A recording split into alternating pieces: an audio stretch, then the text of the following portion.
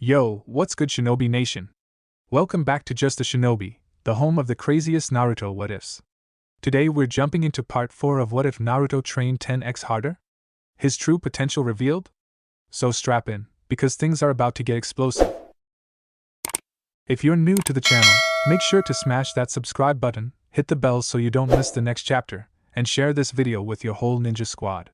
And of course, drop your theories in the comments. Your support is what keeps this shinobi grinding. Chapter 21, Problems in Paradise. The next morning found Naruto up bright and early as he decided now was the time to start his training. Rather than going to his usual training ground 43, he had decided to head into the Forest of Death so that the chances of people actually seeing his jutsu were nil. Using one of the many clearings he knew of that had a low probability of the forest creatures trying to kill him, Naruto set up a basic genjutsu/fuinjutsu around the area, as well as a security seal to alert him on the off chance that someone did actually enter his sanctuary. Tajua Kage Bunshin no Jutsu. There was a puff of smoke, and when it cleared, Naruto found himself with not his standard 300 clones, but instead 500 clones. He scratched the back of his head in confusion. What the hell? I didn't use enough chakra to make 500 clones. So why? Did you forget Naruto? Kyuubi spoke up from within the seal. Naruto scrunched up his face in confusion as the vixen's voice entered his mind. What do you mean, Kyuubi? Am I forgetting something? Kyuubi resisted the urge to sigh. You're a Hanyu now. That means you are not using chakra but Yuki, or at least a variant of Yuki. Due to its potency, you do not need as much to get the same effect from one of your jutsu. That's right. You said something about that. I guess I forgot. Within the seal, Kyuubi rolled her eyes, obviously. Naruto frowned as he looked at the extra Kage Bunshin. So what do I do now? I mean, I don't need the extra 200 clones. Didn't Hatake give you a scroll? Kyuubi asked. It may have something your clones can do in it. Naruto blinked. Oh right, he reached into his pouch where he had put the scroll yesterday. He looked at it for a moment before unrolling it and reading its contents. Naruto. I made this for Hokage-sama to give to you when you woke up. First off, I would like to tell you how proud I am of you for beating an opponent as fearsome as Gaara. Though I would recommend you be less reckless next time, it would save some of us a heart attack. That being said, good job. It was here that both Naruto and Kyuubi's sweat dropped as they saw a chibi drawing of Kakashi giving them a nice smile and holding up one of his hands in the peace sign. Shaking his head, Naruto continued to read. Now I have started training Sasuke for this month because in all honesty I feel he needs it more than you do. However, I don't want you to be left out or think that I have forgotten about you. Which is why I have written down several jutsu on this scroll for you to learn, jutsu that you won't be able to get anywhere in Konoha due to the fact that I copied many of them during the war. I know that your elemental affinity is for wind, however that does not mean you can't learn jutsu from other elements, it will just take more chakra. There are 4 jutsu for each element, as well as a few non-elemental jutsu that I feel will prove useful to you. Good luck with your training and I hope to see how you do in the finals. Kakashi. On the bottom of the scroll, Naruto found a list of 24 different jutsu ranging from E rank to B rank, 4 from each element, each giving an E, D, C and B rank jutsu, and then 4 non-elemental jutsu of the same ranking. Well, at least he didn't leave me high and dry, Kyuubi? Naruto chuckled a bit. He knew the real reason Kakashi had to train Sasuke. Having finished his reading on shinobi politics several months ago, he knew that the council would be on his sensei's back to train the Uchiha heir. And as Konoha's demon brat, they would raise hell if Kakashi took time to train him. It's better than nothing, Kyuubi replied. She did not much care for jutsu, but as they were what humans used, they could be useful to Naruto. Well, at least now I know what to have my extra clones do. Naruto looked up at his clones and began to give orders. Alright guys, I want 300 of you to separate and do our original routine. The rest of you are going to grab this scroll and work on some jutsu. I want you to choose one, and then work on it with 15 clones at a time until they dispel. Rotate like that every time a group dispels or learns the jutsu. Start from D rank and work your way up. Asa! The clones shouted as they went off to do their thing. With the clones off to do their training, Naruto decided to speak with Kyuubi about his own training. Okay, so what are you going to be teaching me, Kyuubi? Teach you? Kyuubi asked, and though Naruto could not see it, he could imagine the sly smirk on her face. Whoever said I would teach you? Naruto warned, as he really did not want to deal with her when she was like this. Alright, fine, Kyuubi sighed. A part of her was angry that he wasn't letting her play. Before the chain of events that led her to being sealed inside of a human vessel, she had always played with words when using her charms and looks to woo men, as it were, though she had figured that Naruto may not appreciate her natural tendencies for the moment, so she decided to let it go. The first thing I am going to teach you is the first technique I ever made. It's called a Yuki whip. Essentially, it's a whip made of Yuki that you use to slash or tie up objects. Depending on how good you get, the power behind the attack can be low-powered enough to leave only light bruises, or be so strong that it can cut through even the toughest metals. And this is your first technique? Naruto asked incredulously. Remind me to never get on your bad side. Kyuubi smirked. I don't think it would work. You seem to get on my bad side no matter what I say. Ouch, Naruto winced. That was harsh, though the same can be said for you. Touché. Alright, so this technique, how does it work? Asked Naruto, wanting to get started. Right, well, the key to using this technique is rather simple. All you need to do is channel Yuki to one of your fingers, and then your energy will extend outward. The length of the whip can vary depending on how long you want it, and how much you put in it. The only difficulty that you may have is maintaining the shape. The shape of the whip needs to be perfectly smooth and of the same thickness everywhere, which will also be the same radius as your finger, yet it must also be completely flexible so that it's pliant enough to use like one would a normal whip. Now I want you to begin. Use the trees to practice on. Got it, Kyuubi. Naruto channeled some of his Yuki into his left pointer finger, watching in fascination as the energy surrounded his finger. He had not noticed it before, but due to his energy now being a perfect blend of chakra and Yuki, the color of it had gone from a deep blue to a royal purple. He shook his head and refocused his thoughts on forming a whip. Several tendrils appeared and coalesced together around his finger before extending out to form a whip, which began to pool at Naruto's feet. The spiky-haired blonde lashed out at one of the trees, but was disappointed when it fizzled out before it hit. Frowning, he tried again, several tries later, and he was no closer to getting the technique to work. What the hell? Why didn't it work? Within the seal, Kyuubi gave a thoughtful frown as she resisted the urge to laugh at Naruto and instead watched him work on the technique. It seems you don't have enough control over your Yuki to form the whip like this.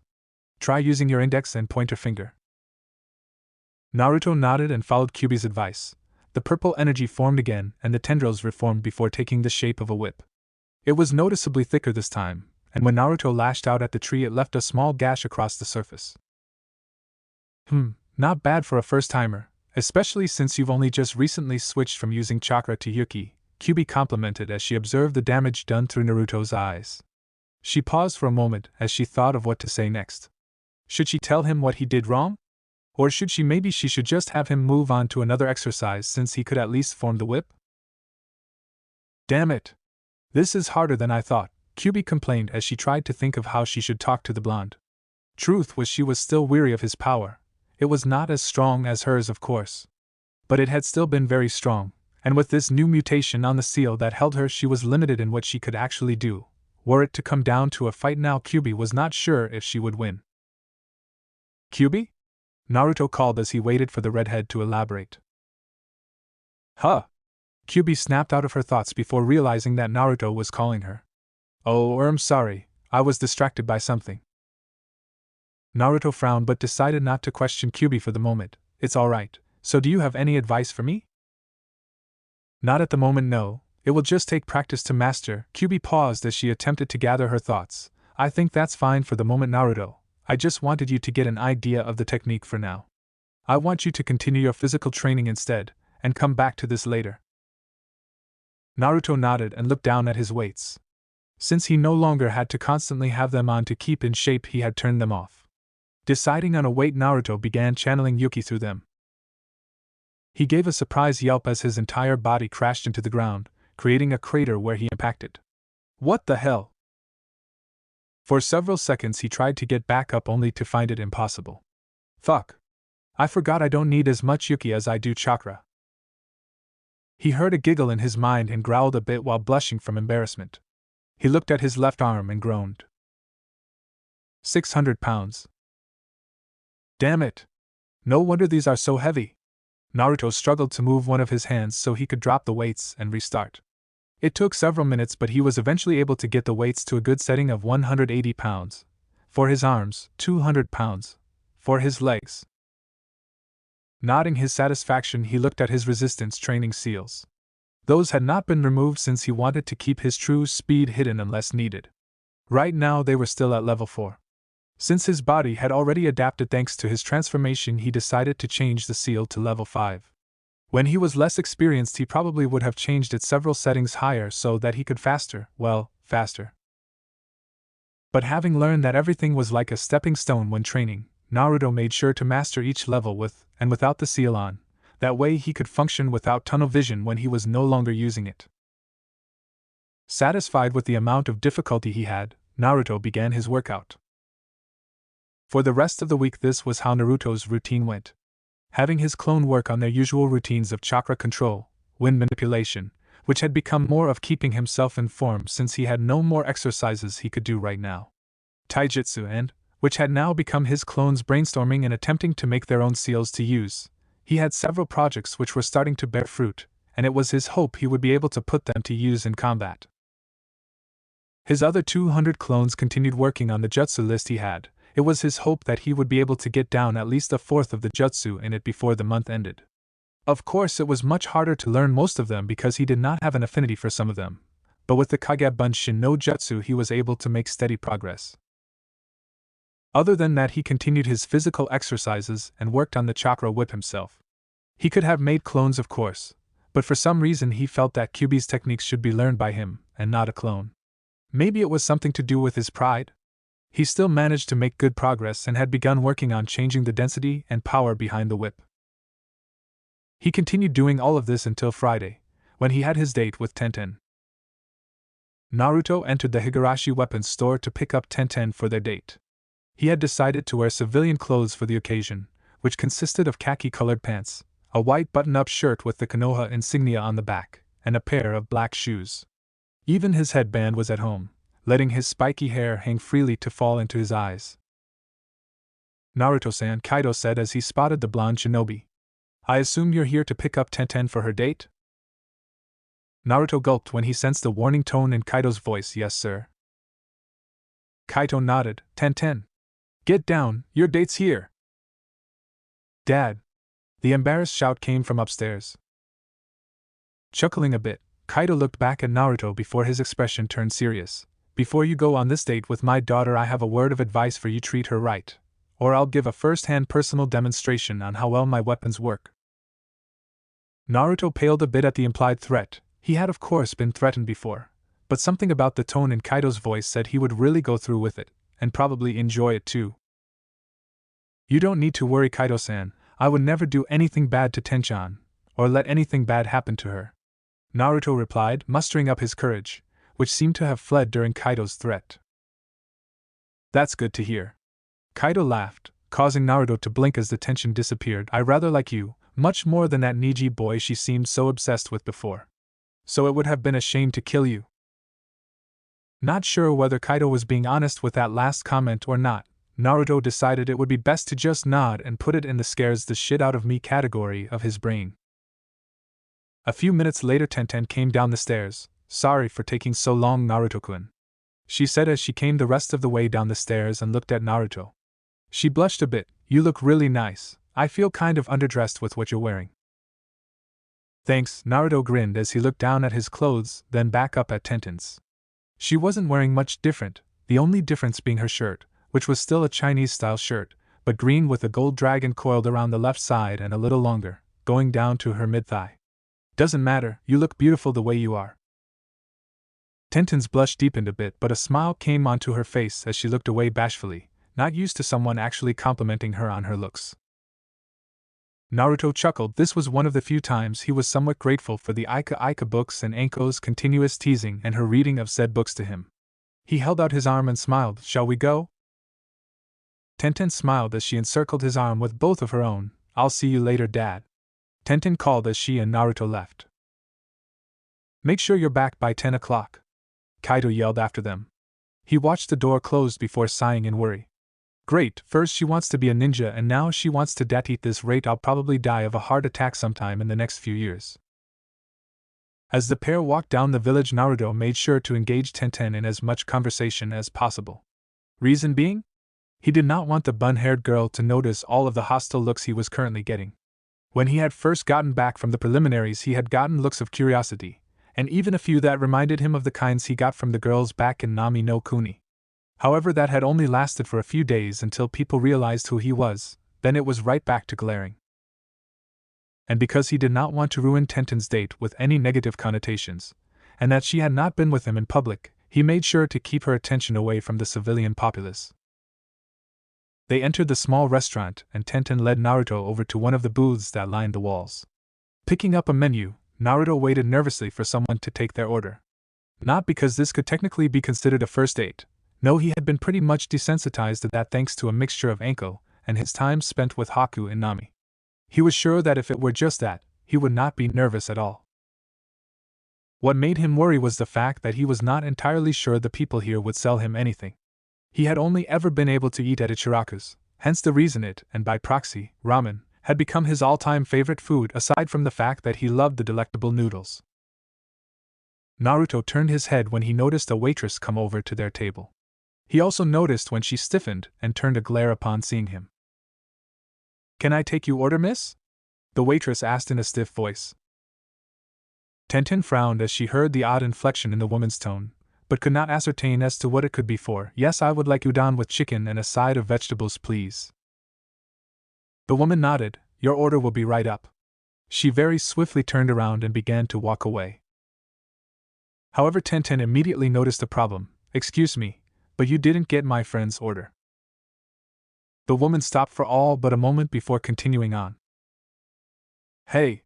Tenten shouted as she stood up, and Naruto noticed she was quickly gathering attention to them. "Are you listening to me?" "No, I heard you," the woman said, turning around. "However, we don't serve his kind here." She hissed as she pointed at Naruto, spitting out the word like it was some kind of vile toxin. Naruto winced as he noticed the attention that had now been turned on to him, which all became glares as soon as they realized who he was. Tenten had not yet noticed this, however, as she glared at the woman. "What do you mean, his kind?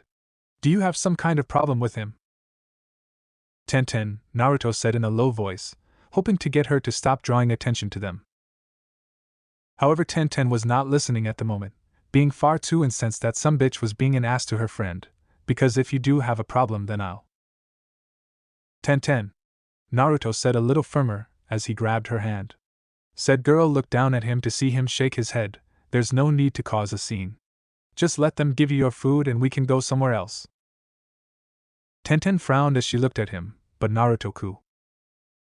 "Tenten, please," Naruto said, his eyes no longer showing the confident borderline cocky person he had become. Right now they were pleading, "Please don't get worked up about this over me, I'm used to this." That last statement, said in such desperation, made Tenten grit her teeth. "No, if they're not going to treat you, then I don't want to waste my money with this establishment." She reversed their grip so she was not grabbing his hand and pulled the blonde up. "Come on, we're leaving."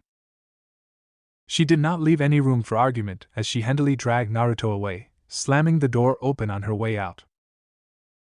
The nerve of those people! Tenten huffed as she pulled the blonde along. "I can't believe they would so blatantly refuse a customer. What kind of idiots are they?" Naruto did not speak up until Tenten had finished her rant. "I'm sorry, Tenchan."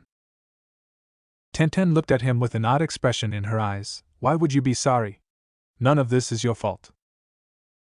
"Oh, it is, you just don't know it." Naruto did not voice this out loud and instead asked, "Maybe we should just head home." "You want to cancel our date?"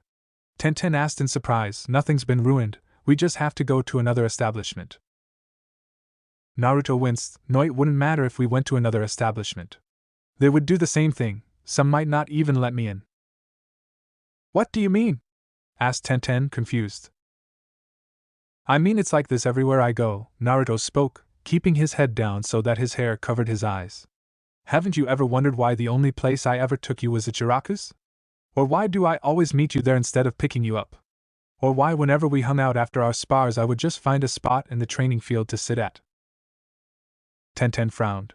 Truthfully, she had never thought of that. In fact, she had not even noticed. But now that he had brought it up, it was easy to see he did do all those things. As she began to replay all the time she had spent together with the blonde, she began to notice another thing. The people around Naruto were giving them a wide berth. She cast a discreet glance towards one of the people who were passing and frowned at seeing them glaring at Naruto. Because her dad had never hated the blonde, she had never been subject to the prejudice that had been raised against him. Oh, she had noticed that he was not well liked in the academy.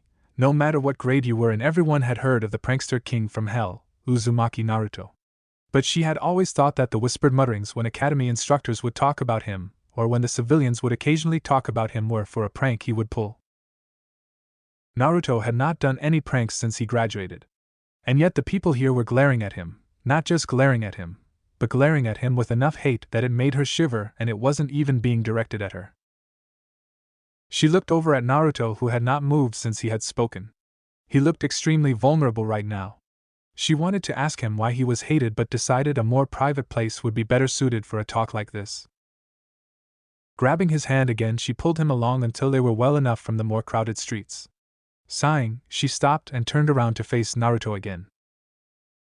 "Naruto, hat was all that about?" she asked, trying to get a look at his eyes. Those people, why were they so? She wasn't even sure what to call it. Hateful? Vengeful?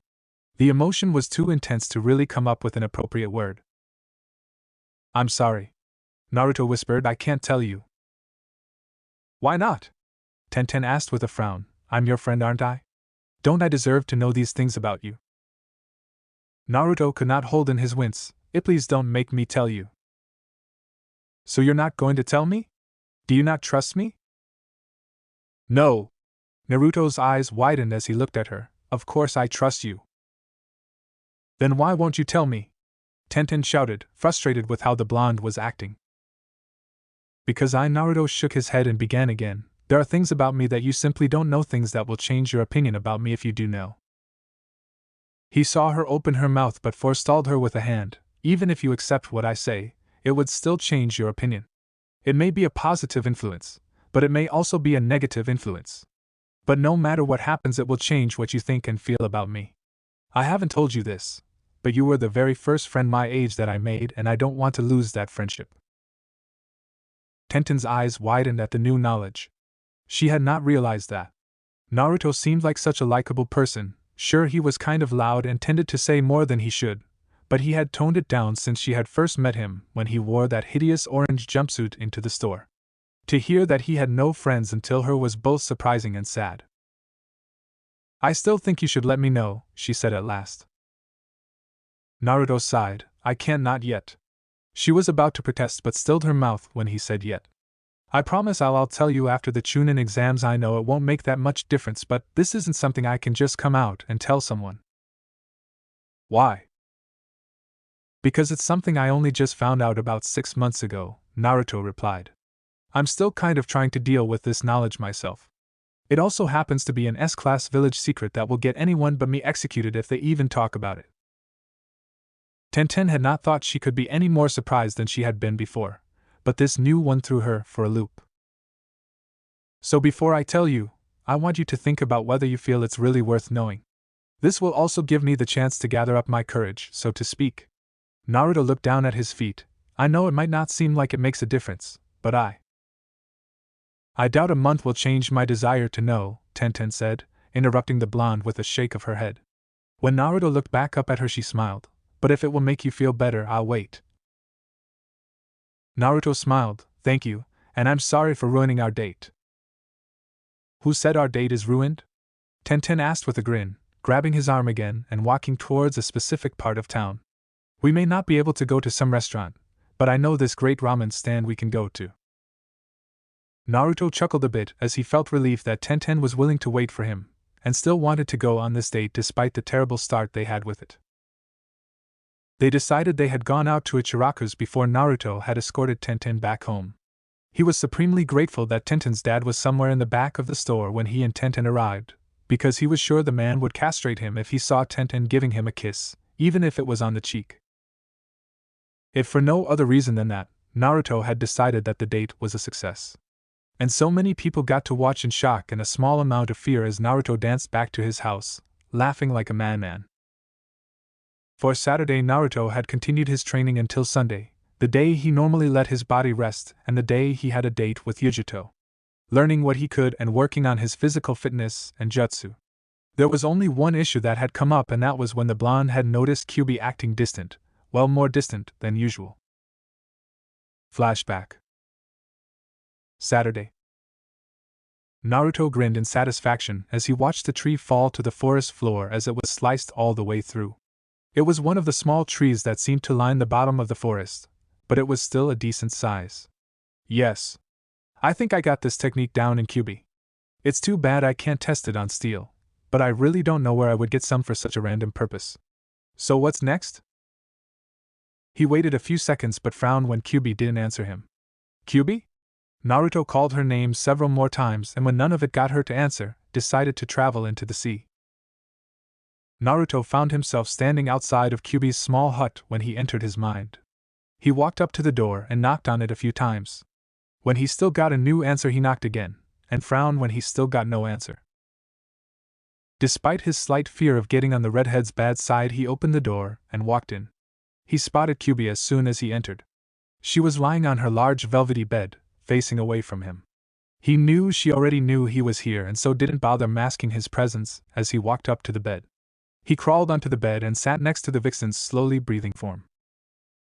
Kyubi, I know you're awake, Naruto said, watching her for any movement. What's eating you? Normally you would have at the very least insulted me by now. Nothing, Kyubi said, however Naruto noted that her voice was distant. You can't lie to me. In fact, you're the worst liar I've ever had the pleasure of meeting. Naruto put a hand on her shoulder and noticed it stiffen. Now why don't you tell me what's wrong? However, Kyubi was unable to answer as her mind was focused on the hand Naruto had placed on her shoulder. There was an unusual warmth radiating from the hand that had spread from her shoulder and through the rest of Kyubi's body. That, combined with her shock at someone actually touching her, having the gall to touch her, left her speechless. Kyubi? Naruto continued to shake her, wondering what the hell was up with the woman. She had never acted like this before. Come on, tell me what's wrong. You know I can't really work on the stuff you want me to if you're not even around to critique me. It took a few seconds, but after a moment Kyubi seemed to relax and turned around to look at the blonde. Look, nothing's wrong, I'm just not feeling up to doing anything today. Are you upset because of what happened yesterday? Asked Naruto, taking a shot in the dark. However, when he saw Kyubi look away, he knew he had hit the nail on the head. That's it, isn't it? The way that waitress treated me bothers you, doesn't it? Kyubi scowled. Of course not. Why would I care about how some foolish humans treat you? The only thing that I care about is that you allowed such trash to treat you like that. Rather than get angry, Naruto just smirked. If that was what you were concerned about, you wouldn't act so distant. His smirk widened as Kyubi looked away. I'm right, aren't I? It bothered you to see how she treated me. The blonde shook his head. You know, I'm surprised. You never seemed to care about me being hated before. Kyubi frowned for a moment, and for an instant her eyes showed a small flash of emotion that was too quick for Naruto to catch. A second later she scowled at the blonde and sat on the bed facing away from the blonde. I don't care about you, or how you're treated beyond how it reflects on me. Now leave. Fine. Naruto stood up and was about to leave before deciding to pass a parting comment. You know, I don't blame you for what happened anymore. Sure, I may still hold some resentment towards you, but you seem to be just as much a victim as me and I guess everyone. Even you deserve a second chance. Consider this yours.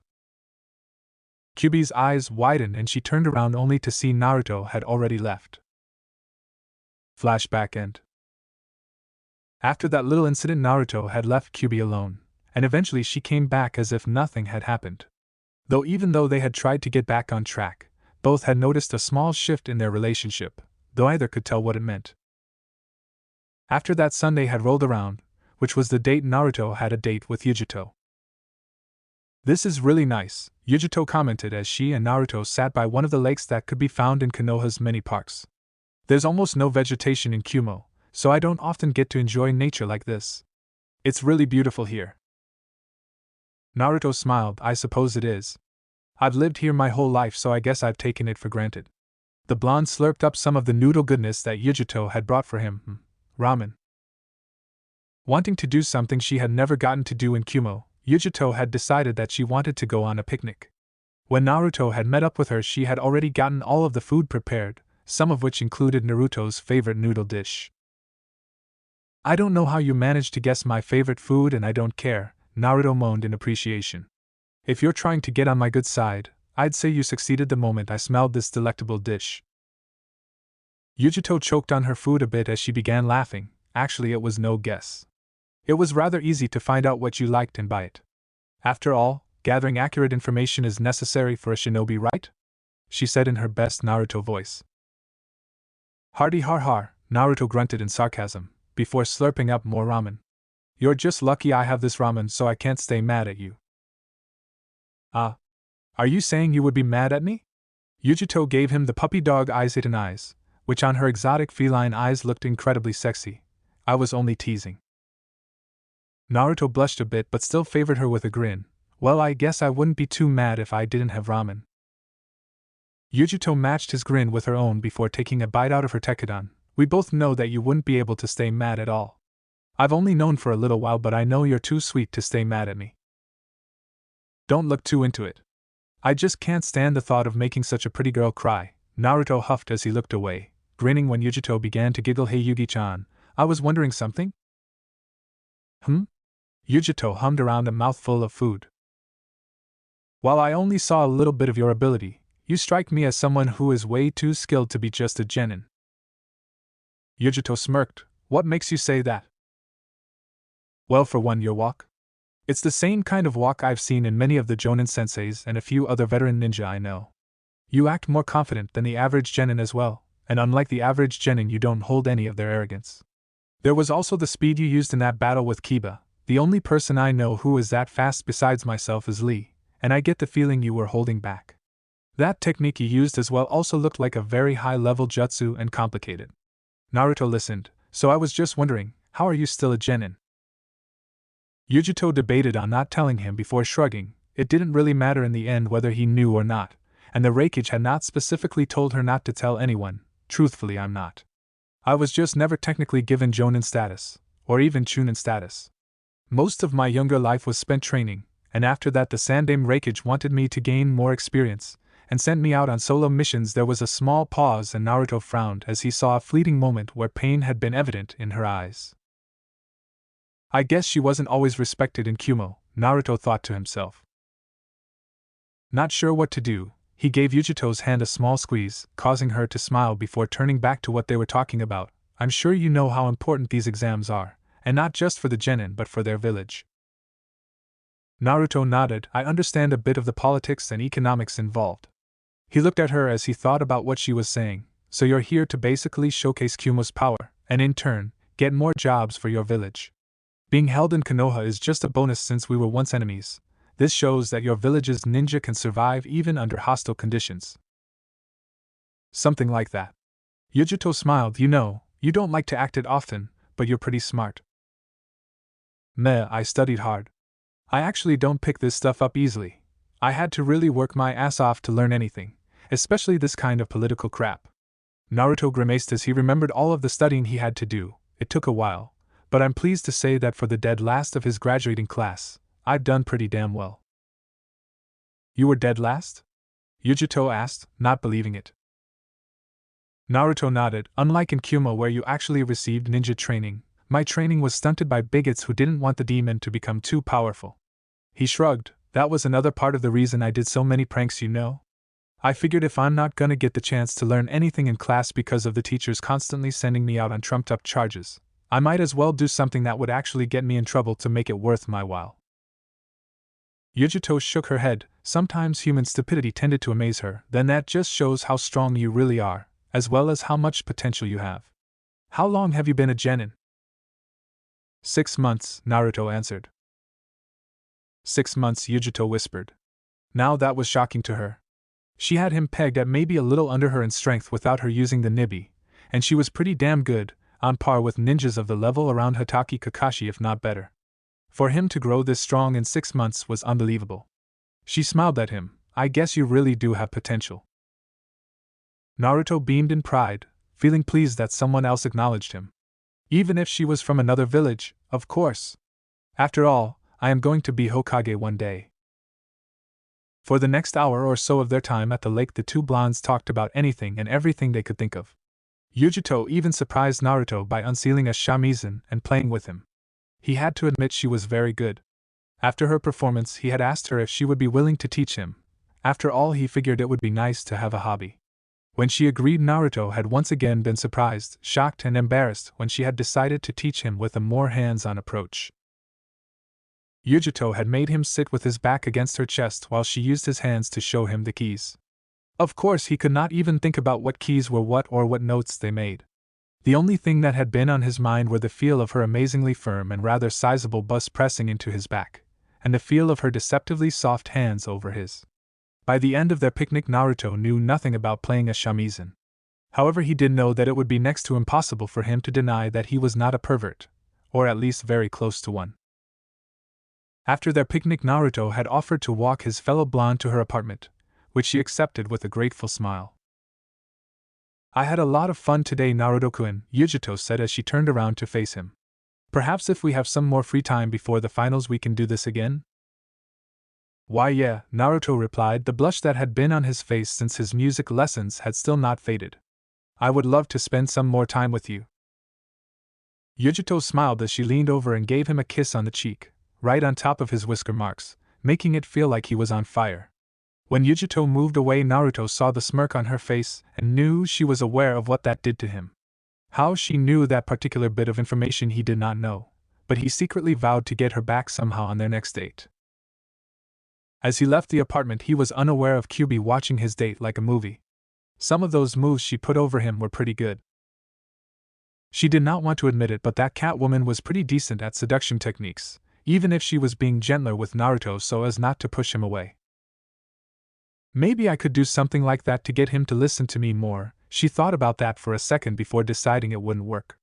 If I did that, he would realize what I was doing, and I still don't know how this seal works, so I have no clue if he can restrict my powers or not. Best not risk it. What she did not admit, even to herself, was that the thought of doing something that may make Naruto lose what little trust he had in her left her feeling sick to her stomach. The next day. 299 300 pant. Naruto dropped onto the ground as he finished his physical training. With his demonic ability to regenerate any damage done, he had taken to increasing his weights every time he trained, pushing his body far harder than he had before. Naruto grunted as he lifted himself into a sitting position and dropped the weight. He leaned back on his hands as he took a quick breather. "Time to get back to work, Naruto," Kyubi commented, smirking as she watched the blonde work up a sweat. Naruto grunted in acknowledgement as he stood up on somewhat wobbly legs. "Am I going to be working on the Yuki whip?" "No, you've actually got a fairly good grasp on it. It's not perfect, but you can continue working on it later. It's time to work on the next technique I want you to have. It's called Kitsunbai, Foxfire. It's a powerful flame I created that, at its strongest, can match those of Amaterasu. And before you ask, yes, it is the one I made around your hands when you fought Gaara. To start, I want you to build a fire since it's easier to manipulate than it is to create." Naruto did as asked, making a small fire pit and creating a fire with a basic katan jutsu. "Okay, so what now?" "Now I want you to send you to your chest and mouth as you inhale. And then when you exhale, send all of your Yuki towards your mouth and into the flame." Naruto did as instructed, channeling his Yuki into his chest and mouth. When he felt he had a decent amount, he exhaled, sending the Yuki into the flame. Naruto watched with an odd fascination as the flames went from red and orange to ghostly blue and dark blue. "Yada!" Naruto shouted as he jumped into the air. "I got it!" "No, you didn't," Kyubi decided to burst his bubble. "You managed to increase the flame's strength, however, that's all you did. First you need to maintain the flame, and then you need to increase its power. Remember I said at its hottest my flames could compete with the black flames of Amaterasu. When you manage to master the Kitsunbai, the color of your flames will be white, the antithesis of the black flames. Now, try again, and this time, maintain the fire." Naruto blinked before his shoulders slumped. "Fine." "You don't sound very enthusiastic, Naruto. Should I take that as a sign you don't want to learn?" Naruto's eyes widened, and no. I do. The techniques he was learning were far too good for him to pass up, no matter who he learned them from. Kyubi snickered a bit, Cammy, it was so fun to rile the blonde up sometimes. Alright then, get to work. For the next week this was his focus. He would do his morning workout, then he would work on the kitsune bai. Afterwards he would work on the Yuki whip some more, then cool down with his afternoon workout. His training had eventually started to become so intense that Naruto was forced to keep a kage bunshin on hand so it could drag him back to the apartment, since in most cases, Naruto was simply too tired to move, or had already lost consciousness. 6 days later, Sunday. It had been a full 2 weeks since the 1-month training period had started and Naruto had finally decided to follow Sarutobi's advice and head over to the hot springs. He was thankful when the person working the front desk was a female who looked to be around his age, meaning she did not know about his tenant and would not refuse him entrance.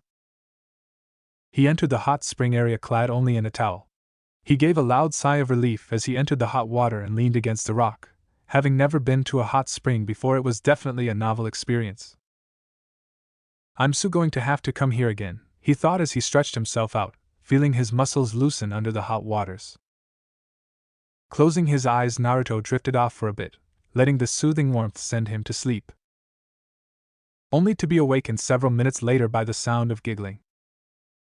He opened his eyes and glanced in the direction the sound was coming from, where he saw a white-haired man dressed in kabuki clothing with a large scroll strapped to his lower back, hiding in a small bush as he peeked through a crack into the women's side of the hot springs and scribbled furiously into a notepad.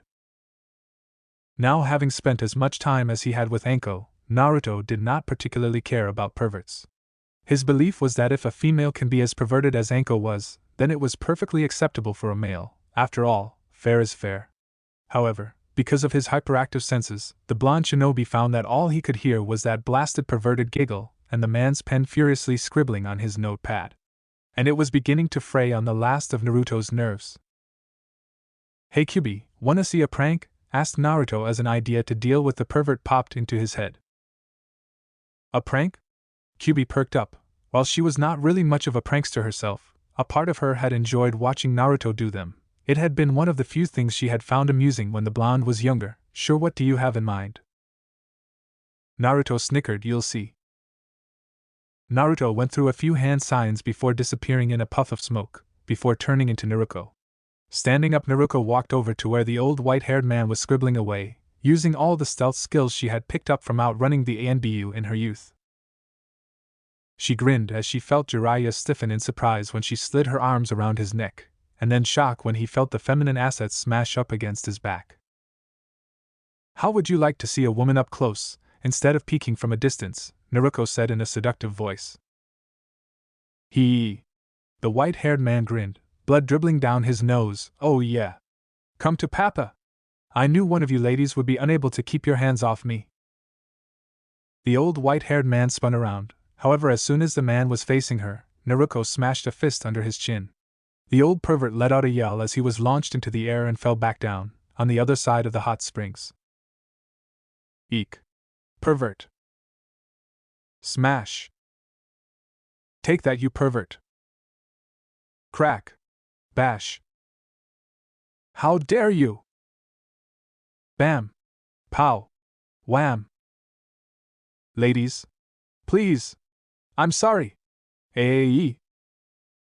Returning to his original form, Naruto sat back down in the hot springs and smiled as the kabuki man flew back over the fence, hitting the ground hard where he began to occasionally twitch. Not bad, Naruto, Kyubi said as she assessed the tactic. I think it was overall good, but you could have done the whole kitsune seductress act better, maybe have made him fly into the female's side through a nosebleed. I give it an August 10th. What? Come on, Kyubi, Naruto whined. I've only done this a few times. Besides, you saw what he was doing. I doubt seeing a naked chick would faze him, even one as hot as me.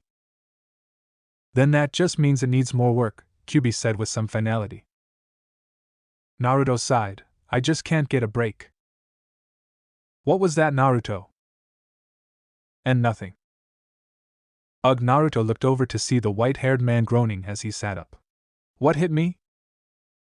I believe it's called righteous female fists of fury, Naruto commented with a snicker. Though from the looks of your wounds and that you're still conscious, it looks like you're used to getting this sort of punishment. And since it seems you're so used to this, I'd have to assume that you're some kind of masochist, and this is how you get your jollies.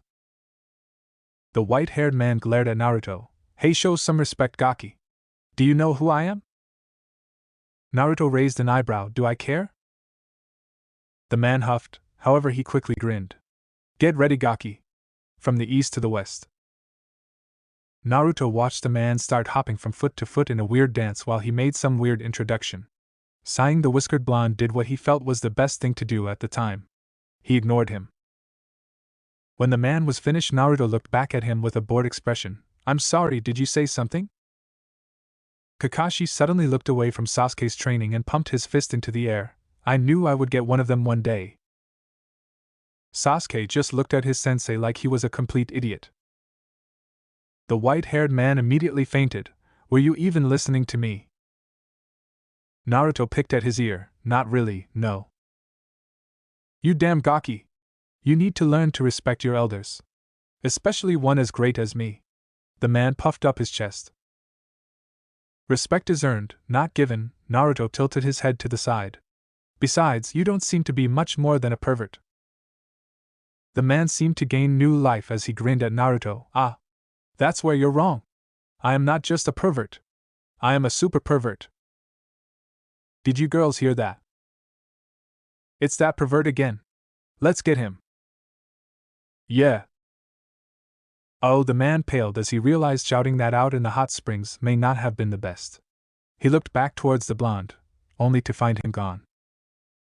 That was when he heard the fence to the other side of the hot springs get smashed open, and he turned to see the women, fully dressed in their clothes and holding bats. And they were all wearing ANBU clothing. The white-haired man whimpered, Mercy? Naruto walked down the streets of Konoha, making his way towards Ichiraku's after his trip to the hot springs was ruined by the arrival of the annoying white-haired pervert. As he made his way to his favorite ramen stand, he was stopped when a voice yelled out to him. Gaki! Naruto turned around to see the white-haired man coming up to him. What do you want? You ruined my research. The man scowled at him. You mean peeking? Naruto asked with a raised eyebrow. What's your point? I expect you to apologize. Naruto blinked olishly at the man before he started laughing. Ha ha ha, you can't it can't be serious. You expect me to apologize to you? The man's right eye twitched. That's exactly what I expect you, damn Gaki. It's the least you could do to ruin my research. Laughing some more, the blonde shook his head. There's no way I'll be doing that anytime soon. It's your fault for peeking into the women's side of the hot springs. I didn't tell you to do that. The only way I would even consider apologizing was if you made me. The white-haired man smirked. Well, that's fine, Gaki. We can do it this way if you want. Naruto shook his head. You think you can beat me? I'd like to see you try. You what the hell? He shouted as he felt something latch around his waist. Naruto only had time to see something pink before he was being hauled into the air with the white-haired man jumping after him. It was some time later that whatever had grabbed Naruto deposited him in the middle of the forest, with the white-haired man. Naruto stood up and growled at the man, You stupid pervert! What the hell do you? He stopped and blinked when he noticed a large toad standing right next to him. He looked over at the man before turning his attention back to the toad, and then to the man again. Finally it clicked. You're Jiraiya of the Sannin, aren't you? Naruto shouted in surprise. Ho ho, so you have heard of me, Agaki? Jiraiya smirked. Yes, it is I, the great, the gallant Gama Sannin of Mount Myobokuzen. Jiraiya-sama. Naruto's sweat dropped. I swear to Kamiyu, Sannin are a bunch of freaks. First I run into that stupid pedophile Orochimaru in the Forest of Death, and now I find out that you're a super pervert. What's next? The last Sannin is a chronic gambler with an alcohol problem. Somewhere in High no Kuni a blonde woman sneezed while playing a game of cards, and losing badly. So you ran into my old teammate, eh? Jiraiya knew this already, of course, but appearance had to be kept. That's pretty impressive that you survived. I guess. Naruto frowned, not like he couldn't have killed me at any time. He wanted our team to survive so he could give Sasuke and I some kind of gross hickey. Stupid pedo bit me. He brought a hand up to where his curse seal had been. I got lucky, since I HM special, the curse seal didn't get a chance to take effect. Kid, I already know about the QB, Jiraiya stated. thinking that was why the cursed seal had not taken effect. But that's not important. What is important is that you now know who I am, and so realizing and basking in the might of my greatness, you must apologize for your atrocities against me and acknowledge me as Jiraiya-sama. Right, Naruto's sweat dropped before an idea came to him. How about you help train me, so that I can kick ass during the finals and maybe I'll acknowledge you? How's that sound, Erosenin? What did you just call me? Jiraiya yelled out. I am a Sannin and demand respect. I won't train some gaki who doesn't understand that, the Gamma Sannin smirked. Besides, what makes you think I'd want to train a little prepubescent brat like you? Naruto narrowed his eyes at the man before a grin etched on his face. Well, I just thought you would like to be able to say you trained a Hokage. Jiraiya crossed his arms. Been there, done that. What do yo yeah, I forgot you trained the Yondaime, Naruto mumbled. Well, wouldn't you want to be able to brag that you trained 2 Hokages? He noticed Jiraiya still didn't look convinced and sighed. Well, if that won't convince you, how about this? Oiroku no Jutsu. There was a puff of smoke, and when it cleared it revealed Naruto, completely naked except the wisps of smoke covering her unmentionables. She winked at the now nose-bleeding Jiraiya. Will you train me now, Jiraiya-sama? Jiraiya nodded as he began to drool. Yeah, I'll train you in anything you like, you pretty little thing. Naruto gave him a pout as she stuck a finger slightly in her mouth. You promise? Jiraiya nodded dumbly as he grinned. Of course. And you know that the great Jiraiya-sama's promise is worth its weight in gold. There was a puff of smoke and Naruto was back to normal, grinning like a loon. Good. I'll see you tomorrow, Erosenin. Naruto disappeared in a swirl of leaves, leaving Jiraiya to blink for a few minutes before smirking. Kids definitely interesting, at least. Chapter 22, Perverts in Training.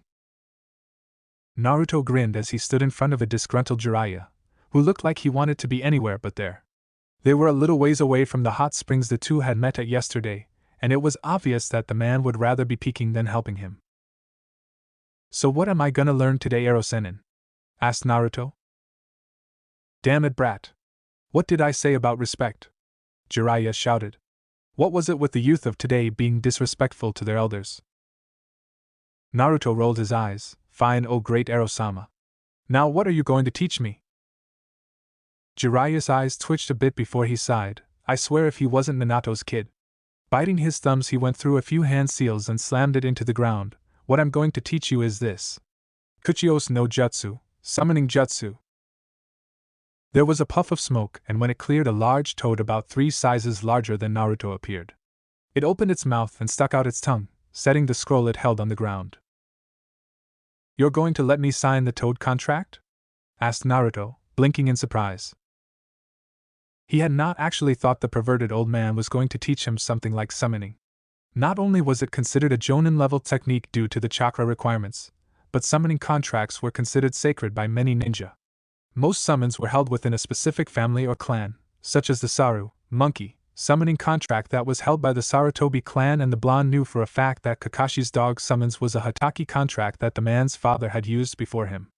And while the toad contract was not a clan-owned contract, it was easily one of the most prized. Along with the slug contract, which was held by Senju Tsunade, one of Jiraiya's old teammates. It was this contract along with that one and the snake contract that had helped Jiraiya, Tsunade, and Orochimaru earn their title of Sannin during the Second Great Shinobi War. Needless to say, Naruto knew of the honor he was being presented with. Jiraiya nodded. Of course, I accepted you as my apprentice, didn't I? That means you get the special privilege of being one of the few summoners for the toad contract. Now just sign your name in blood and give your fingerprints. Naruto grinned as he looked at the contract. He bit his thumb and signed the scroll. As he did, he looked at the scroll and saw the name that was next to his, Namikaze Minato? Jiraiya looked over at the blonde when he said, Yep, that's Yondaime Hokage's signature. That just goes to show you how awesome this contract is, and how privileged a snot-nosed brat like you is to sign it. Psht, whatever, the only privilege I see is that it's signed by Yondaime. However, if an old lecher like you is its holder, perhaps I would be better off finding another contract. Naruto grinned when Jiraiya's eye twitched. So what do I do now?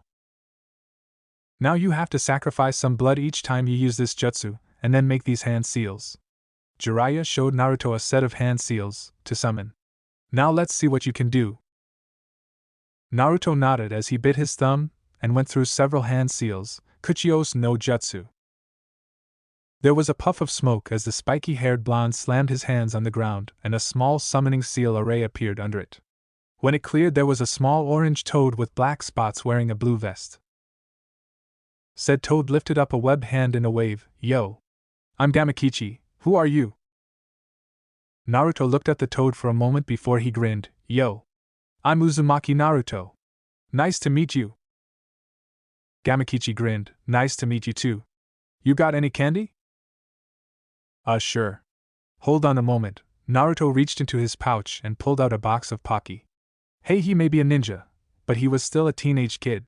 Here you go. It's not quite candy, but it's pretty damn good. Somewhere within Hai no Kuni, Uchiha Itachi stopped walking as he felt a strong urge to pump his fist in the air. Hey Itachi, is something wrong? Asked his Akatsuki partner. Itachi looked over at his large counterpart to collect the bijou. No, let us continue moving. I want to be at the next village before nightfall. Hey, cool. Gamakichi took the box and grabbed one of the chocolate-covered bread sticks. He munched on them as he jumped on top of Naruto's head. These are pretty good. You know something, you're alright? Mind if I stick around? Sure. Naruto shrugged, before looking over at Jiraiya. How was that arrow senin? Not bad, Jiraiya said, not letting on that he was impressed. He had only been able to summon tadpoles his first time. How much chakra did you use? Naruto blinked as he looked up. About as much as I would for 8 Kage Bunshins. Jiraiya nodded. That's not bad, that means your control must be pretty decent. Normally summoning a toad of Gamakichi's size and status would be about 4 Kage Bunshin worth if you had perfect chakra control. The large white-haired man eyed Naruto speculatively. Alright, why don't you use more chakra this time? Going through the hand seals again, Naruto summoned more chakra for the jutsu, a lot more chakra. So much in fact that Jiraiya actually began to sweat when he felt the amount being used. Kuchiyos no Jutsu. This time there was an enormous puff of smoke that covered nearly the whole clearing. Jiraiya! Jiraiya, you lousy perverted lecher! Why did you summon me? Jiraiya paled. Out of all the toads he could summon, why did he have to summon him? The white-haired Sannin immediately went to hide somewhere. No doubt the toad Naruto just summoned was still upset about his last escapade where he had used him as a means to get away from a horde of angry women. Still, for Naruto to summon him of all toads. That kid really is going to be something when he grows older. The smoke had finally cleared, and when it did, it revealed a huge toad about the size of the Hokage Tower. In his mouth was a large pipe. He was wearing a blue coat, and had a large blade strapped to his waist. Naruto easily recognized the boss toad Gamabunta from all the depictions of him from the books he had on the yondaime. Jiraiya! Where the hell are you? Answer me! Naruto hopped down from the large toad's head, making the creature's eyes immediately focus on him. Who the hell are you, Gaki? Normally Naruto would have scowled at being called that, but the fact that he just summoned the boss for a summoning contract made him feel he could withstand any insult. And so instead he gave Gamabunta a cheeky grin. I'm the one who summoned you, of course. Gamabunta's large eyes blinked for a moment, right before the large toad started laughing. Bwahahaha. You expect me to believe some snot-nosed little gaki like you summoned me? Get real. Now where's that pervert Jiraiya? This time Naruto scowled. This toad was getting on his nerves. Ero-sennin didn't summon you. I did. The large toad boss was about to send a retort when Gamakichi made himself known. It's true, Pops. I watched this kid summon you. Gamakichi, Gamabunta asked in surprise, what are you doing here? The kid summoned me. I thought he was cool, so I decided to stick around. Gamakichi put another stick of Pocky in his mouth. Anyway, this kid did summon you. I was right here watching him. I see. Gamabunta looked at the blonde, who stared back defiantly, much like another spiky golden-haired blonde Gaki had a dozen years before. Well, I know my son's not a liar, so I'll believe you. However, don't think that just because you summon me means you get to be one of my underlings. We still have to drink together to commemorate you becoming my summoner. Well, that might take a while. I don't have any alcohol on me. Naruto scratched the back of his head. Besides, aren't I a little young? You're a ninja, aren't you? Old enough to kill, old enough to drink, wasn't it? Gamabunta paused. Tell you what, we'll hold off on the drink for later. Tell that perverted lecher I approve. Got it! Naruto shouted as Gamabunta disappeared in a puff of smoke. The blonde flipped over and landed on his feet. Nice job, Gaki, Jiraiya said as he came over to Naruto. I really didn't expect you to be able to summon Gamabunta out of all of the summons available. Naruto smirked. Still think teaching me will be a waste of your time? Jiraiya shook his head as he plastered a smirk on his face. Don't get cocky, Gaki. You're still no one near strong enough to even lay a finger on me even when I have one arm tied behind my back. You wanna bet? Naruto asked, narrowing his eyes at the man. He had come a long way since the academy, and was infinitely more patient and calm than he used to be. Well, calm so long as he was in battle situations and moments that may actually require him to use his brain. But if there was one way to anger Naruto, it was to underestimate him. Jiraiya smirked as he looked at the blonde. If you think you can take me on, then come and try, Gaki. Like Naruto, many of the other genin who had made it to the finals were busy training themselves. 489, 490, 491, 492. Lee grunted as he continued doing handstand push-ups on his thumbs. Standing next to him was Mado Guy, who was shouting out youthful encouragement. That's it, Lee. Sweat. Sweat and let your flames of youth explode. Rather than work on anything new, the pair had decided to simplify Lee's training regime, increasing his weights near daily, making him run around Konoha with boulders on his back, making him destroy said boulders with his fists and feet afterwards. Essentially trying to increase his strength and speed to epic proportions with an insane training method that only they could come up with. 499, 500. Lee pushed himself into a flip and landed on his feet. Yash. I finished. Atty boy, Lee. Guy gave his student the nice guy pose. Now that you have finished your youthful warm-up, it is time to engage in a spar to fan your flames of youth. Come on, Lee. YOSH. Lee shouted as he charged at his sensei, disappearing in a burst of speed. Guy grinned as he too disappeared. A few seconds later, the sounds of fist hitting echoed throughout the training field as many trees were destroyed and the landscape became more crater and hill-like than before. Neji was sweating as he looked at the training dummy he was practicing on. Getting the technique he wanted to master was turning out to be quite difficult, more difficult than he had initially thought it would. The Jukin relied on being able to see a person's points in order to close or destroy a person's chakra system. By using a dummy, he had to make an estimation on where the chakra system would be on a person, and go from there. That meant that in this case at least, the Byakugan was useless since the dummy did not have any chakra coils. It was even more difficult because no two people had there in the exact same spot. While all chakra systems were very similar to each other, the minute differences in where the points were located meant all the world when dealing damage to them. If the hit was not 100% accurate, then the attack, while painful, would be useless in closing a person's chakra coils. Still, he was determined to get this technique down. He knew that he was going to need a trump card in the finals. That Uzumaki boy had proven to be stronger than he had anticipated when the blonde beat Gaara. Though he doubted he would need this for him, the blonde was still the dead last of his class. But even so, it was still wise to have just in case. Besides that, there was also the Uchiha to contend with, another genius from a powerful clan, and the last of his clan too. He had not gone into town much, but many people were riding on the Uchiha to win it all. Neji scoffed at the thought. The boy was good, no doubt there. But Neji was still certain he would win. After all, it was his fate to win. Whoosh whoosh whoosh whoosh whoosh whoosh. Thunk thunk thunk thunk thunk thunk. Tenten brought her arm back, and after throwing the kunai, like always, she hit all of her intended targets. Her aim was perfect. However, even as she looked at her kunai, the bun-haired weapon user frowned as she thought of her opponent.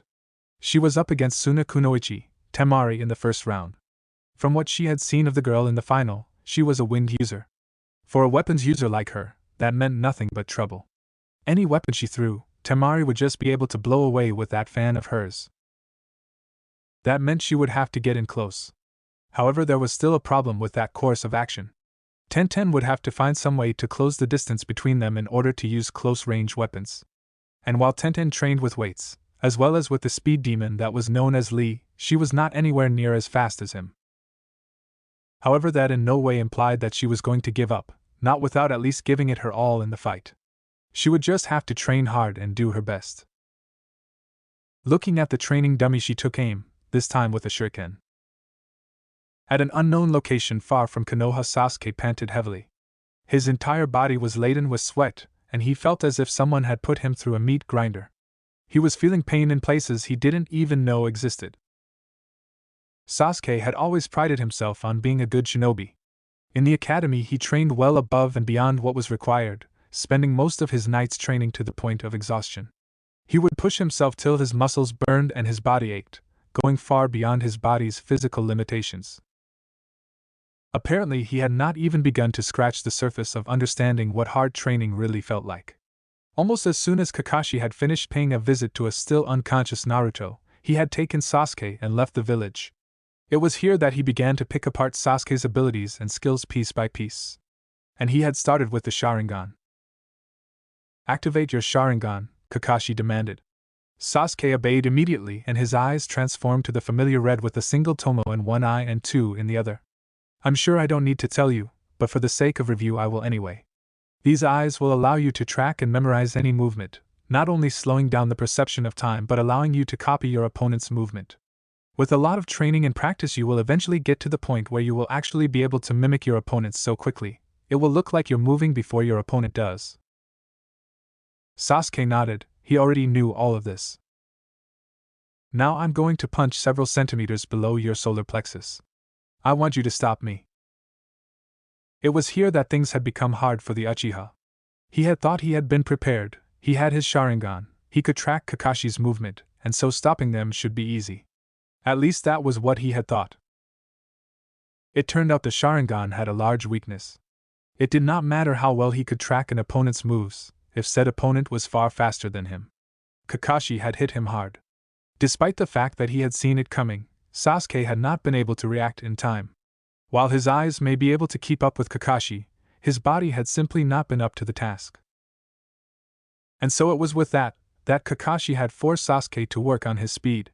To do that, Kakashi had Sasuke copy Lee's movements, and then push his physical body to mimic those movements while in combat with Kakashi. Needless to say, Sasuke felt like he was one large bruise at the end of each day. "Alright Sasuke, break's over. Time to get back to work," Kakashi ordered, making Sasuke, who was lying on the ground, panting. Naruto was left panting on the ground as Jiraiya stood over him. It had been a week since they had met, and since Naruto had shown he was more than capable of summoning, the Sannin had decided to help him with his taijutsu, which basically consisted of him beating the living shit out of Naruto every time they sparred. When the man had said he would beat Naruto one-handed, he had not been kidding. The half-demon shinobi had known that the difference between himself and a Sannin was large. His defeat at the hands of Orochimaru in the Forest of Death had proven that. However, his spars with Jiraiya had really shown just how large the gap between their abilities truly were. The difference between a genin, even one as skilled as him, and a Kage-level shinobi was like the difference between a human fighting a bijou. It was less of a fight and more of a wholesale slaughter, as the Toad Sannin continued to shove his foot off Naruto's ass. The only difference the blonde had been able to discern between fighting one of the legendary Sannin and a bijou was that he could not seal Jiraiya into another person or object in order to win. It was a frustrating turn of events for the blonde, who was not really used to getting beaten so handily. Every day after Naruto had made his clones to work on whatever he had set them to do, he would meet Jiraiya in that clearing and they would spar. And Naruto would lose. Badly. The worst part for Naruto was that Jiraiya still had yet to use more than one hand to defeat him.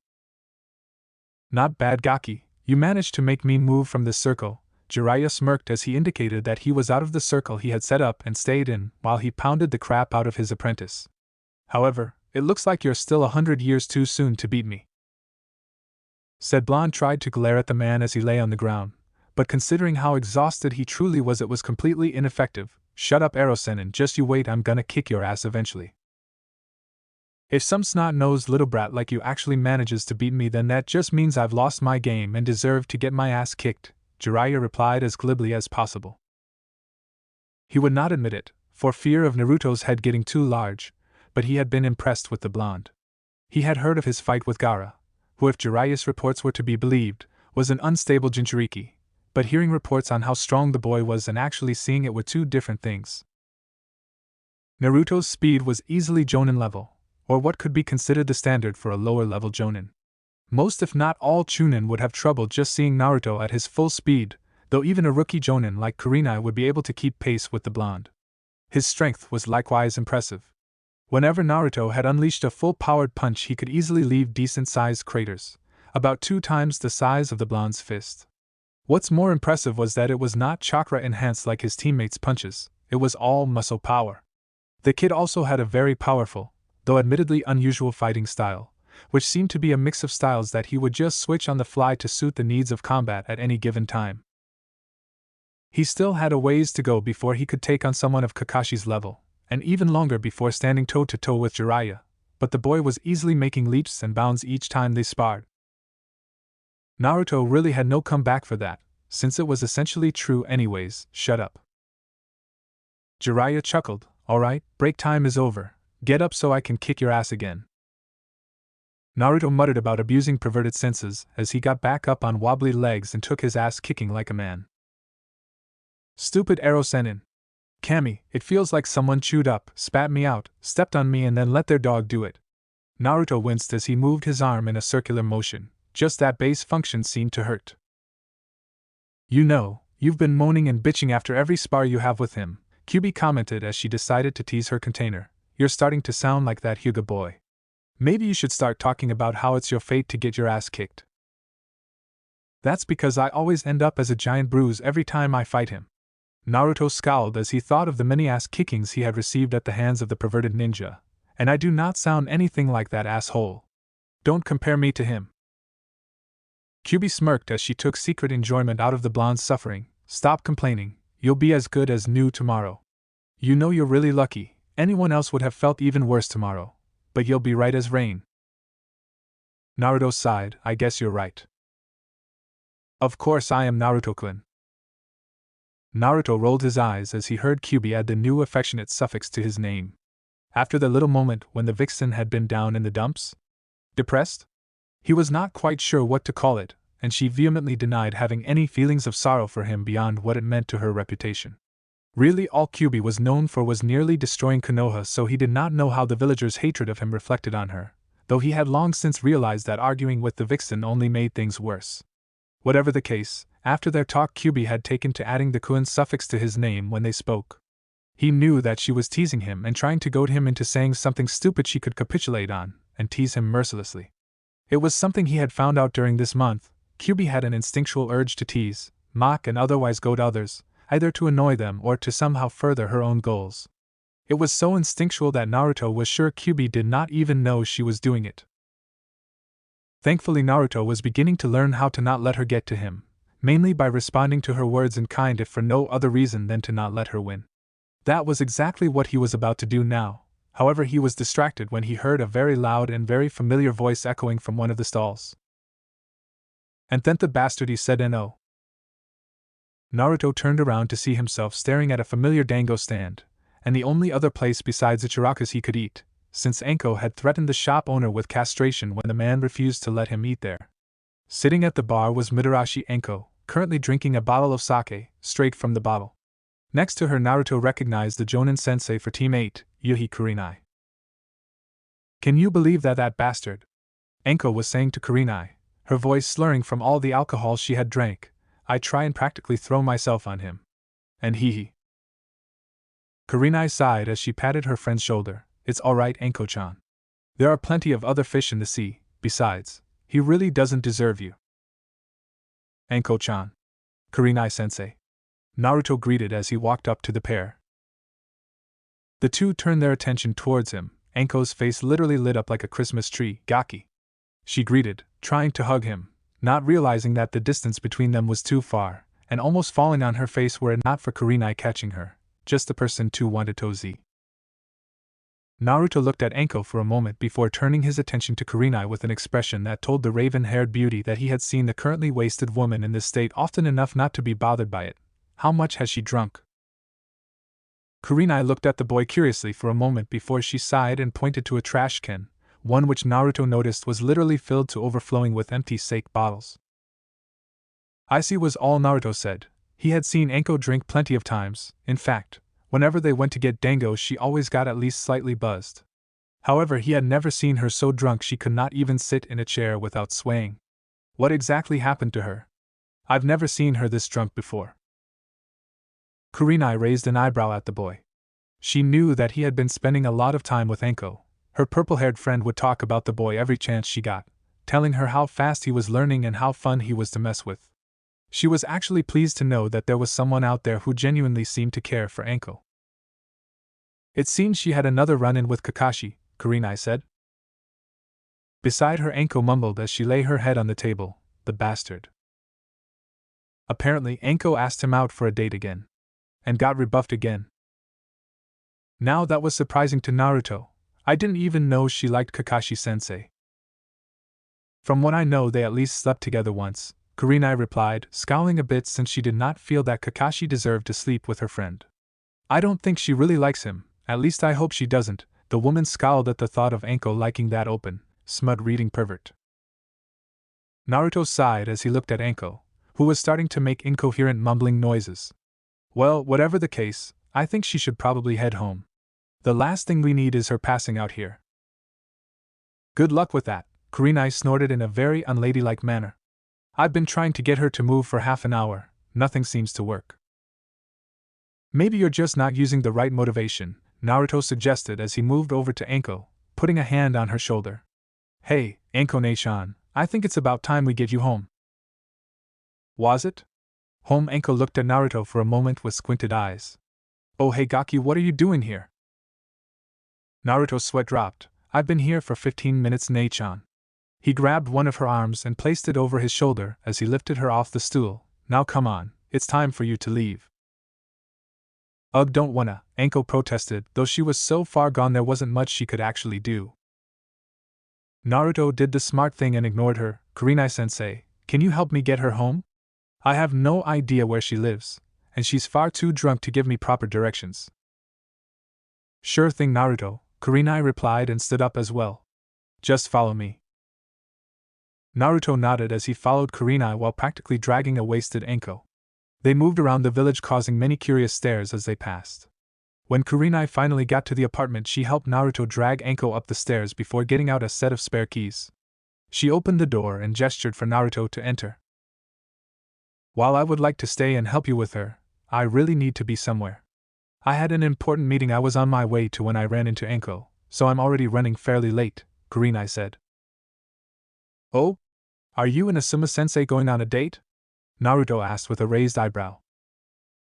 Almost immediately Kurenai turned bright crimson, causing Naruto to laugh. What makes you say that?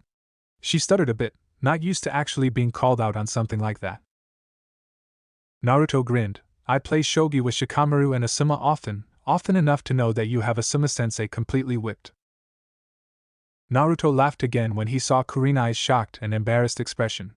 Deciding he had done enough teasing, he thanked her for helping him and promised to take care of the rest. Closing the door, Naruto looked at Anko. She was still conscious, but barely, and seemed to be mumbling about dango, snakes, gales and perverts. Sighing, he hefted her up in a bridal carry, since it would be too difficult to maneuver around in her messy apartment. He didn't notice Anko snuggling against his chest as he made his way around the various obstacles of her apartment. When he reached the door to her room, Naruto was forced to make a clone to open it for him, as well as to pull the covers down so he could set Anko in the bed. The clone had dispelled himself just as Naruto placed Anko on the bed. He was about to get back up and leave, when Anko seemed to notice the loss of warmth and immediately snatched it, pulling him down onto her before she cuddled him like an overgrown plushie, smothering his head in between her breasts. Naruto immediately turned bright red as he felt Anko's barely covered chest pressing against his face. Even if he had been in slightly similar situations before, the fact that he was in bed with her, and she was now rubbing herself against him, was more than Naruto could take, and despite the fact that he could only ever think of Anko as an older sister figure. He was also still a hot-blooded male. Thus he ended up passing out from blood loss. Within the seal, QB saw her container's predicament, and shook her head. Somehow, I'm really not surprised this has happened. Even though she was irritated that the snake woman was touching her container, she could not hold in a smirk as she thought of what the blonde's reaction would be tomorrow. I can't wait to see what happens tomorrow when he wakes up. Waking up the next morning had definitely been one of the most awkward and embarrassing moments of Naruto's life. He had passed out from another nosebleed as soon as he woke up, and it didn't help that Anko began teasing him mercilessly about sleeping with older women. Of course, when he had sufficiently recovered from his embarrassment, he had gotten her back by calling her out on her seeming desire to have fun with children, immediately after saying that he had been forced to hightail it out of her apartment when she began launching her snakes and sharp pointy objects at him. After that, most of the last week had been spent with Jiraiya beating the crap out of him. He would wake up in the morning, get ready, make 500 clones to train in various ninja aspects, then he would spar with Jiraiya and lose every time. Oftentimes he would be in so much pain and so tired that Jiraiya had to carry him back to his home. Not that that was the only thing they had done. Jiraiya had taken to helping Naruto with several seals the blonde Hanyu had been working on, and had to admit to being impressed by the teen's genius when it came to sealing. The white-haired Sannin had been particularly impressed by the Dewaru So Fujihoin that he had come up with to try and help get rid of Anko's cursed seal. They had also taken to studying. Naruto knew that if he wanted to not only win in the final exams, but excel in them, he would need to know more about his opponents. That meant he had to study. And so Naruto had picked Jiraiya's brain based on what the man knew of the people he would face. Admittedly, it was not much, but the man had a lot of general knowledge that would benefit him. Information on the Hyuga clan's taijutsu and Byakugan, or Gai's fighting style. The man even had some basic information on Yugito, who Naruto had a feeling would be his biggest challenge. They had spent several lunch breaks trying to formulate strategies on the best way for Naruto to defeat these opponents. That was how it stayed for the last week, and the only other thing he did that was not training was going on that second date with Yugito that he promised. Thankfully, she had realized that he was not welcome in any restaurants except one, and so they had gone to Ichiraku's. After that, Naruto had escorted her around Konoha. She had been in Konoha for a little over a month but had not really taken the time to see any of its sights. And so Naruto had shown her some of his old stomping grounds, as well as his favorite spot on the Hokage monument, right on top of Yandame's head. Soon enough, the day had finally come for the final stage of the chunin exams. Day of the chunin exam finals. Sarutobi watched with an impassive expression, not letting any hint of his weariness show as the carriage bringing the wreckage of Kumogakure entered the village. While it was perfectly normal for an allied nation to attend the chunin exams to watch their shinobi progress, it was a rather rare and unusual event for a non-allied village's leader to do so. Konohagakure and Kumogakure had not been allies since the First Shinobi War. The village hidden in the clouds had in fact been one of their worst enemies during both the Second and Third War, second only to IWA in the Third Great War. It did not help matters that Kumo had attempted to use the peace talks after the Third Shinobi War to make an attempt at stealing the Hyuga heiress in order to gain the Byakugan. By all rights, Sarutobi should have denied the man a chance at coming to Konoha. However, there were a few reasons he had not. The first was that the Yandame wreckage was fairly new, having only been in his position for a few years.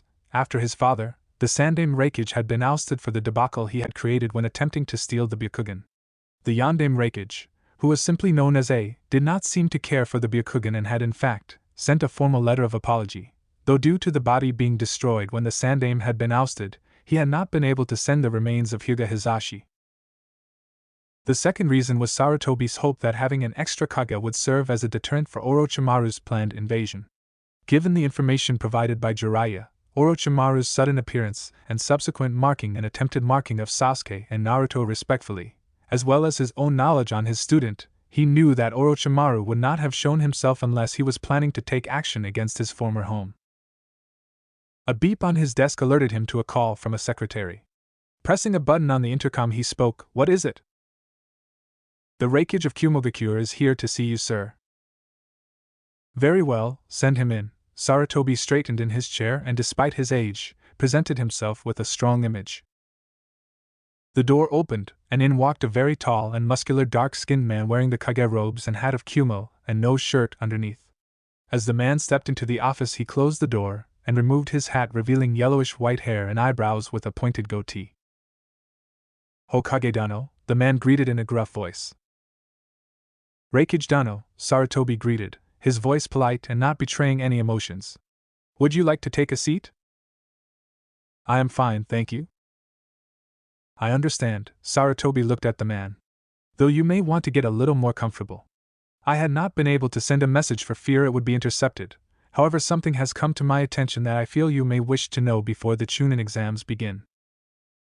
The Reikage raised an eyebrow, interested yet also weary of what the much older and experienced Kage wanted to tell him.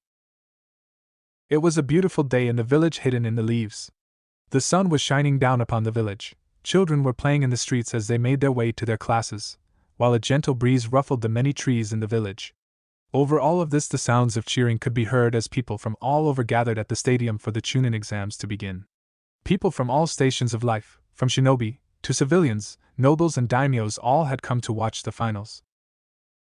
From his place in the arena, Naruto watched as people cheered, crowed, and placed bets on who they thought would win. Many he knew were here to cheer on his teammate to win, something that caused him to scowl a bit. Why people would think that just because Sasuke was the last of his clan made him invincible was incomprehensible to him. He sighed to himself as he pulled the large straw hat he was wearing down further to hide his face in shadow.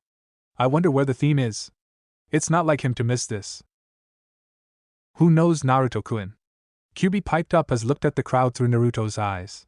She was thankful that unlike the seals her previous containers had used to hold her in, this one actually let her see what was going on. Hatake is likely going to make the prick late.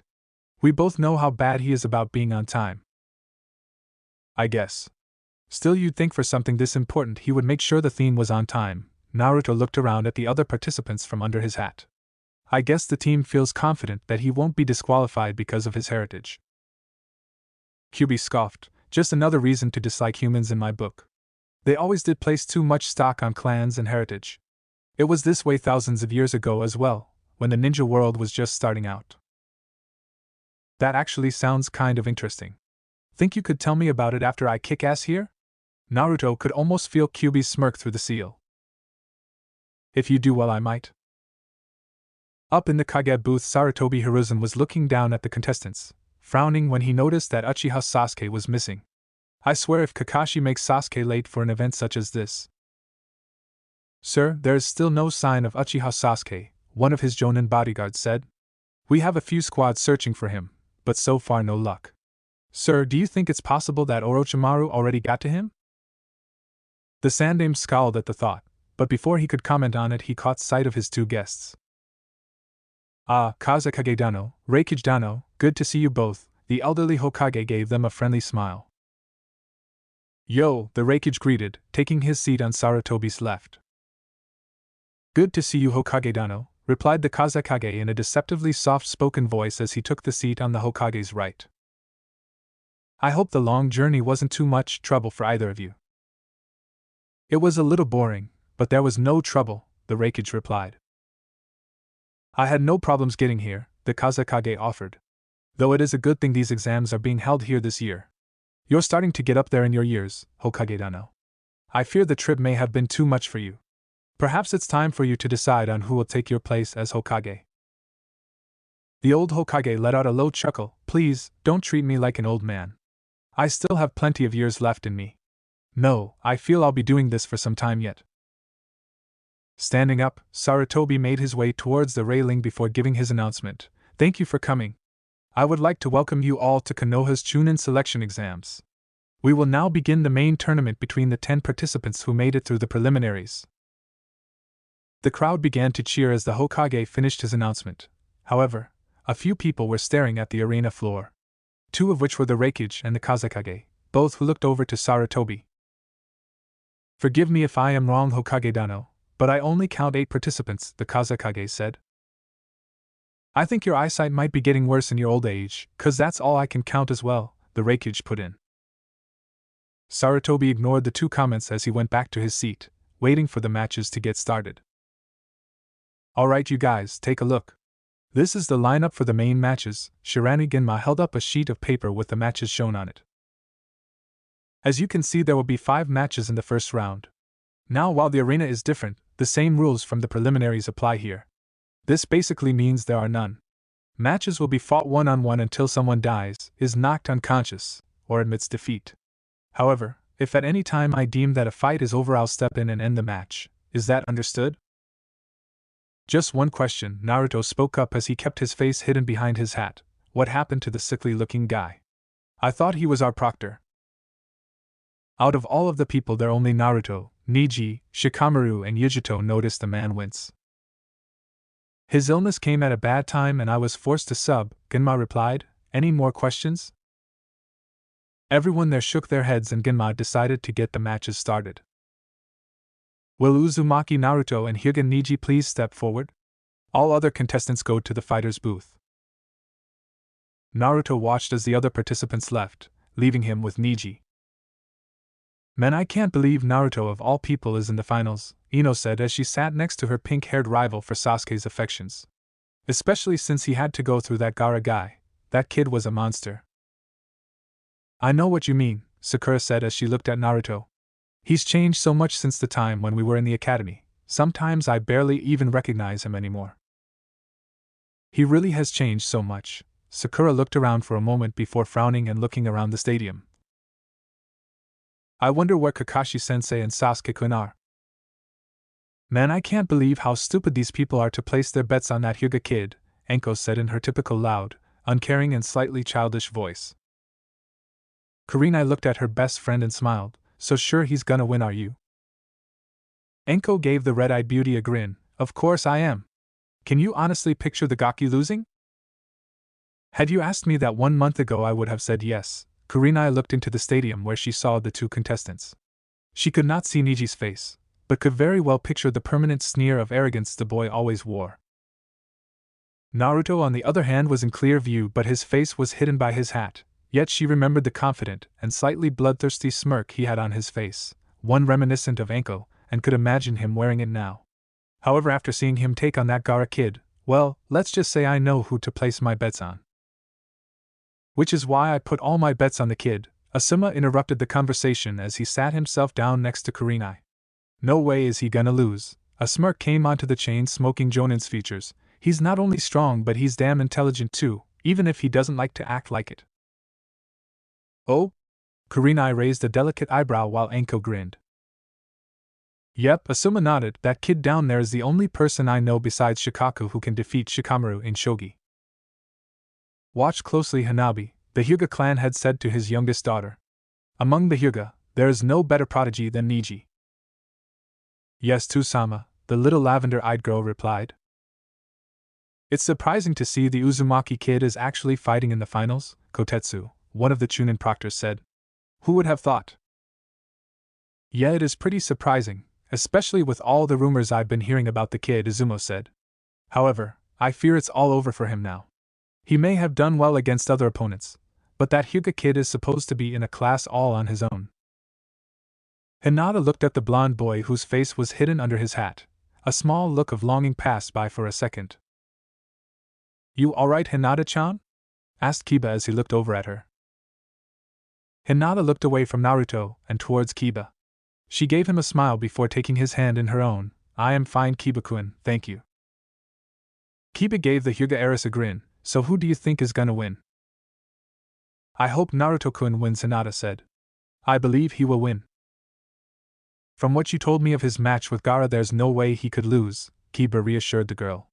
Anyone who can beat that monster isn't someone I want to mess with. Yash! Show us your flames of youth. Lee cheered as he looked between his two rivals. Since he was not sure of who to cheer for, he decided on both of them. Lee, can't you ever just tone it down a bit? Asked Tenten. But if I were to do that, my youth would diminish, Tenten-san, Lee said. I cannot allow that to happen. In order to show people how to stoke their flames of youth, I must continue with my youthful encouragement. Tenten sighed at her teammate before turning back to the arena floor. She knew who she wanted to cheer for, but because it felt like betraying her teammate she only said it in her mind. Good luck, Naruto-kun. This looks like it's going to be an interesting match, Kitten, asked Nibi. It does, though I doubt the so-called Hyuga prodigy will be able to defeat Naruto-kun, Yugito commented as she turned her attention away from the loud shouts of Lee and back to the arena. So sure of your man, are you? Yugito smirked, not really denying nor encouraging her tenant's claim. Of course he'll win. Naruto-kun is a lot stronger than he lets on. The Hyuga genius versus Uzumaki, the Kazekage said. This is bound to be an interesting match. Anyone who can take on my son Gaara and win is definitely a strong shinobi. That he is, Sarutobi chuckled. The boy has surprised me time and time again, and I suspect he will surprise me even more before the day is done. I had not realized there were any Uzumakis left, the Reikage said, as he gave an intense stare towards the hat-wearing genin. Many had forgotten the famed Uzumaki clan, a clan that had originated from Yuzushiogakure no Saido, village hidden in the whirlpool, which was located in the Yuzu no Kuni, land of whirlpools. However, A had remembered from his battles with them in the beginning of the Third Great War, just how fearsome they were with their special chakra and their powerful Fuinjutsu. If the young Uzumaki male was anything like his predecessors, this would make for an interesting battle. Sarutobi sighed. From what I suspect, he is the last of his clan. The Reikage looked over at Sarutobi before giving a nod and turning his attention back to the arena. I get the feeling this will be quite the battle, the Reikage said as he got more comfortable in his chair. Indeed, the Kazekage agreed with some amusement. Showing them what Naruto-kun can do, Sarutobi looked at the boy. Even though he could not see Naruto's face, he could feel the boy's confidence. Show the villagers how strong you've become, and how wrong they are about you. Genma looked up at Sarutobi to see the man nod. Nodding back, he got started. We will now start the first match. Uzumaki Naruto vs Hyuga Neji Hajime. Once the words were out, Neji activated his Byakugan and slid into the Juken-style taijutsu stance. Naruto smirked as he took off his hat and threw it towards the wall where a Kage Bunshin was already there to catch it. He then moved into his own stance. As the two stared each other down, the crowd grew silent and watched with looks of excitement and curiosity. Not many knew about the young Uzumaki, but everyone had heard of the Hyuga genius and was expecting to see how strong he really was. Naruto let a grin take over his face as he felt his blood begin pumping. He felt adrenaline racing through his veins at the thought of a fight. Looks like this party's about to begin, Akyu-chan? Within the seal, Kyubi smirked, summoning herself a bowl oppicorn. How she was capable of creating food within the seal was something not even Naruto knew, which she began to munch on. So it does. I doubt you need it, but good luck, Naruto-kun. Thanks. Naruto felt his blood begin to boil with excitement due to the coming battle. He was really going to enjoy pounding this prick into the ground. Time to get this party started. Chapter 23, Battle of Fate. The entire arena was oddly silent as the two contestants stared each other down, almost as if they could feel the tension that was beginning to rise as the two contestants glared at each other, each waiting to see who would make the first move. You should give up, Neji advised as he decided to give the blonde a way out and save himself from the disgrace of losing. You will not win here today, it is your fate to lose here. Naruto blinked a few times as he tilted his head to the side, looking almost like he did not understand what the white-eyed prodigy was saying. My fate? Yes, that is right. It was your fate to lose to me. The moment I was made your opponent, your fate was set. Neji said, an arrogant smirk on his face. People are only as talented as fate allows them. A person's abilities are predetermined the moment they are born into this world. Kami, what is it with this guy? Asked Naruto, who was starting to get sick of hearing Neji's spiel about fate. Shaking his head, the whiskered blonde gave a derisive snort. Wow, listen to you flapping that mouth of yours. You know, with the way you go on about fate, you sound like fate's little whore. Neji scowled. Don't mock me dead last. The Hyuga prodigy calmed down again and smirked. It matters not what you say, fate has already made me the winner. You know, I think you would be better off as a priest than a shinobi with all this fate bullshit you're spewing. Naruto grinned. Or perhaps I should say priestess. What with that long hair and your kimono, you're really pushing the definition of a genderbender, aren't you? Enraged at the insult, Neji charged towards Naruto, intent on wiping the smirk off of the blonde's face. However, before he could even get there, Naruto brought his hands into a ram's seal. Kage Bunshin no Jutsu. 6 clones phased next to the blonde and charged at Neji, using their teamwork to keep the Hyuga prodigy from being able to actually dispel one of them. Whoa! Who knew that kid knew a jutsu like the Kage Bunshin? Kotetsu muttered. It is pretty impressive that he actually knows such a powerful kenjutsu, and a B-ranked one at that. Izumo added, I know some jonin who have problems making that many clones. Kotetsu smirked as he kept his eyes on the battle. It looks like this battle just got interesting. Neji grit his teeth as he blocked one of the clone's punches. only to be forced to jump back as another clone came in with a kick on his left. 3 of them charged in from the front in an arrow formation, while the other 2 came in from either side. Wait, there should be at least one more. He almost missed the clone that had come in directly behind him, where it managed to hit him in the back of the head and sent him to the ground. At the last second he managed to lash out with a hand and dispel the clone before he landed on the ground with a dull thud. Neji was forced to his feet as the 5 others came at him. He blocked the first one coming in, then twisted his body to the right, dodging a kick from the clone on his left. The 3 clones in front came in, one with a high kick, one who swerved to the side and tried to launch an attack into his torso, and the last one who came in hoping to take his legs out with a kick. The Hyuga prodigy managed to jump over the low kick. While flipping backwards to avoid the high kick, he then landed on the third Naruto's outstretched hand and managed to strike out with a chakra-enhanced knife edge and hit him in the face. He then leapt back and waited for the rest of the clones to attack. It was to his surprise that all of the clones suddenly went up in a puff of smoke. Several shuriken came out of the smoke and towards Neji, who scoffed since he had seen them coming with his Byakugan. He blocked a few and dodged the last one that came out at him, letting it hit the ground a few feet away. It was then that Naruto decided to get into the battle himself. He charged at Neji and came in with a right hook. Neji moved in to block it, but at the last second Naruto grabbed onto his wrist. The blonde yanked on the Hyuga prodigy and smashed a fist into his face. The crowd gaped as Neji skidded several feet back, holding a hand to his now split lip. You may think you've won some kind of victory with this hit, but I assure you it was only luck. Neji wiped the blood from his lip. Fate has already declared me the winner of this match, and no matter what you do, you cannot hope to defy it. So says the gender-confused priestess, Naruto shot back with a grin. Neji sneered as he charged in to assault the blonde. Grinning Naruto began to duck, dodge and wave through Neji's attacks, using the untelegraphed and evasive moves of the Hibiken, Snake Fist, that he had picked up from his spars with Anko. Naruto was pleased to see all of the stretching he had done to be capable of the oddly angled and unpredictable movements had paid off. Neji seemed completely incapable of hitting him. The Hyuga prodigy nearly growled in frustration at not being able to hit the blonde. He increased the speed of his strikes, hoping at least one of them would wipe the blonde's smirk off his face. Naruto noticed that Neji's moves were getting sloppier and he decided to wait until he saw a good opening, one that came several seconds later. When Neji came in with a palm strike aimed at his chest, Naruto bent himself so far back he had to plant his hands on the ground for support. He used a foot to kick Neji in the wrist, knocking his attack off course. Then he came in with his other foot and managed to smash it into the Hyuga prodigy's chest. Neji let out a gasp of pain as he stumbled back a few steps, rubbing his chest to try and massage the pain out of it. Naruto came at him again, this time getting in close and attempting to land a devastating number of strikes on the Hyuga's torso. However, Neji had gotten used to fighting Naruto by now, and was able to avoid all of the blows while trying to get in on his own.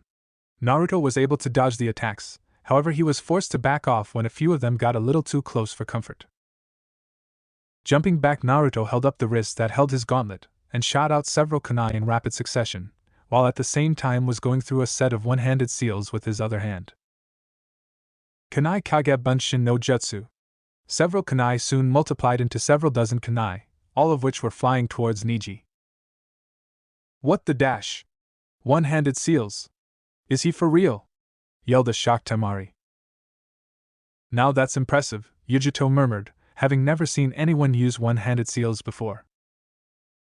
While it is impressive, I wonder why he hasn't used any other abilities yet. Nibi mused. Or Kyubi.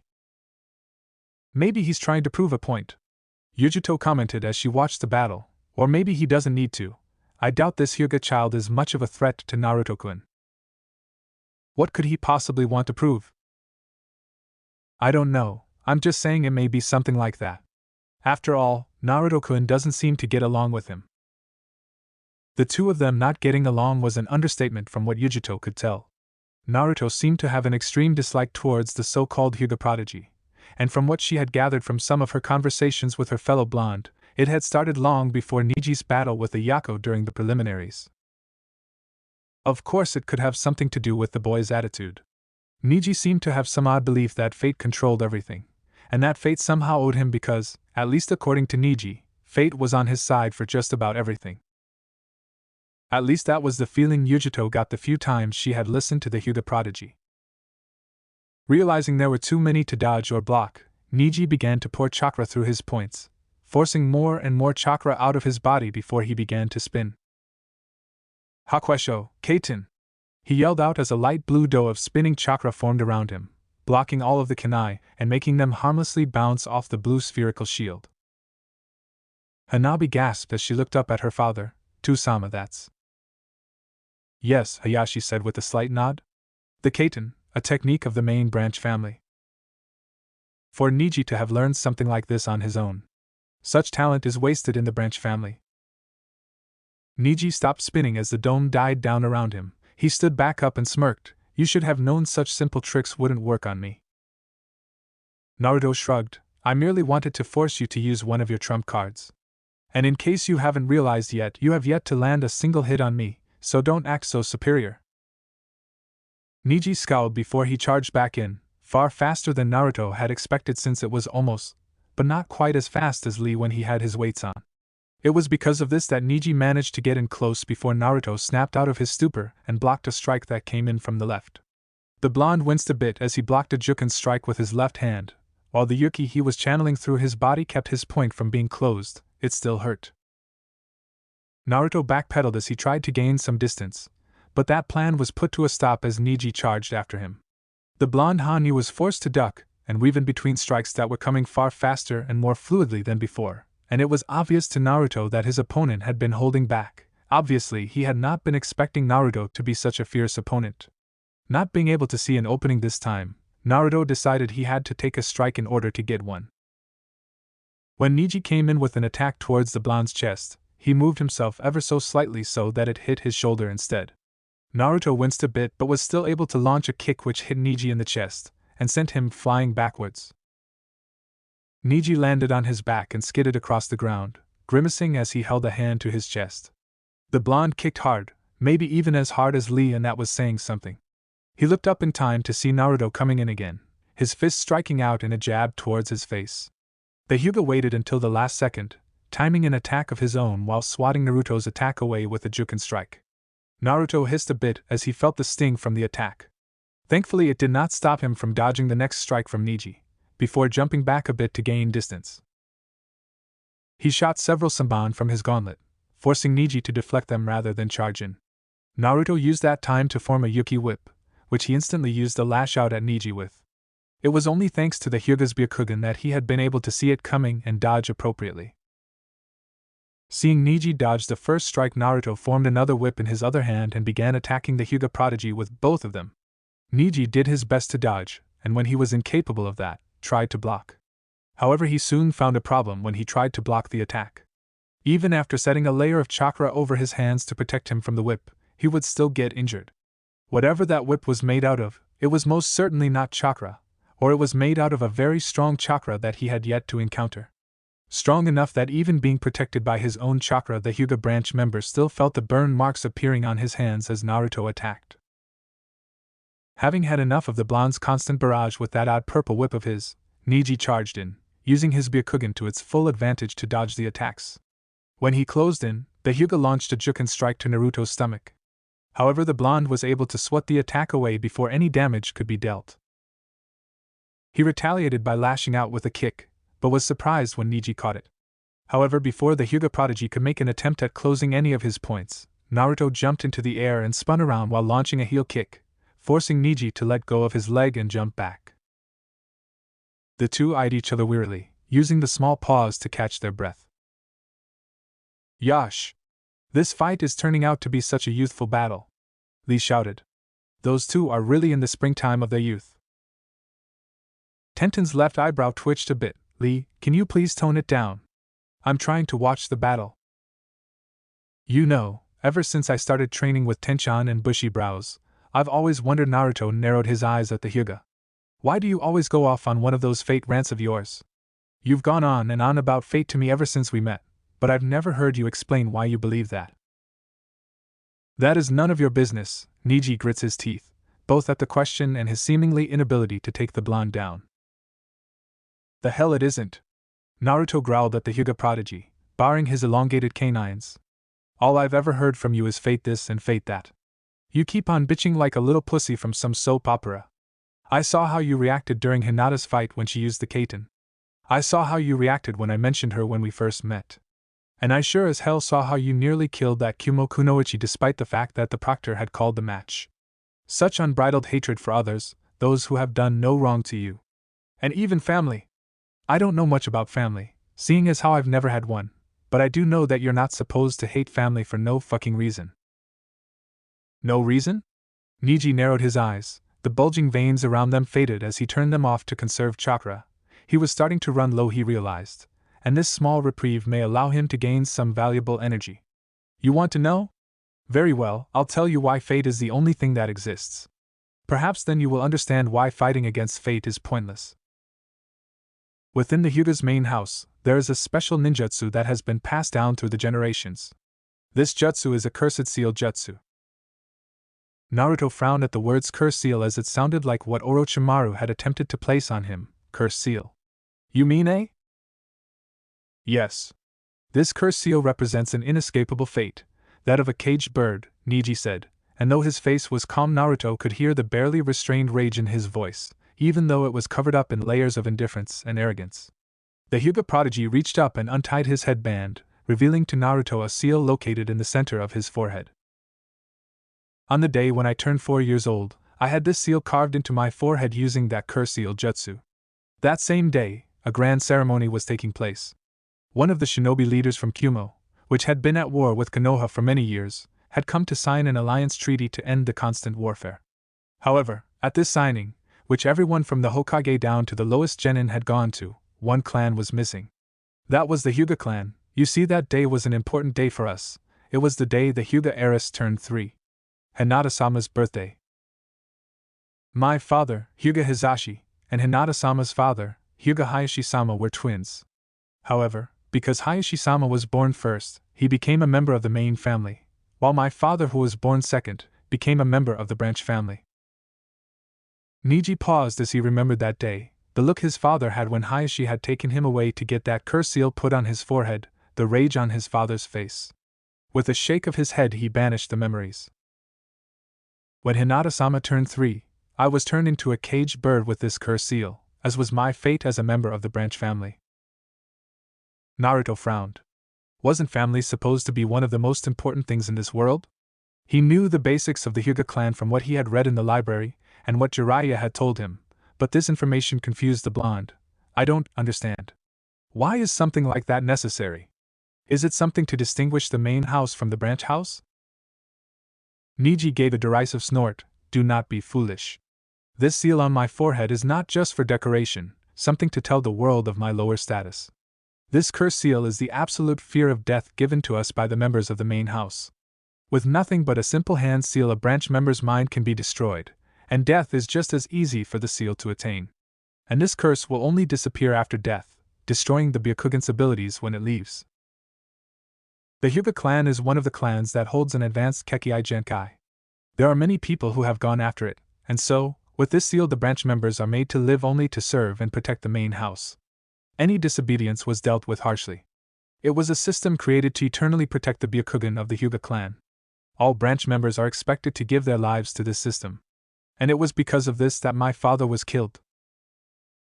It was on the night just after the treaty was signed, Hinata-sama was kidnapped.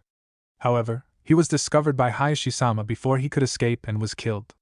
It was dark and he was wearing a mask. Can you guess who it was? Naruto frowned for a moment before a look of understanding came to his eyes. You mean it was? Yes, it was the leader of the Kumo shinobi who had just signed the alliance treaty. It had been clear that he was after the secrets to the Byakugan from the beginning. But with their leader killed in the failed attempt, Kumo made a demand from Konoha for breaking the alliance. Of course, Konoha argued with them, and it had almost come to war. However, Konoha had made an under-the-radar deal with them in order to avoid that outcome. Having grown a lot in the past 6 months, not just in body but in mind as well, Naruto was able to come to the conclusion about where this was going. They killed your father, didn't they? Neji set his mouth in a thin line. Yes, they did. You see, Kumo had always wanted the Byakugan after seeing its strength in the Third Shinobi War. They had demanded the corpse of Hayashi-sama, and in order to avoid a war, Konoha agreed and the war had been diverted. But it was not Hayashi-sama that had been given to them that day. No, Instead, my father was killed to replace Hayashi-sama. Everyone in the audience had gone silent as they tried to process this information. Hayashi had bowed his head in shame. Neji did not know the true story of what happened, but it still brought immense sorrow to the Hyuga head to see his nephew's suffering. The Reikage too looked rather ashamed. He had not agreed with the plan, and had in fact voiced his dissension over it, claiming they did not need the Byakugan and that to try and retrieve it was an act in pointlessness since Konoha would never willingly give up its secrets, and had they gone to war it would have been more costly for them than for Konoha. However, he had been the only one who had disagreed, at least, until the plan had failed and they lost both one of their shinobi and a chance at the Byakugan. He was glad that the Sandaime Reikage had been executed because of the debacle. While the man may have been his father, A had always been more loyal to his village than his old man. After all, it was his father who had ordered the Hachibi to be sealed into his brother, and in a sense it was his father's fault that his brother suffered as he had due to that decision. More than that, the man had become so obsessed with getting the Byakugan that he had willingly risked war with another village when neither of them could have survived a war. Neither Neji nor Naruto noticed the varying reactions of the crowd as they stared at each other. They were twins, their strength was virtually the same, however their fate was decided the moment of their birth. Born first, born second, just by that, their fate had been sealed. Neji retied his headband as he looked at Naruto. Now do you see? Because of this seal I will never be free. You have no idea what it's like to have a curse like this, a burden you can never get rid of. Naruto closed his eyes as his hand went to his stomach, an act which caught the attention of many of the shinobi old enough to know what he held. Then the blonde shoulders began to shake as a small chuckle came out. The chuckle soon turned into a laugh which then turned into full-blown raucous laughter. What's so funny? Neji scowled, enraged that this boy was making light of his curse. You think I don't understand where you're coming from? Naruto's laughter subsided as he shook his head. I do know what that's like. To have a terrible burden placed on you from day one. To have the odds stacked against you simply because you were in the wrong place at the wrong time. A bitter smile made its way onto Naruto's face. So what? Who cares? What? Neji gasped, too shocked by the callous way Naruto dismissed his burden to even be angry. You stand here bitching and moaning about your fate, saying it's inescapable. That nothing you do and nothing you say will ever allow you to defy your fate. That's because nothing we do can change fate. Naruto shook his head and smiled. That's where you're wrong, Neji. And today, I will prove it to you by beating you into the ground. You can't prove anything. Neji turned his Byakugan back on and got in a stance. Because you are within my field of divination. Hack, Rokuju Yansho, 8 trigrams, 64 palms. The Hyuga shouted before he rushed forward at speeds far higher than before. Hack, 2 palms. Neji struck out at Naruto with 2 palms, his hands a blur. Naruto dodged them with relative ease. 4 palms. Neji launched out with 4 attacks, yet none of them hit as Naruto continued weaving around the attacks. 8 palms. Getting frustrated, Neji increased the speed of his attacks. Naruto still dodged them, though he was forced to put in a little more effort. 16 palms. Hands becoming nothing more than a blur, the Hyuga prodigy lashed out. Yet not a single one got Naruto. 32 palms. Again Neji tried to strike Naruto, moving quicker than many of the chunin and none of the genin could see. Naruto was forced to increase his speed in order to dodge the attacks. Hack, 64 palms. Neji sent out his last attacks, increasing his speed to the point that only a few in the crowd could ever hope to follow. Naruto tried his best to dodge them. However, one of the strikes had finally managed to get through and hit him. Boom! However, all that did was make Naruto explode in a shower of electricity. The entire crowd became absolutely shocked at the turn of events as Neji flew backwards and landed on the ground with a thud several feet away, his body twitching as the lightning chakra disabled his nervous system and motor functions. He couldn't even feel anymore, much less move. Rai Bunshin, lightning clone. The Reikage shouted as he stood up. How the hell could he possibly know the Rai Bunshin? That's the Kumo technique of Kumo. Sarutobi frowned. I do not believe that was a Rai Bunshin Reikage Dano. Let us watch and see what happens next. The Reikage looked over at the old Hokage before nodding and sitting back down. What the hell just happened? Asked Tenten as she looked at the burnt and twitching Neji. What kind of jutsu did Naruto-kun just use? Naruto-kun? Does she know him as well? Yugito asked herself. She supposed she shouldn't be surprised. Naruto had said none of the younger generation knew of his burden, so it would stand to reason some of them may not hate him. Kitten, are you going to let that girl take your man? Yugito sighed. First off, he's not my man. I'll admit I like him. He's fun, nice, strong, and sweet, not to mention cute. But we come from different villages. We both know a real relationship would be impossible between us. Then what about all the time you spent with him? I thought you were staking your claim. Yugito frowned as she looked at Naruto while giving her explanation to her tenant. I never said I wasn't. I don't particularly care if a real relationship is possible or not. So long as when we do see each other, I can be with him.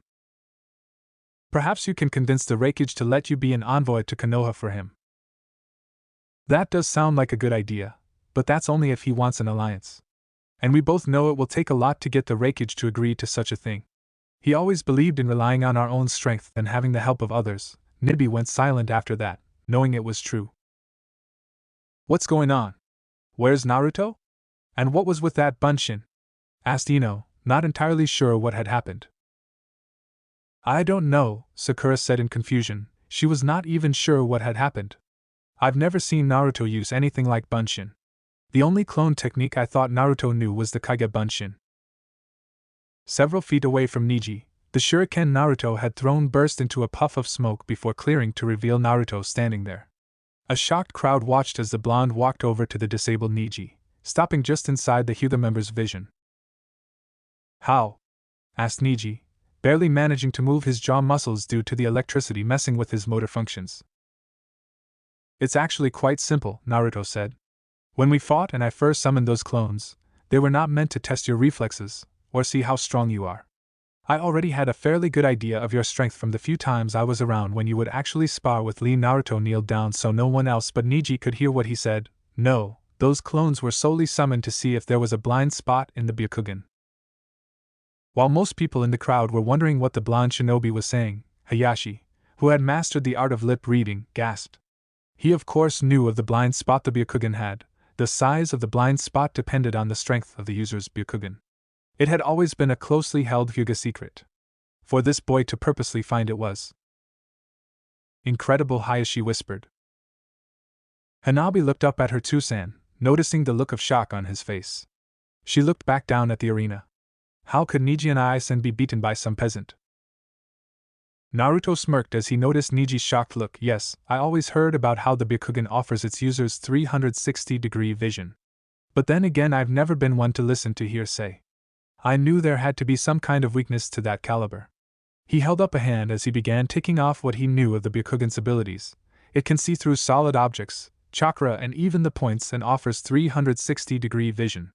Nothing so powerful can exist without having some kind of weakness, and since the Byakugan relies on sight, I figured it had to have some kind of weakness that dealt with one's vision.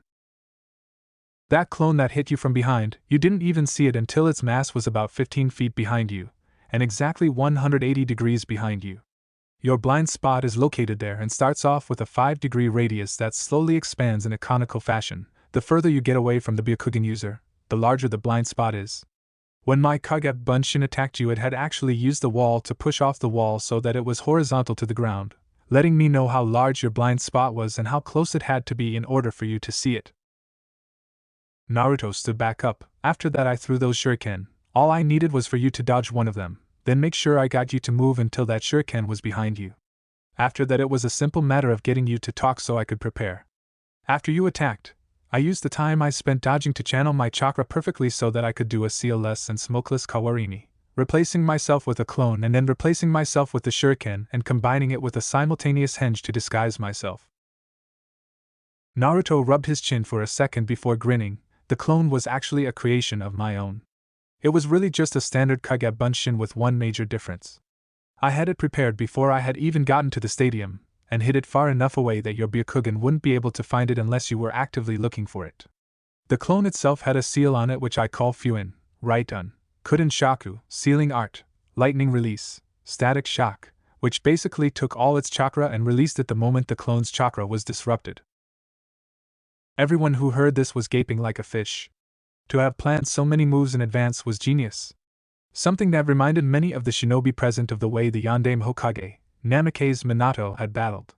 Yet here was someone who had been considered the dead last of his graduating class, coming up with a strategy that was so advanced that only a Naruto should have been able to come up with. Asuma had dropped his cigarette as he listened to the explanation given. Damn, I knew Naruto was good at strategy, given that he beat Shikamaru at shogi as often as he lost, but this is damn. Who would have ever expected this from the dead last at the academy? Kurenai mumbled, seemingly in agreement with Asuma. Anko grinned as she looked at her best friend, and that's why he's my favorite gaki. He just continues getting better and better. Unfucking believable, Kotetsu said with wide eyes and a gaping mouth. You can say that again, Izumo said, currently unsure what to think since his mind felt like it had been put into an oven and deep fried. Unfucking believable. Just so you know, I failed the academy a total of 3 times before I was able to graduate. If Neji could have gasped, he would have. Because every year, there was this one jutsu that I could never get down. Naruto looked at Neji. For some reason I was never able to do a bunshin. It was the most basic technique in the entire academy, and I could never do it. To be honest, I still can't do it. Apparently my chakra reserves are simply too large for me to have enough control to use the jutsu properly with only the basic chakra control exercises they gave. He decided to leave out the fact that he had never learned those control exercises until he left the academy. It would ruin his point after all. For years I struggled to do this one technique, and in the end I never could. After my 3rd failure I was approached by one of my chunin instructors and told that there was another test, a secret one that would allow me to pass. If I could steal the forbidden scroll of sealing from the Hokage's office and learn a single jutsu from that scroll, I would be allowed to become a ninja. It was a trick, of course, but I didn't know that. In the academy we were always taught to trust our senseis. I had no idea he was tricking me. I should have, of course. I mean, what kind of sensei asks their student to steal something with the word forbidden in it? But what can I say? I was an idiot. Naruto sighed as he ran a hand through his hair. I managed to sneak into the Hokage's office and steal the forbidden scroll. I was able to learn a jutsu, and even managed to beat the holy hell out of the traitor who had tricked me. Despite what had happened and the fact that there really was no secret graduation test, I was passed and allowed to become a ninja. And with the help of my grandfather figure, I was able to gain a powerful method that only I can use to become stronger. Everyone who had not heard this story looked at the genin in shock. Not only because of the story itself, but because he had actually succeeded in gaining strength. Neji himself just listened in shock as well, not sure what he would say even if he could talk. For the past 6 months, and with the help of some new people I met and made friends with, I was able to learn everything I had not at the academy, and then some. I worked hard, pushing myself to the limits every day. I experienced pain, hardship, and even learned what it felt like to lose someone important to me. It was here Naruto paused before deciding to press on. He had gone this far with his little story, so he might as well go all the way. On my first C-rank mission, my team and I went up against foes far beyond my team's capacity to deal with, and on that same mission, Naruto grit his teeth a bit and swiped a tear that threatened to fall from his eye. On that same mission I lost the only person who had ever truly professed her love for me. Up in the stands the eyes of Tenten, Sakura, Ino, Yugito, Lee, Temari and several others had their eyes widened. Sakura finally realized why Naruto had been crying that day and was surprised to say the least. She was actually an enemy kunoichi who was working under an A-rank missing ninja from Kiri that we had been forced to fight in what should have been a simple C-rank protection detail. I had met her in the forest after I had passed out from exhaustion after an incident occurred with our client's grandchild. We talked for a while, and despite the fact that she knew I was her enemy, agreed to meet me there again. And she did, the next day, and the next day, and each day after that we would meet. We grew close. Having both shared a burden similar to each other's, we became far closer than most people do in that time frame. However, both of us knew it wouldn't last. And in the end, she had sacrificed her life for her master, taking a jutsu that had been meant for him. A jutsu that my own sensei had delivered. Several gasps came from the stadium. Shock rippled through the arena. No one knew how it felt to have your own sensei kill someone you fell in love with. Many wondered if the boy hated his sensei. Naruto closed his eyes and sighed. So believe me, while I don't know what it's like to lose a family, I do know what it's like to lose a loved one. And I do understand what it's like to bear a burden that you can never get rid of. Despite the pain I felt from her loss, I continued to persevere through everything, growing stronger from my experiences, gaining an understanding of the real world. And do you know what I learned? Naruto smiled at Neji, who was listening to every single word, along with the rest of the audience. I learned that fate doesn't exist. We choose our own paths. There is only one fate everyone shares, and that is death. Well, for most of us, Naruto thought bitterly, as he would never be given the choice to die unless someone killed him, but did not make that comment out loud. Shaking his head, he continued, but how we die, and the purpose we die for, that is our choice. I had offered that Kunoichi a chance to come with me, back to Konoha, and if he would have lived. However, that was not her choice. She chose to give her life for someone else, to protect her precious person. Likewise, I do not believe your father was killed, but that he chose to die not to protect the Byakugan, not to protect the main house. Naruto paused here and gave Neji a smile, but to protect his brother, his family. He defied his fate by choosing to give his life for his brother. Just like what you're trying to do, Neji, said Hyuga's eyes widened. Even if you don't realize it, you are trying to defy fate. In fact, I would say that you at least partially succeeded. While I do not know much about the Hyuga clan in general, I do know that those 2 techniques you did are not techniques that a branch member is allowed to learn. If fate controlled everything, then fate would have made sure you did not know those techniques. Naruto's eyes hardened as he looked at the fallen Hyuga. So don't give me any of this fate bullshit anymore. Fate doesn't exist. I know that life is sometimes hard, and I know that sometimes the burdens we are placed with feel like they're too much to bear. I still don't know a whole lot about this main branch hatred you seem to have. But it doesn't matter, because if this burden of yours is too much to bear on your own, then I'll be there to help. When I become Hokage, I'll change the Hyugas, and that's a promise. There was a small glimmer of hope that flickered into Neji's eyes before they closed, and he slipped into unconsciousness with a smile on his face. Naruto sighed as he turned to look at Genma, who was currently gaping at him, his senbon having long since fallen from his mouth. It's over. Even if he was conscious, there is no way he could have done anything anyways. Genma quickly shook himself out of his stupor and nodded before announcing, Shausa. Uzumaki Naruto. For a moment there was nothing but silence. The whole stadium had gone quiet as they absorbed all that had transpired during the battle. Naruto had expected as much and began to walk away. Then it happened. Clapping could be heard coming from the Kage booth as both Sarutobi and A began clapping. It soon began to sweep throughout the stadium as everyone began to clap and cheer wildly. Way to go, Naruto Keien! Both Tenten and Yugito shouted out at the same time. Hearing the other speak, they both turned to look at the other. YOSH! What a youthful battle! And such a heartfelt and youthful speech! Lee covered his face with an arm as tears poured down his eyes like a waterfall. Suddenly he lifted a fist to his face and shook it as a fire ignited in his eyes. I will strive to be like Naruto-kun and spread my flames of youth. And if I cannot do that, then I will do 1,000,000 laps around Konoha on my hands. And if I cannot do that, then I'll. Everyone except Tenten, who was used to Lee's antics, backed away from the genin, who began shouting about youth and making ridiculous challenges to himself that got more ridiculous and more grandiose as time went on. Many of them wondered if he had lost his mind. Of course, since he was wearing green spandex, they felt the answer to that was rather obvious.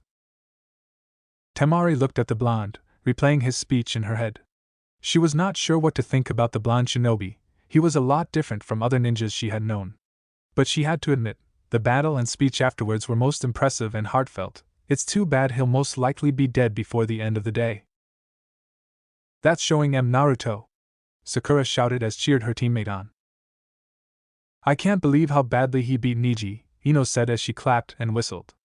I don't even think Neji laid so much as a scratch on him. That's Naruto for you. He always comes up with some way to surprise you, Sakura agreed. Asuma chuckled a bit as he clapped. That was quite the speech, any? I have to admit, I never expected something like that, Kurenai replied. Though to be honest, even after what I saw him do in the preliminaries, a part of me was not expecting him to win either. Ha! If anyone actually thought my Gaki could lose to some white eye, they need to get their head checked, Enko took the time to say before she continued cheering. Asuman and Kurenai looked at the woman, before turning an amused gaze on each other. Man! Did you see that? Kiba shouted while Akamaru barked loudly. He totally creamed your cousin Hinata-chan. I don't think I've ever seen someone lose so badly before.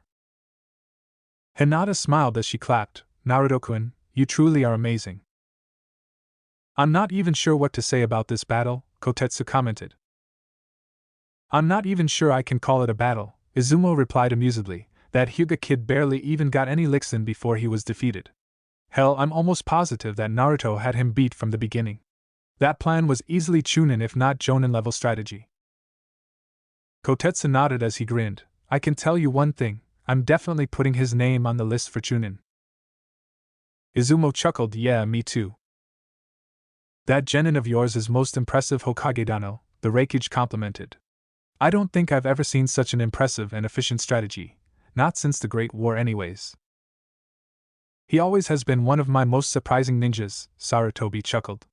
When he was young he would actually come up with complex pranks similar to this, it never ceased to amuse me. You don't say, the Kazekage murmured as he stared at the blonde Konoha shinobi down in the stadium. Such an ability. Such a strategy. And to think I had almost disregarded him. Yes, he will make an excellent weapon. I can't believe Neji and Iisen lost to some peasant, Hanabi muttered. Hayashi frowned at his daughter before standing up. Stay here, Hanabi. I have something I need to take care of. Maybe now, I can finally reveal the truth behind what happened that night. I only hope Neji can understand. Hanabi watched her father leave. I wonder what's so important that he has to leave. For a moment Naruto stared out at the people in the arena in shock. He had not expected them to cheer for him. However, he could not deny it felt good. As he listened to the crowd cheer, a part of him could not help but go back to what he had said during his little or large speech. Mainly his talk of Haku and his A-ranked mission. Memories about his time with the black-haired beauty came to him. Hey, wake up. You'll catch a cold if you sleep out here, Haku said. Naruto stirred, stifling a groan. He opened his eyes. And the first thing he saw was Tenshi?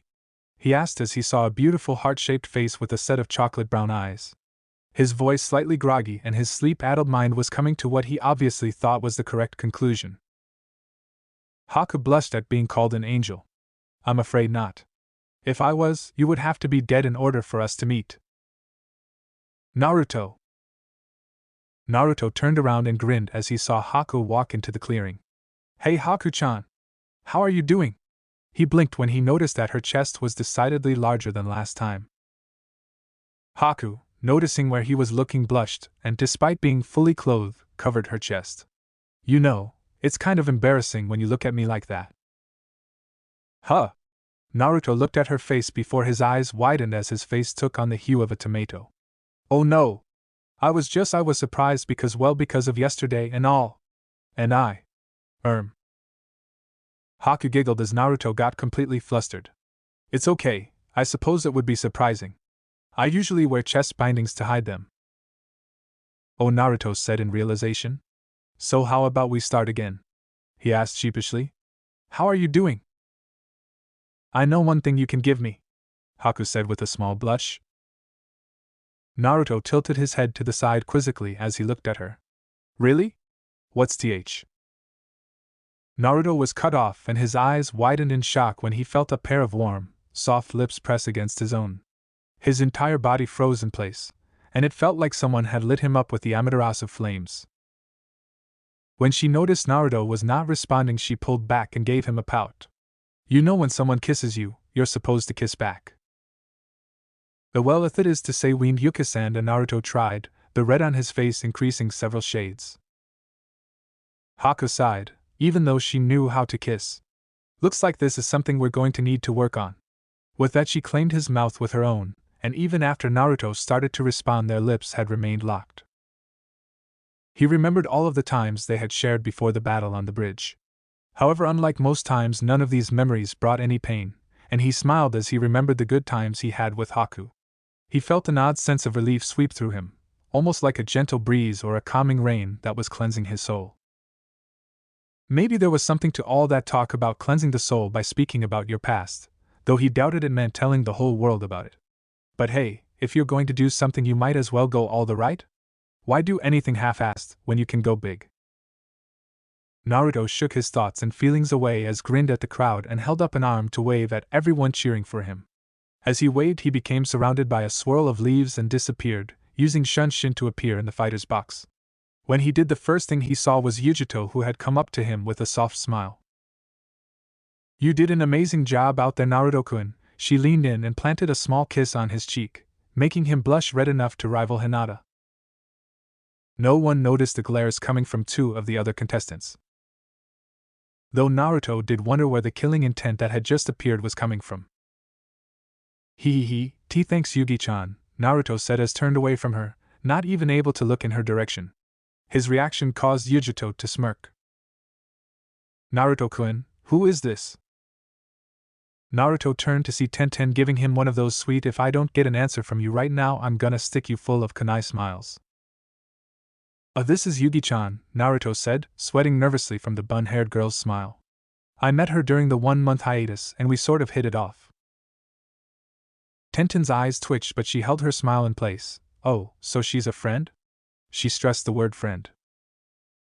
"That's right," Naruto said, not understanding what her tone meant. "Is something wrong?" "Nope, nothing's wrong," Tenten chirped.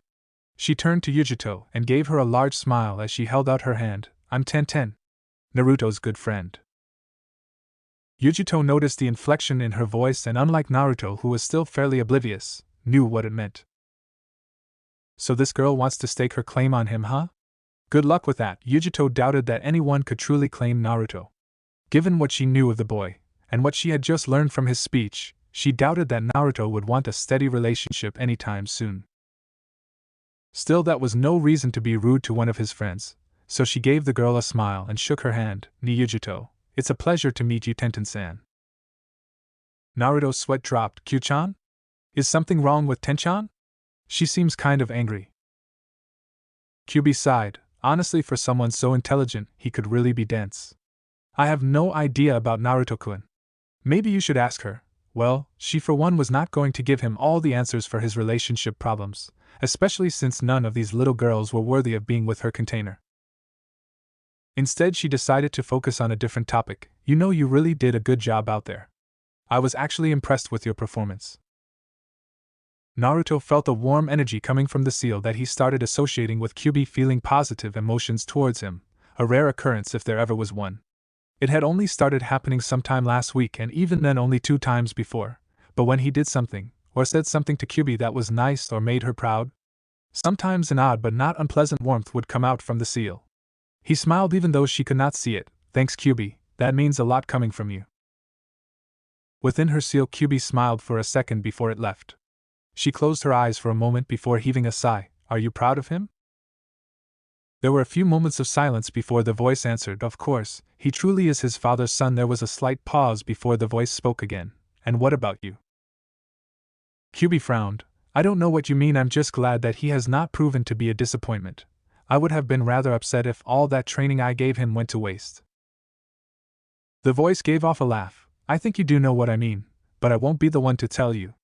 You'll have to figure it out on your own." Kyubi scowled as she listened to the voice. "Do not be so full of yourself. You know nothing about me. Do not presume to lecture me on how I might feel." However, the voice had already left, leaving Kyubi alone, much to her frustration. Several miles outside of Konoha, Jiraiya just finished disposing of another group of who were preparing a summoning seal, along with a handful of ANBU. He knew that he would not be able to find all of the enemy shinobi and summon seal arrays that his snake of a former teammate had placed, but every little bit they could find helped. As he wiped the blood from a kunai he had used to slit the throat of one of the enemy ninjas, he looked over at the stadium. "I wonder how the Gaki's doing? His battle was first, so it should be finished soon." Jiraiya-sama, one of the ANBU, walked up to him. "We have located another summoning seal array 1 mile east of here." Sighing, Jiraiya nodded. "Then let's head out. The more of these summoning seals we destroy, the better off Konoha will be." "Hi!" The ANBU all gathered around Jiraiya as they took off through the trees. A dozen miles away, in a more secluded section of the forest, Gaara growled at anything and everything, especially the people who were taking his cage closer to Konoha. Had it not been for the seals on the cage that suppressed his chakra, he would have already killed everyone here so that he could find the one person who could prove his existence. Where is he? Where is Uzumaki? Mother must have his blood. I must prove my existence. Hack, Rokuju Yansho, 8 trigrams, 64 palms. The 8 trigrams 64 palms is a maneuver of the gentle fist fighting style. It is reserved only for the main branch of the Hyuga clan, though capable branch members are able to reverse engineer it. This technique is used to close off the flow of chakra through 64 chakra points of an opponent's chakra pathway system. This eliminates their ability to use chakra for quite some time and makes it difficult for them to move. Once someone is within range of the user's field of divination, he or she assumes a gentle fist stance and begins to deliver the attack. First, 2 consecutive strikes to make 2. Second, another 2 consecutive strikes to make 4. Third, 4 consecutive strikes to make 8. Fourth, 8 consecutive strikes to make 16. Fifth, 16 consecutive strikes to make 32. Sixth, another 32 consecutive strikes in succession to make a total of 64 strikes. Each set of strikes is done at an exponentially increasing pace and strength. The attack not only disables the enemy, but also knocks them back with every set of strikes. In the anime, a minor version of this technique is called the 8 trigrams 32 palms technique, and the doubled version of this technique is called the 8 trigrams 128 palms technique. Chapter 24 Fight, Fight, Fight. Naruto looked back and forth between the 2 women who were on either side of him.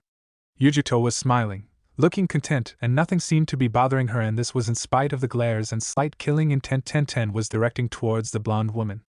Naruto had no clue what was going on. Even with all the time he had spent around members of the opposite sex, he had never been in a situation like this before. However, even though he was not sure why Tenten seemed so angry, he suspected that it had something to do with that kiss Yugito gave him. He looked over at Tenten, who was shooting Yugito with a heated glare. The moment his eyes made contact with hers, however, she looked away. Naruto frowned for a moment before placing a hand on her and giving it a gentle squeeze. Even if he was not sure why she was so angry, the least he could do was let her know he was there for her. It seemed to work as Tenten's killing intent slowly vanished. Sighing, he looked over at Yugito, who noticed his gaze and turned a grateful smile on him, causing him to smile back. Naruto turned his gaze back to the arena where Lee was standing, waiting for Uchiha Sasuke to show up. "Sir, Uchiha Sasuke still hasn't shown up," Rado whispered into his Hokage's ear. "The crowd is starting to get restless." Sarutobi sighed in both disappointment and worry. Rado was right. The Hokage could hear boos being shouted out. People wanted action, especially after seeing such an incredible battle from the previous match. "It seems we have no choice," Sarutobi said. "Uchiha Sasuke is hereby disqualified from the chunin exams for being late." The Kazekage turned to look at him. "Hokage Dano, I think you should reconsider. Many of the people here came to see the Uchiha heir. Not showcasing him could cost you a lot of business." On the other side of Sarutobi, the Reikage raised an eyebrow. "Why do you care if the Uchiha shows up so much? He's not your shinobi. If what you say is true, then this would give you more business opportunities. Besides, even if he was your shinobi, being on time is a vital task for any ninja. How can you expect someone to react in a timely manner for something more serious like an S-rank mission where he needs to meet with an important contact, or assassinate someone who only becomes vulnerable at a certain time, if he cannot even be on time for something that is important to his own career?" He shook his head before looking back over to the arena floor, his point on the matter made clear. "No, I believe that Uchiha Sasuke should be disqualified, regardless of his clan. Unless the Hokage is into showing favoritism." "You make a good point, Reikage Dano." Sarutobi nodded his head in agreement. "It seems I have no choice but to disqualify him." He looked over at Rado, Telgunma. Rado nodded and prepared to disappear within a shunshin. The Kazekage seethed. "Damn it! Starting my plan relied on Sasuke-kun and the Uzumaki to fight. Now I'll have to find another battle to be my signal." He quickly calmed himself as he came up with a new plan. "Hokage Dano, perhaps as a treat we can have Sasuke battle against whoever wins the chunin exams. At least that way, those who have placed a bet on the young heir to win will not have their money go to waste." "I did not know you were a betting man, Kazekage Dano," Sarutobi frowned, but did not allow any other feature on his face to change. He looked over at the Reikage with a questioning glance. Understanding what the aging Hokage wanted, the Reikage gave a grunt of assent. I don't see why not. So long as Uchiha Sasuke is not technically eligible for chunin, I don't care. Sarutobi nodded and looked over at Rado with a nod, prompting him to shush down to the arena floor. Genma nodded as he listened to Rado. Looking up at the crowd as the man disappeared, he shouted, due to Uchiha Sasuke not being on time, he is hereby disqualified from the chunin exams. Several angry shouts were heard as people who had bet a lot of money got angry. However, Genma was quick to quell that anger. However, as a special treat for you all, the winner of the chunin exams will face Uchiha Sasuke after the exam has ended. But he will not be allowed to get a promotion. That seemed to satisfy most of the populace as they all quieted down. What the fuck? Naruto shouted as his hands tightly gripped the railing. Who the hell allowed that to happen? He growled as he looked down at the arena floor. I should have realized that time would get some kind of special privilege, even if he didn't show up for his battle. Calm down, Naruto-kun. Yugito placed her hand on one of Naruto's own and began to rub the back of her hand with her thumb. There's no sense in getting angry. And at least he's not going to be allowed to advance. That's not the point, Naruto grunted, though he loosened his grip on the railing all the same. If it were anyone else, they would have just been disqualified. But because he's the last Uchiha, he's still going to get to battle the winner, who by that point will likely be tired enough that they won't be able to put up as much of a fight. That damn team has had everything fed to him on a silver platter, because people like those bastards on the council are so enamored with that damned monkey eye of his. We're looking at favoritism at its finest. Honestly, it was times like these where he could truly say he disliked Sasuke and the council. The raven-haired genin was always receiving special privileges like this, even in the academy. Naruto could not recall the number of times Sasuke had been offered special training outside of school by instructors looking to gain favor. There had even been a rumor once that he was going to be allowed to graduate early, though that at least had proven to be just a rumor. Still, the fact that the people of Konoha continued to show such blatant favoritism over what Naruto thought was ridiculous and overrated was just frustrating. Not wanting to be upstaged by the blonde hussy from Kumo, Tenten grabbed his other hand and held it affectionately. That may be true, but Yugito-san is right, Naruto-kun. There is no sense in getting worked up over it. Naruto sighed, I guess. He gave them both a smile, thanks. No problem, they both said before looking at each other, one looking amused while the other was angry. The three of them never noticed another set of jealous eyes on them.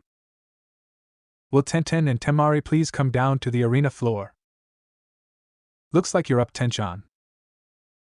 Tenten grinned. Looks like it. Gonna wish me luck?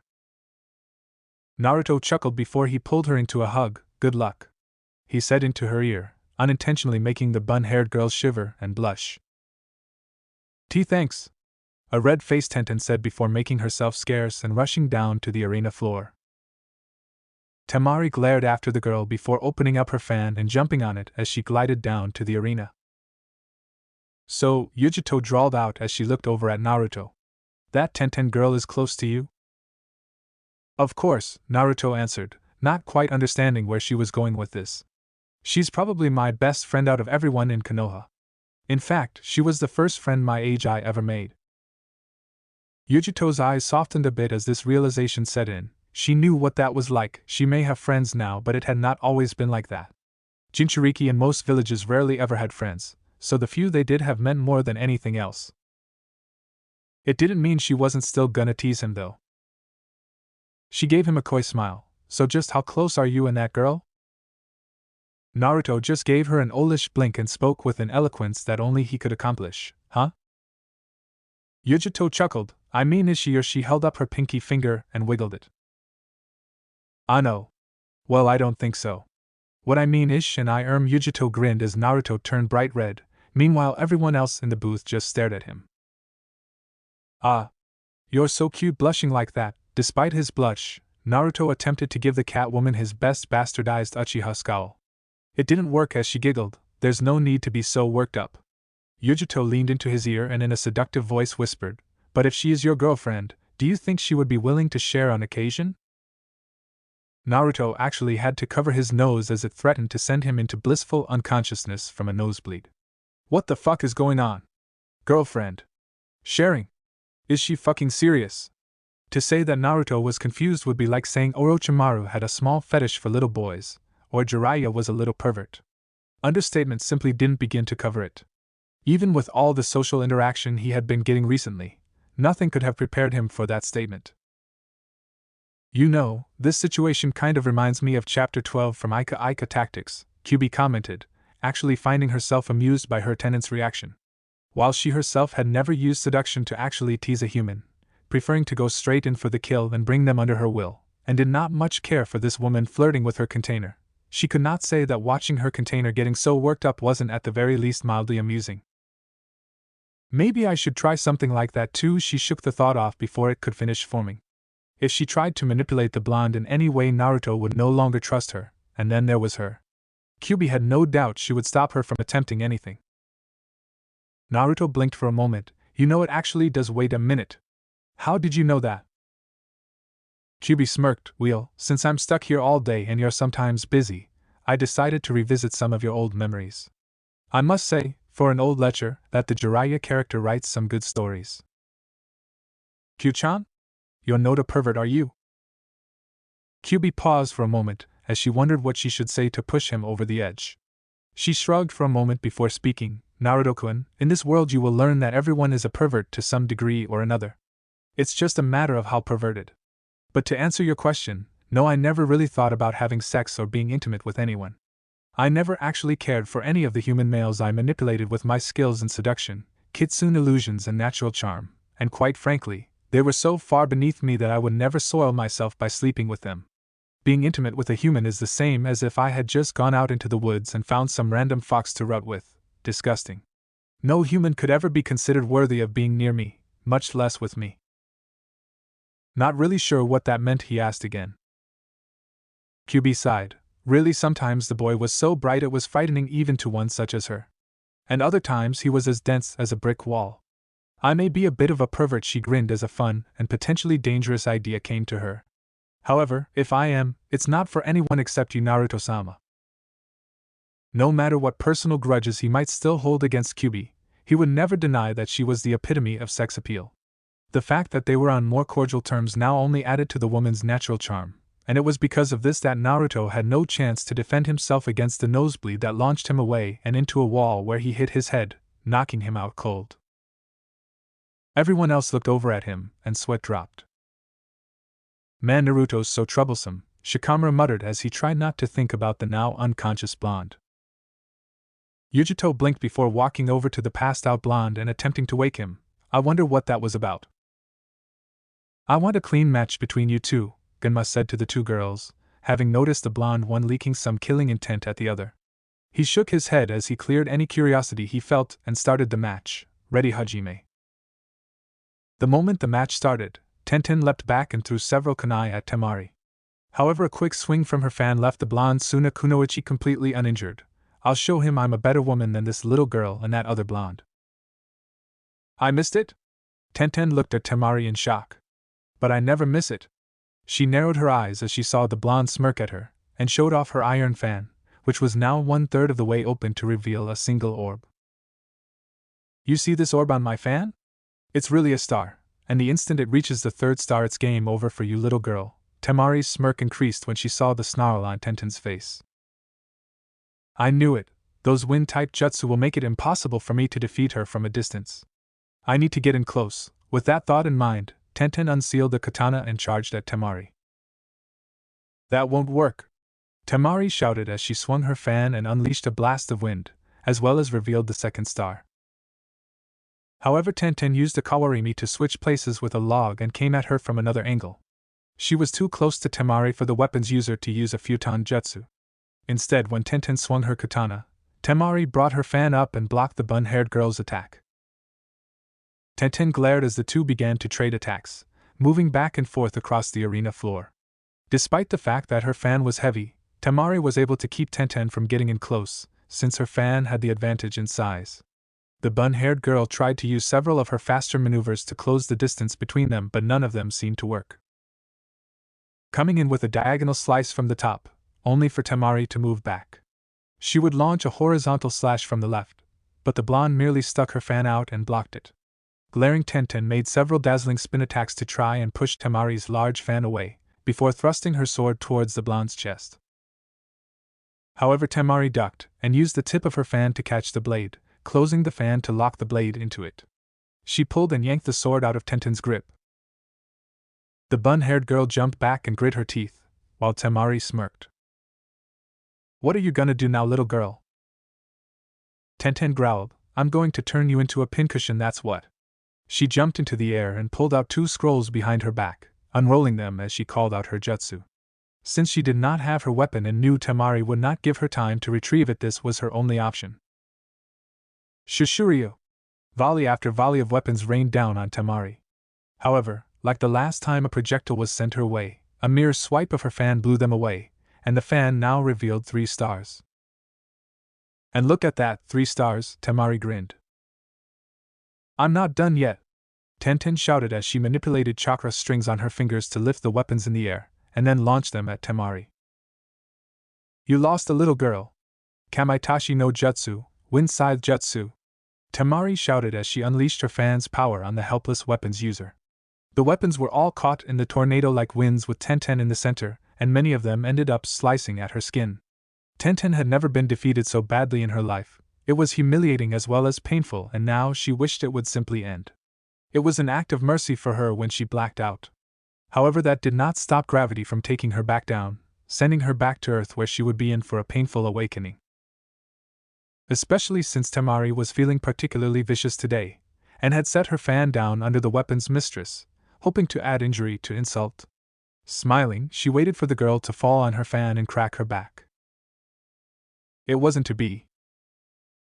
Having seen what Temari intended to do, Naruto used the same speed technique that he had saved Ayako with to get to the bun-haired girl just in time to catch her. He ignored the feeling of his calf muscles tearing as he cradled the bun-haired girl in a bridal-style carry.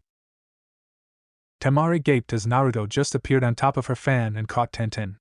1 second the weapons user was all set to fall, and the next the whiskered blonde had just appeared on her fan. Her astonishment left her as Naruto turned a heated glare on her. It was a look of disgust and anger. He did not say anything, just looked at her before he hopped off the fan and left with the bun-haired girl in his arms.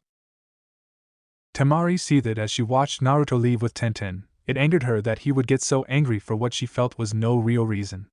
She did not even hear the announcement of Shausa. Sabaku no Temari, as she stomped off. Meanwhile, Naruto had just set Tenten down onto the stretcher that the medics had provided for her. He was just about to walk away when a hand snatched his arm. Turning around, he saw Tenten, who was looking at him with a slightly ashamed expression. "I'm sorry, Naruto-kun," she whispered. Naruto frowned. "What are you sorry for?" "I lost. She defeated me so easily, I never had a chance." Tenten looked like she was about to cry. The blonde Hanyu realized how difficult something like being so thoroughly defeated was for her. Tenten had always prided herself on being strong. Her life's goal was to be as powerful as Tsunade one day, to prove that women were just as powerful as men. For her to be so cleanly beaten, without even touching her opponent, must be humiliating for her. Naruto turned around and gently placed a hand on her cheek. "Tenchan, you have nothing to be ashamed about. You had a serious disadvantage against her wind attacks. The fact that you stuck through with the battle to the end, even knowing you had a disadvantage, was admirable. And if it really bothers you that much, take this as a lesson. Rather than just sticking with weapons, learn some jutsu. I'll even help you after the exams are over. Okay?" Tenten smiled at him, feeling relieved that Naruto did not think she was weak. She closed her eyes as she let herself drift off again. Naruto watched her go before sighing and disappearing in a shunshin. He reappeared right next to Yugito just in time to hear Kankuro forfeit. "Wow, I didn't think you would give up so easily, boy," Naruto commented. Kankuro scowled. "How many times do I have to tell you it's war paint?" Naruto grinned. "You can tell me it's war paint all you want, but if it looks like makeup, and comes from your sister's makeup drawer, then it's makeup, no 2 ways around it." Kankuro turned red. If this kid hadn't beaten Gaara during the preliminaries, he would be as good as dead. "Will Yugito and Naro Shikamaru come down to the arena for the next match?" Finally, I was starting to get bored, Yugito grinned. "Ah, you were getting bored even with me here, Yugi-chan?" Naruto pouted a bit. I'm hurt. Yugito smiled. I just meant I wanted a good fight with Naruto-kun. You know I always have fun when you're around. Actually catching the seductive purr when Yugito said fun, Naruto blushed a bit as he scratched the back of his head. So, do I get a hug for good luck like that Tenten girl? Yugito asked, holding out her arms. Naruto looked somewhat embarrassed but gave her a hug anyway. Had he managed to catch Yugito's slightly mischievous expression when she nuzzled into his neck, he might not have gone along with it. However, he had not noticed that, nor did he notice the hand that was trailing down his backside, at least, not until it was too late. Eep! Naruto looked absolutely mortified as one hand went to his mouth while the other went to his backside. The others still in the fighter's booth snickered, while Yugito grinned and gave him a wink as she jumped onto the arena floor. Oh no! Did I just keep it? Yep. You did. With a capital E. I might add. Kyubi held her stomach as she laughed, finding the boy's reaction to that Yugito woman to be highly amusing. She had not seen anything this entertaining in a long time. Seriously, if she had been able to see what her other containers had done, and seen them get into situations like this, she may not have been so bitter about getting sealed. Of course, they were both women, so maybe they would not have gotten into these situations. Actually, the chances were good they would just have had to deal with some sexist pigs who thought with their other head. The vixen sighed at that thought. Maybe it would not have been as fun to see through their eyes. Shaking her head, she got back on track to tease her container. That was quite unmanly, Naruto-kun. I think your manliness dropped to a 7 on the man scale when you did that. Naruto scowled. It wasn't my fault. She pinched me in the ass. I've never been pinched there before. Not even Enko-ne-chan has done that. No, she just slept with you. That comment caused Naruto to blush. Trying to ignore the vixen in his head who continued to tease him, the blonde looked around before spotting Shikamaru still there. What the hell are you doing, Shikamaru? You need to get down there.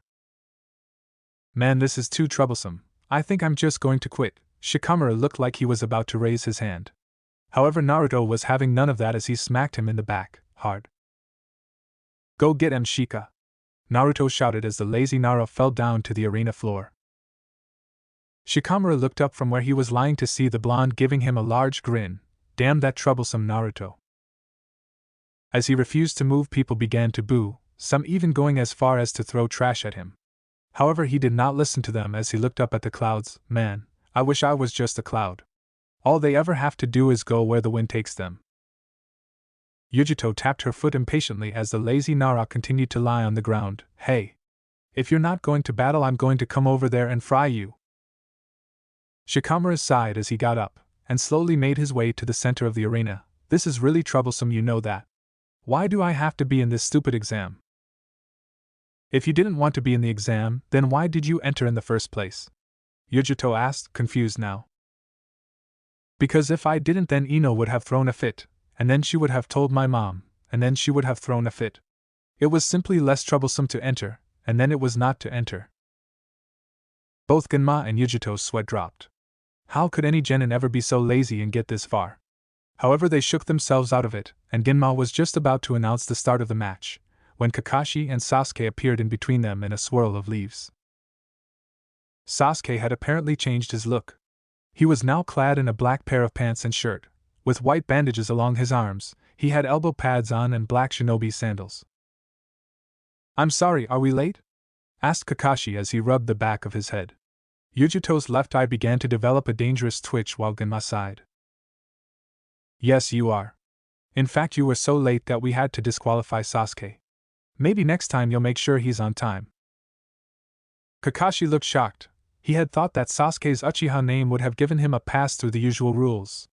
Meanwhile, Sasuke looked pissed. He was angry at how they were denying him the chance to fight in these exams. This was the surest way to test him in order to find out where he stood. How could he test his strength if he was not even given the chance to fight stronger opponents? Thankfully, before he could explode, Genma began speaking again. He will still get to fight at least. As a threat, Uchiha Sasuke will be allowed to fight the winner of the exams. However, he will not be eligible for chunin. Sasuke was pretty miffed about that, but at least he would get to fight the strongest opponent here. That would mean he would still get to test himself against the strongest genin and see where he stood. He decided to keep his peace as Kakashi put a hand on his shoulder and shunted them to the stands.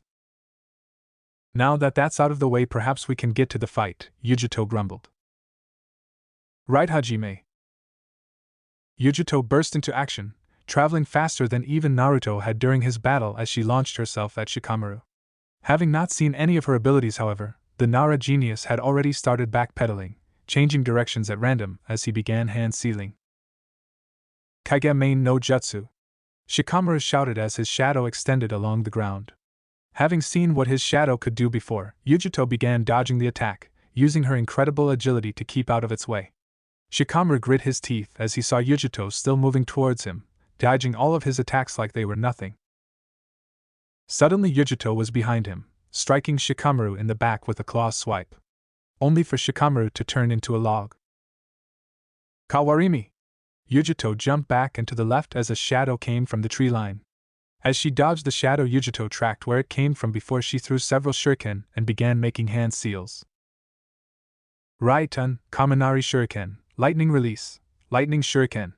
Lightning burst from the shuriken as they went into the trees, reducing several branches to cinders, and forcing Shikamaru to jump out. Yugito ran at him, dodging the shuriken that came her way. However, she caught the last one by sticking her finger in the small center, and then sent it back nearly 3 times as fast. Shikamaru tried to dodge but was cut in the arm. He winced and was about to make more hand seals when Yugito appeared in front of him, using a leg sweep to knock him off his feet. As soon as he hit the ground, Yugito placed a kunai against his neck. Yield, she commanded. Shikamaru muttered a quick, troublesome, I yield. Shaosa. Ni Yugito. Genma shouted.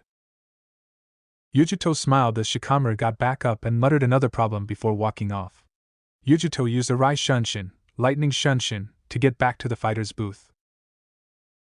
The moment she did, Naruto grabbed her, picking her up by the waist and twirling her around, getting an eep from the blonde kunoichi.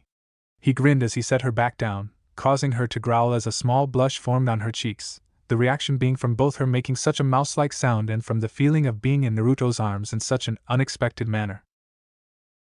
However, Naruto noticed none of this as he grinned at her. Nice job. I mean, I doubt it was much of a fight for you, but good job anyways.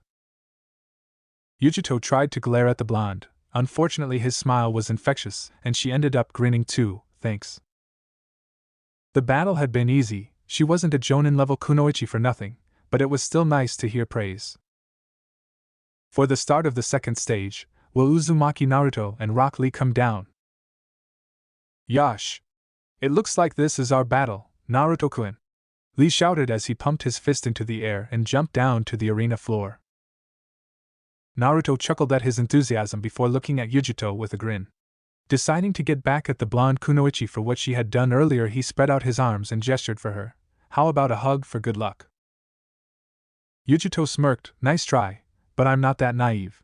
I do remember the stories you told me about all the pranks you committed after all. What?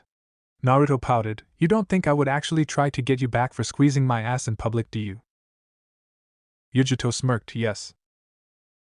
Deciding it might be appropriate, or at the very least nice, to get even with the blonde Kumo kunoichi for all of the teasing she had done, Naruto took a page from Enko's book and snapped his fingers as he gazed at Yugito's derriere. Damn!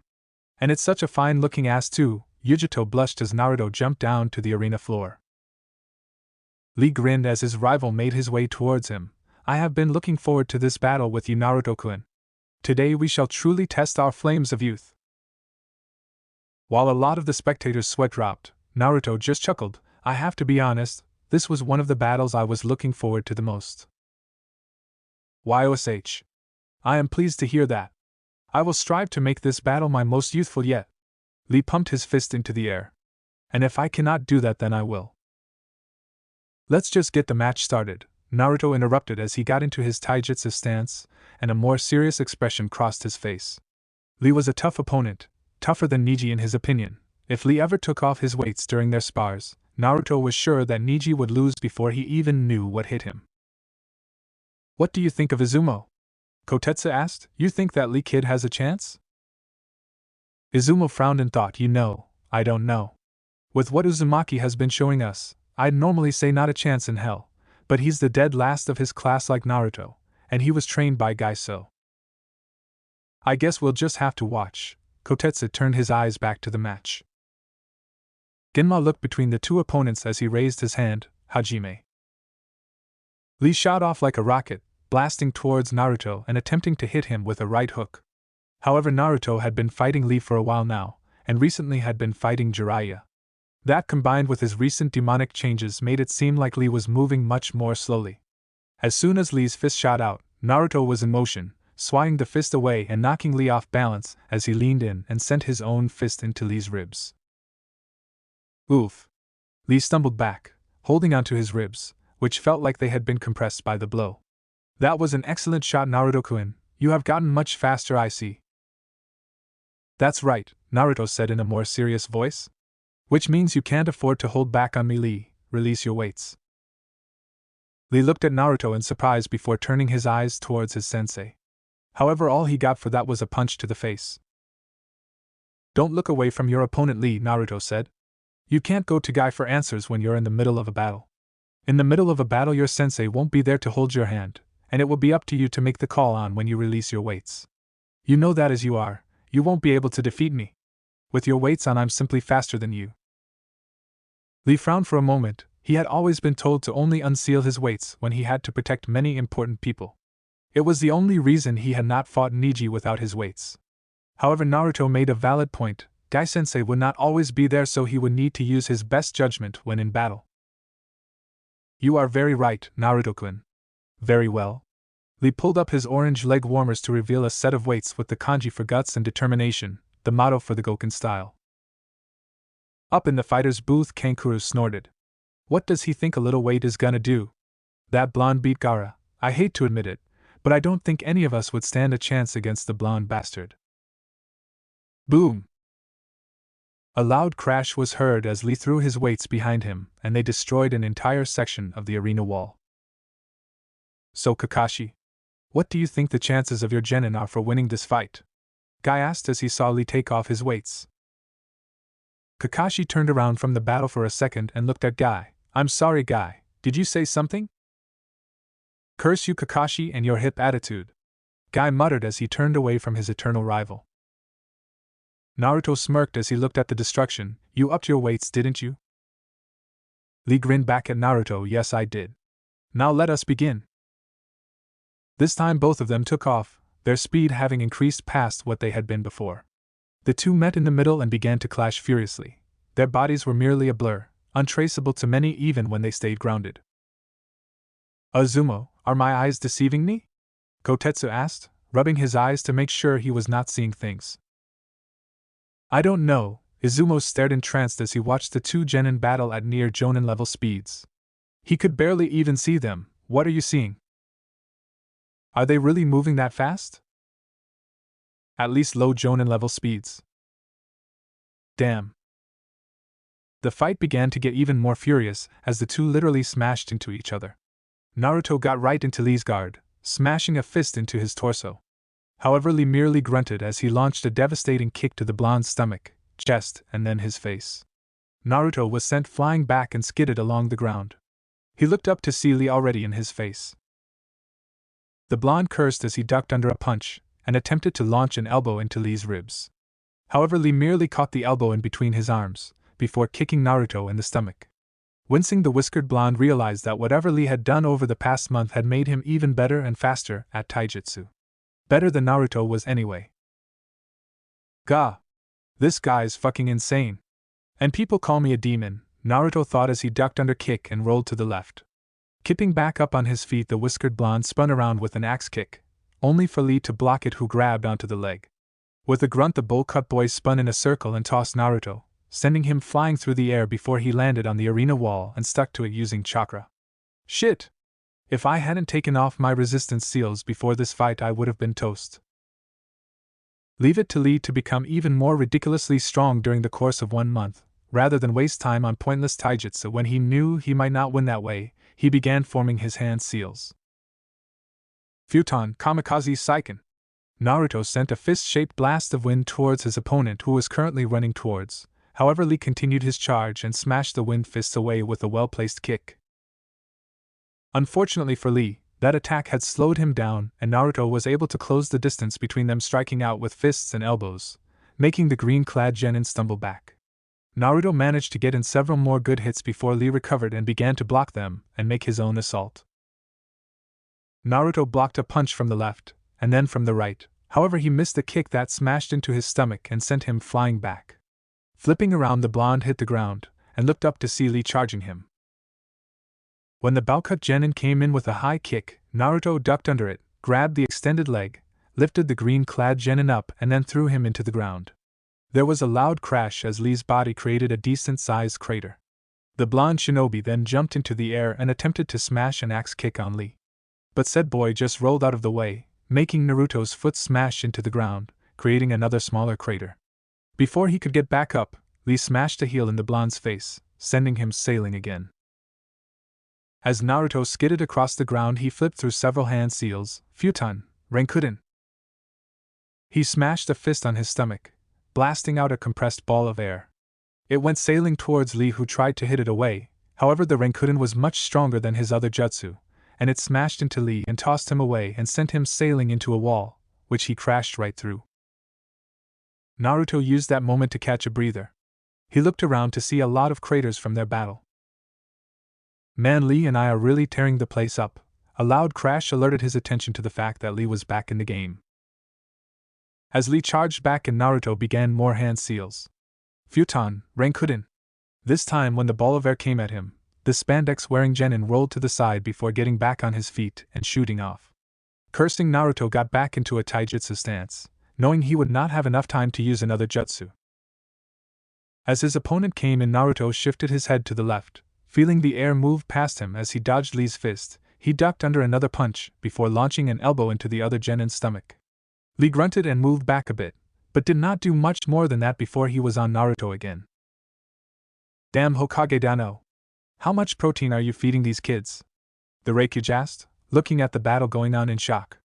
While they were moving in slow motion to him, and Yugito was much faster at her highest speed, the fact that genin could move this fast was ridiculous. You would have to ask their senseis that. Sarutobi watched the battle with growing pride. To think Naruto-kun would come this far, your parents would be proud of you. The Kazekage did not comment, and instead just opted to watch the battle. Naruto had to use a kawarimi to get some breathing room as he appeared on the other end of the arena. Knowing it would not be long before Lee charged again, he began forming hand seals, right un, Ayakazuchi Hakai, lightning release, lightning current. Smashing his hands on the ground, Naruto shot several volts of lightning, which tore up the ground as they made their way towards Lee. However, the green-clad genin merely jumped over the attack. Unfortunately for Lee, this was what Naruto wanted. Lee was fast and powerful, and while Naruto was as well, Lee was simply just that tad bit better that made a difference. However, while Lee could fly across the ground, in the air he was vulnerable. Going through several hand seals, the blonde called out another jutsu. Suetun, Teppadama, water release, water bullet. Naruto shot a cannon-sized bullet of water out of his mouth, and with Lee still in the air it connected, sending the boy even higher into the air. At the apex of Lee's ascent, Naruto appeared in a shunshin, dropping down on the genin with an axe kick. Lee was sent sailing back towards the ground, where he smashed down and created a large cloud of dust. Naruto landed on the ground and dropped to one knee as he panted a bit. He was starting to get tired. Using so many jutsu and fighting for so long was something even he barely had the stamina for. He looked into the large cloud of dust, trying to see where Lee would come out, since Naruto knew that would not put him down.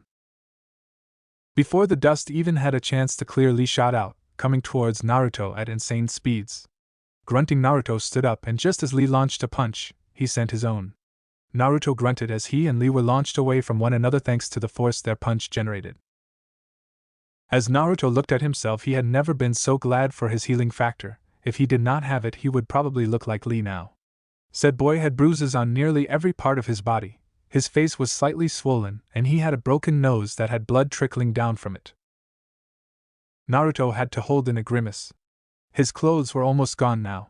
His cloak had long since been ripped away, his shirt more revealing than Anko's fishnet, his pants had changed into shorts with one side going up to mid-thigh, and his beautiful orange gloves had been destroyed sometime during the last half hour. He was glad he had sealed his gauntlet, or it would be destroyed too. Many of the girls up in the stands blushed at seeing Naruto's toned, half-nude body. A few even ended up passing out from nosebleeds. While others, namely Yugito, licked their lips and grinned. You really Aryan incredible fighter, Lee. Naruto fought to regain his breath as several of the bruises on his face healed. Honestly, had you ever taken those weights off when you fought against Neji in those spars of yours, you would have kicked his ass hands down. Naruto was glad he had released all of his resistance seals before the fight, or he would not have even had time to do so during the battle. No doubt he would have gotten his ass kicked if he had gone with that route. Lee grinned. Thank you, Naruto-kun. You are a most youthful fighter yourself. Which is why I have declared you as my new eternal rival. Naruto's sweat dropped. Thanks, Lee, I guess. Yash. You are most welcome, my youthful comrade. Now come, let us unite our flames of youth. As Lee shot off again, Naruto cursed. I needed to find some way to neutralize him. This is getting insane. Naruto made quick use of a kawarimi to dodge Lee's attack, and needing some time to think, Naruto put his hands in the ram sign, Tajru Kage Bunshin no Jutsu. There was a large puff of smoke before several hundred clones appeared on the arena floor. Lee looked at all the clones and grinned, right before he disappeared and began destroying clones left and right. However, while Lee was busy with his Bunshin bashing, Naruto was busy coming up with a way to neutralize Lee's speed. Coming up with a quick plan, the blonde waited until Lee was finished with his clones. As soon as the clones were gone, Naruto launched several dozen shuriken, forcing Lee to dodge the attacks. However, these were just a distraction, and when Lee jumped into the air, a clone of Naruto's jumped with him and threw a kunai attached with steel-grade ninja wire, catching the green-clad genin in it, and then kicking him to the ground. Naruto sighed in relief as he saw Lee struggle with his bonds. Looks like I win this one, Lee. I had that ninja wire specifically designed for someone with your insane strength. You won't be getting out of those. Lee looked up at Naruto before smiling. This match still is not over, Naruto-kun. Remember, the lotus of the leaf blooms twice. I will not lose here. Gai-sensei acknowledges it. Now is the time I must prove and protect my mind. Kaimon Kai, gate of opening, release. There was a massive surge of chakra at Lee's shout. Along with the surge in chakra, Lee seemed to gain a surge in strength, for he snapped the ninja wire with ease. Standing up, Lee put his arms in a cross guard. Kakashi whirled on Guy, who was watching the battle with a very serious expression. I can't believe you taught him how to open the gates. I wanted to help Lee achieve his dreams, Kakashi, Guy said in a rare serious voice. That boy is willing to risk everything for his dreams. And so I helped him. I do not regret it.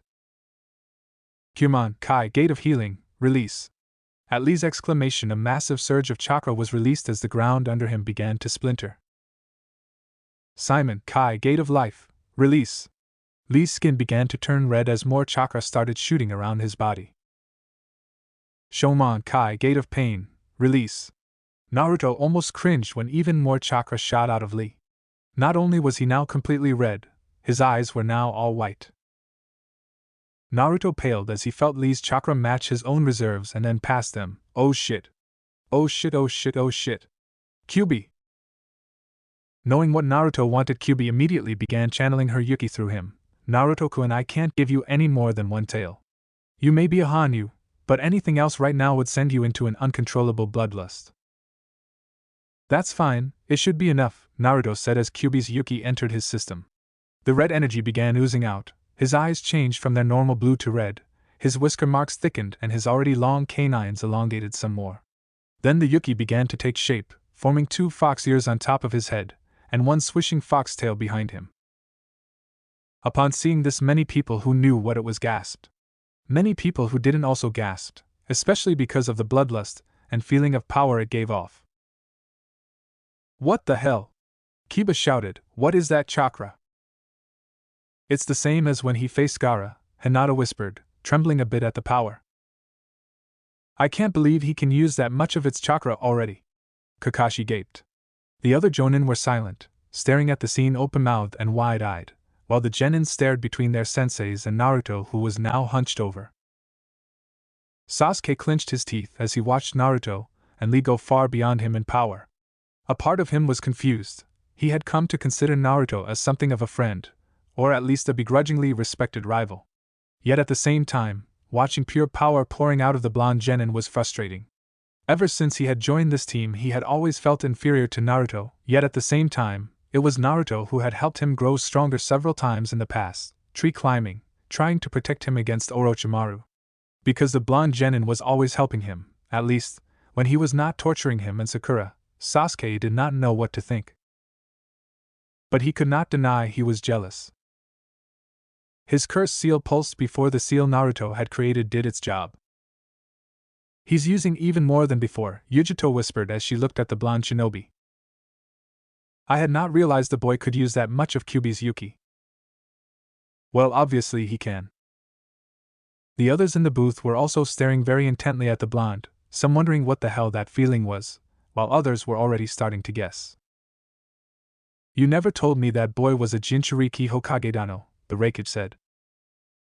Sarutobi watched Naruto intently. The same could be said for you and the Kazekage with Yugito-san and Gaara-san. The Raikage grunted as he conceded the point. Yes, I suppose that is true. Taman, Kai, gate of limit, release. Cracks began to burst from the ground. Chakra was pouring in all directions from both genin. Many of the people in the stadium gawked at the sight of genin being capable of releasing this much power. Naruto and Lee looked at each other one last time. Then they disappeared. Explosions now began to sound all around the arena as the fighting reached an all-time high. The only ones now capable of even watching the battles were the Kages, Yugito, Kakashi, Gai, Asuma, Anko and a few other jonin. Craters began forming in the landscape as the two destroyed everything in their path. Their strength was fairly even, and both of them pounded into each other with near reckless abandon, then had their wounds heal right back up. However, while the battle was even, there was a difference in power. Lee had opened the Hashiman gates, limiters placed on the body to keep a person's chakra from destroying them. His power, while amazing, was also completely human and had a limit for how long it would last before his body became incapable of handling that power. Naruto was using the power from Kyuubi, a near unlimited source of energy that, so long as it was not above the limit where he could no longer control himself, could potentially last him forever. Lee's speed began to waver. His power began to fade, and his wounds began to ache. Finally, Lee collapsed, panting heavily from his efforts. Naruto stopped, cutting the flow of Kyuubi's chakra and returned to normal near instantaneously. The feeling of power and bloodlust vanished as if it was never there. Walking over, Naruto kneeled down next to Lee. Hey, you alright, Lee? Lee looked over at Naruto and smiled. Oh, of course, thank you for your concern. Naruto gave Lee a smile. You did an excellent job, Lee. You are truly a splendid ninja. Lee's smile widened even more. Thank you. His eyes closed and then he fell asleep. Naruto slumped to the ground, landing on his butt as he heaved a sigh. Holy shit. That was utterly ridiculous. Man, I'm spent. Screw this test. Now I just want to go back to my shitty ass apartment and sleep. Hey. You okay, kid? Asked Genma, who had been forced to get the hell out of Dodge while the two had destroyed the arena. Naruto waved a hand. Other than being sore as hell and feeling like someone dropped the Hokage monument on my chest, I'm good. Genma chuckled in disbelief before announcing the winner, Shaosa. Uzumaki Naruto. Holy shit, Kotetsu said. Izumi didn't even look at his partner. You can say that again. These kids are getting ridiculous, Kotetsu said. First they have Jonin level speeds. That Lee kid can open 5 gates, a genin. Then the Uzumaki kid uses that chakra. Things are getting rather intense. I think Guy decided to make a clone of himself and hopped him up on steroids. And let's not even go into Uzumaki's performance. Who would have expected this from a pair of dead lasts? Izumo agreed. So what do you think?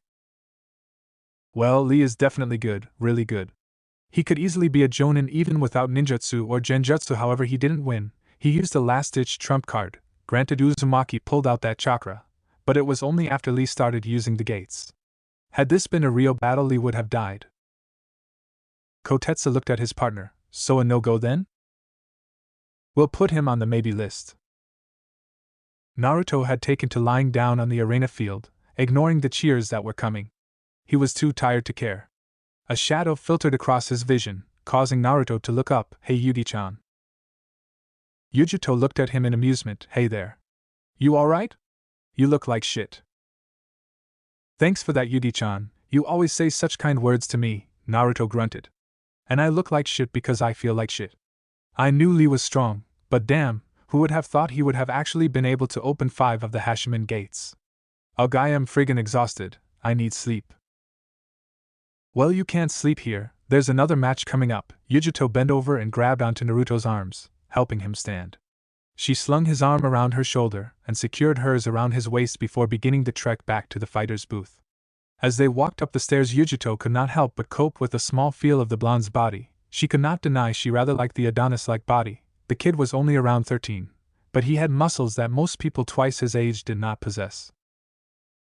Deciding to have some fun, she grinned and she leaned into his ear while whispering, "You know you've been putting on quite a show for me and the other girls out there." Naruto, despite not really knowing what she was talking about, blushed as her hot breath hit his ear. Huh? What show? You mean the fight? Yugito rolled her eyes. No, I mean she let her eyes trailed up and down Naruto's body. He immediately got the hint and blushed bright red. Thankfully he had been dealing with her, Anko and Kyubi, so by now he was not nearly as affected as he had been. Perv, he muttered. Yugito grinned, "You're one to talk." As the pair got into the fighter's booth with only Kankuro still there, Shino and Temari were already on the field, and Shikamaru had decided it was too troublesome to stay. "Yugi-chan, can you set me down over there?" Naruto pointed over to the wall. Yugito nodded and moved him over to the wall and set him against it. "Thanks, could I ask another favor?" Yugito smiled, "Sure." "Wake me up when my turn is up." Naruto did not even wait for Yugito to agree before he passed out. The blonde Kumo Kunoichi stared at Naruto for a second, giving him a once-over. Her eyes then locked onto his face, or more specifically, the 6 whisker marks on it. She knew it was his symbol of being a Jinchuriki, much like her feline eyes. Ever since she had seen them, she wondered if they were like a scar of some kind, or if they were just perfectly smooth lines like tattoos. Reaching out a hand, she lightly brushed her fingers along one of his whiskers. It had a slightly rough texture, showing they were more like scars than anything. As she continued to stroke them, however, another thing caught her attention. Naruto was purring. Kawaii Yugito was tempted to squeal, but managed to force herself into a whisper, though she could not keep the giggle that escaped her as Naruto began to rub his face against her hand. "Will Yugito please come down to the arena floor for her match?" Yugito looked up and noticed that Temari had just beaten that Shino kid. She sighed. Standing, she cast one last look at the peacefully asleep Naruto before heading out. The match between Temari and Yugito was fairly one-sided. Though lightning was weak against wind, Yugito also had loads of fire jutsu as well. She was faster and stronger than Temari, and had been trained since she was 3 to be a ninja.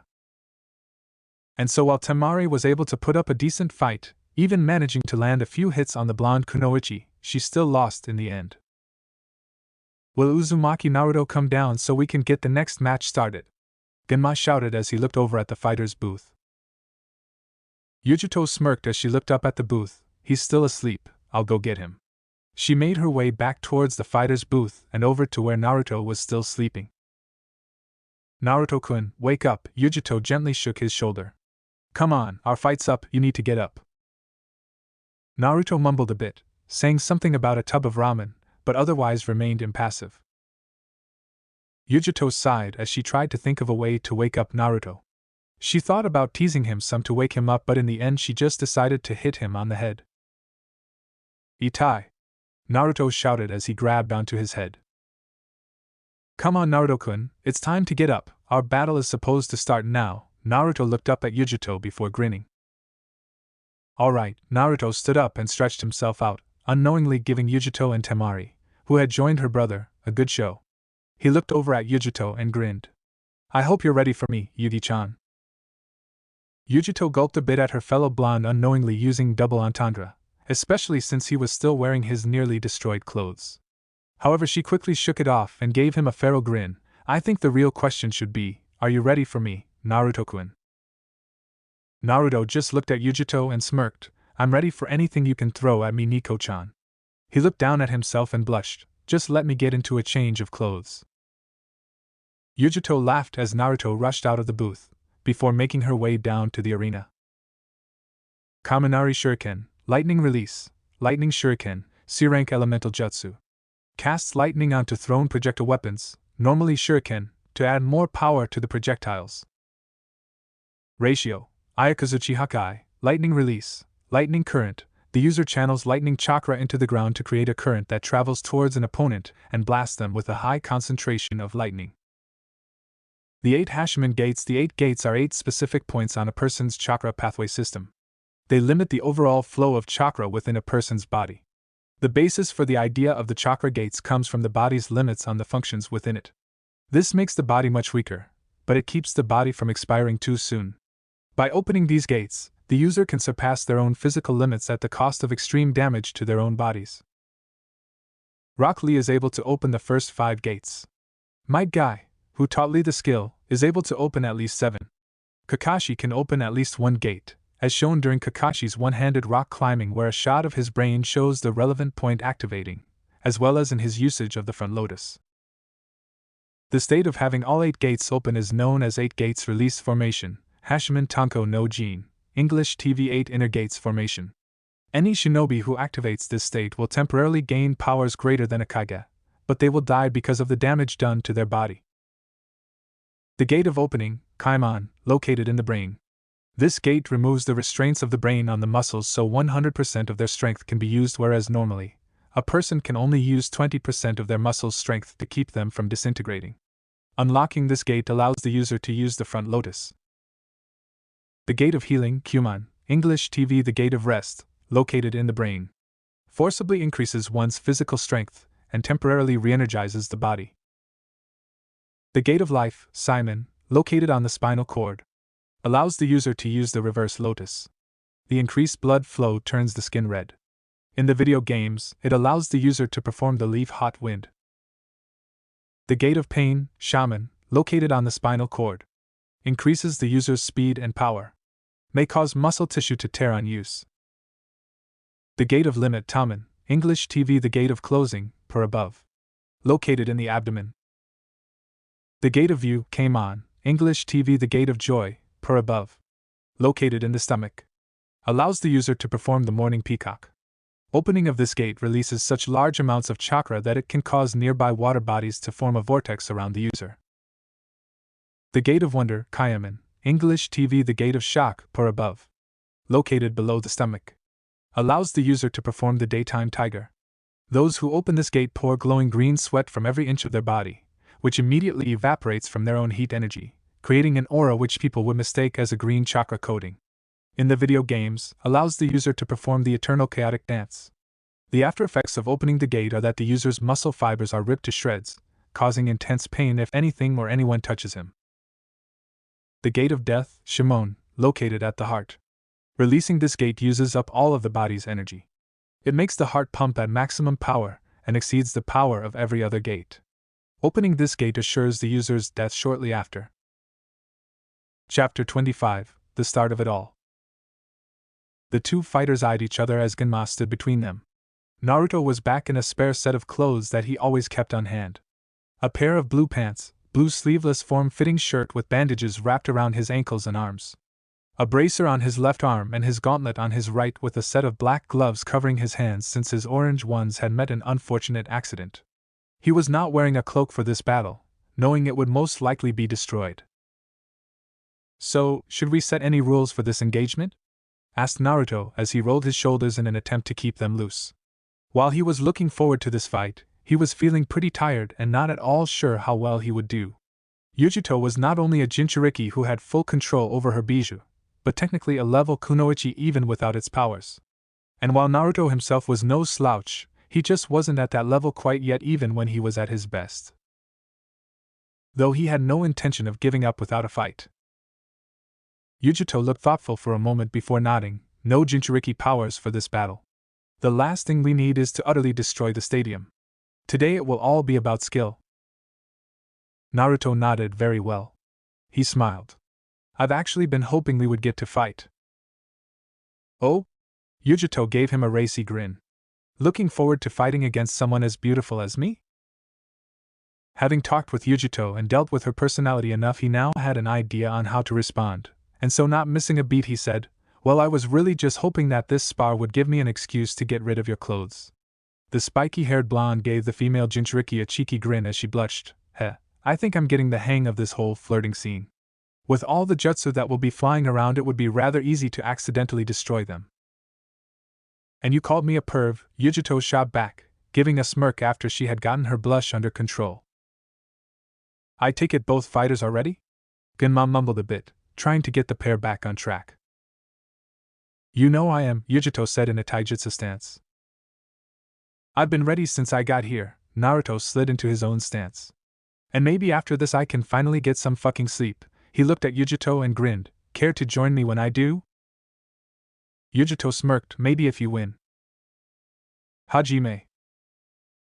Almost as soon as the fight started, Yugito shot towards Naruto, who had thrown several shuriken and began doing a set of hand seals. Shuriken Kagebushin no Jutsu. The group of 5 shuriken multiplied into 50, however Yugito used her cat-like agility and reflexes to weave between them all without slowing down. When she got within range of Naruto, she lashed out with a claw swipe. Naruto went in to block the attack, however the moment the hit connected, Yugito grabbed his forearm and tossed him over her shoulder. Not one to be outdone so easily, he began doing another set of hand seals as he flipped around. Landing on the ground, he thrust out his hands, Futon, Kamikaze Saiken. Yugito merely grinned as she did her own hand seals, Katon, Carrier Enden, Fire Release, Fire Dragon Missile. She took a deep breath before breathing out a stream of fire that overtook his wind jutsu, making the jutsu expand as it came towards Naruto. Oh fuck me, Naruto cursed as the flames made contact with him, expanding even more as it overtook him. Yugito looked up when the technique ended to see the burnt remains of a log. Knowing he was still around, she went back into a stance and began to search the area wearily. However, there was no sign of the younger blonde, making her frown right before a pair of hands latched onto her leg. Yugito's eyes widened as Naruto shot up from the ground, unable to move because of the clone holding onto her. Yugito got hit. However, the reaction one would expect of a person getting hit did not happen here. Instead, the blonde female exploded in a burst of lightning as soon as Naruto's fist made contact, sending said genin rocketing back. Naruto grunted a bit as he hit the ground, forcing his body to move despite the electric current that was running through his body. Looking up, he was forced to roll out of the way as Yugito came in and smashed into the spot where he had been standing. Naruto pushed himself into a series of flips as he moved away from Yugito. Stopping several feet away, Naruto reached into his left pouch and brought out a scroll, which he unrolled and channeled chakra into. A torrent of water shot out, and Naruto began to make several hand seals. Suetun, Suiryu no Kiba, Water Release, Water Dragon Claw. A decent-sized dragon formed out of the water, roaring ferociously as it threw a clawed hand at Yugito. However, right as it hit, said woman phased out of existence, revealing it to have been nothing more than an afterimage. She appeared right next to Naruto, smashing 2 fists into his ribs. The whiskered blonde grunted as he got the wind knocked out of him, but still managed to block the next attack. The taijutsu battle that ensued afterwards was fast and furious. Yugito used a mixture of striking at weak points, as well as claw swipes and grappling techniques to go with her fluid movement and flexibility. Her strikes were almost too fast for Naruto to keep up with, and more often than not he had ended up getting hit. Naruto backpedaled as Yugito took a swipe at his face, then moved in, hoping to catch an opening as she spun around. It was not to be as Yugito continued her spin and kicked him in the face, sending him stumbling back. The stumble was turned into a back roll as Yugito came at him. Kipping up on his feet, Naruto had his hand in a hand seal and his cheeks bulged. He hit his stomach, Futon, Rankuden. The ball of compressed air shot at Yugito. However, even though the attack was almost launched at point-blank range, the Kumo Kunoichi managed to bend herself so that the jutsu passed over her. As she got back up, Naruto managed to smash a foot in her chest, but before he could pull it back, Yugito caught a hold of it. Grinning, she spun his foot around, causing Naruto to land on his back, only to disappear in a puff of smoke. Yugito's eyes widened in surprise. Wah! Several Narutos suddenly burst from the ground and attempted to engage her in taijutsu. However, even with their combined teamwork, Yugito was able to move through the attacks fluidly, before lashing out with her own. In less than 5 seconds, all the clones were dispelled. However, that was all the time Naruto needed as he appeared right next to her, Futon, Kamikaze Saiken. He thrust his fist out and this time, he did hit Yugito. The attack smashed into her and sent the young woman flying back, where she crashed into the stadium wall. Yugito pried herself out and shook her head. Looking back up at Naruto, she smirked. You know, you really are pretty strong for someone so young. I don't even think I was that strong at your age. Naruto grinned. Thanks, Yugi-chan. That means a lot hearing you say that. It also means I can stop holding back. The look on her face turned feral. Oh, sure was all the time Naruto had to get out before Yugito was on him. He blocked a kick from the left, only for Yugito to push her leg off and use that momentum to smash her other foot into his face. Naruto stumbled back and shook the cobwebs out of his head. He looked up to see Yugito already bearing down on him. He jumped back hoping to gain some distance, but Yugito wasn't giving him any and doggedly came after him. He continued trying to block and dodge her attacks, but they were too fast and too numerous, and more often than not Naruto ended up getting a fist, a foot or some other part of the Catwoman's body smashed into him. Yugito made one last claw swipe at him, however this time Naruto exploded sending the kunoichi flying back. She landed on her feet and skid across the ground. Once she stopped, Naruto came up from the ground right under her, and this time when he hit her, Yugito did not explode and was instead launched into the air. Jumping up after her, Naruto appeared above Yugito and came down with an axe kick. The moment he did, the blonde knew something was wrong and only a quick Karawimi saved him from being fried to a crisp as Yugito turned out to be another Rai Bunshin, having replaced herself a few seconds after she had been sent flying. Appearing a safe distance away, Naruto looked around for his quarry. Not finding her, he sent a pulse of chakra throughout the stadium in the hopes of finding Yugito. When there was no trace of her, he frowned. There's no way she's out of the stadium since she would be disqualified. That means... He jumped up at almost the same time that Yugito came up from under him. Naruto was just barely able to avoid the swipe that came his way. He could not, however, dodge the kick that Yugito sent him. Grunting, the blonde shinobi flipped around before he landed on his feet, only to jump away seconds later as Yugito came down and hit the spot he had previously been. Right and John, lightning release, false darkness. Naruto looked up just in time to see a bolt of lightning shoot out of Yugito's mouth. Cursing, he used a Karawimi to replace himself with a log. However, much to his surprise and shock, the bolt of the lightning veered away from the now destroyed log and began to chase after him.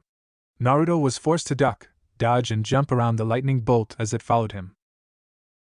Man, is this battle getting intense, Kotetsu said, watching the fight with a critical eye. So do you think Naruto can win this one? I'm not sure, Izumo shook his head. That Kumo girl is good, too good to be a genin, and we know next to nothing about her abilities. It was unfortunate that Naruto had to face Neji and Lee. Those two forced him to reveal a lot of his abilities. They were also stronger than the ninja that Yugito girl faced, and while I'm not certain of it, I'm pretty sure she is stronger than Naruto even at his full strength. If he does win, it will be luck. There's no doubts there, Kotetsu said. That girl is definitely joining the level. Her speed, taijutsu, strength, ninjutsu, tactics, it's obvious that she's only officially a genin. I guess we'll just have to see if Naruto has any other tricks to pull out of his sleeve, and knowing him, he might still have some way to pull off a miracle. Naruto grit his teeth as he dodged the lightning bolt again, however this time it managed to graze his arm, sending a shock through him. Damn it! I need to find some way to get this thing to stop following me. He looked over at Yugito to see her holding a hand sign and realized what was happening. Of course. She's controlling the jutsu with hand seals. I need to do something that makes her drop the jutsu. Naruto began channeling yokai into his mouth, Kitsunbai. A light blue ball of flame shot out of his mouth and headed for Yugito, forcing her to cancel her jutsu and jump away as the foxfire hit the ground where she had vacated and created a large explosion. Naruto dodged the giant's one last time before it hit a wall and dissipated in an explosion of electricity. Knowing that taijutsu was out of the question, Naruto created a Kage Bunshin and both of them began doing hand seals. Futon, Atsuji, wind release, severing air pressure. Katon, Gokaiku no Jutsu. The clone expelled a large fireball from its mouth, while Naruto shot a tornado at the fireball that compressed the fireball before releasing a white-hot torrent of flame. The heat was so intense that Yugito felt her skin being singed as it came towards her. Luckily, a quick Karawimi allowed her to escape as the fire hit the ground with an explosion that rocked the entire stadium. Wow! Ino breathed as the explosion ended. What the hell was that? That was what's known as a collaboration jutsu, Asuma said, not taking his eyes off the fight. It's when two jutsus combine to form a more powerful attack. Naruto used a futon jutsu to fan the flames of the katan jutsu, making the attack power double if not triple. While the others gaped, Sasuke looked at the blonde in jealousy. Naruto began panting heavily as the attack ended.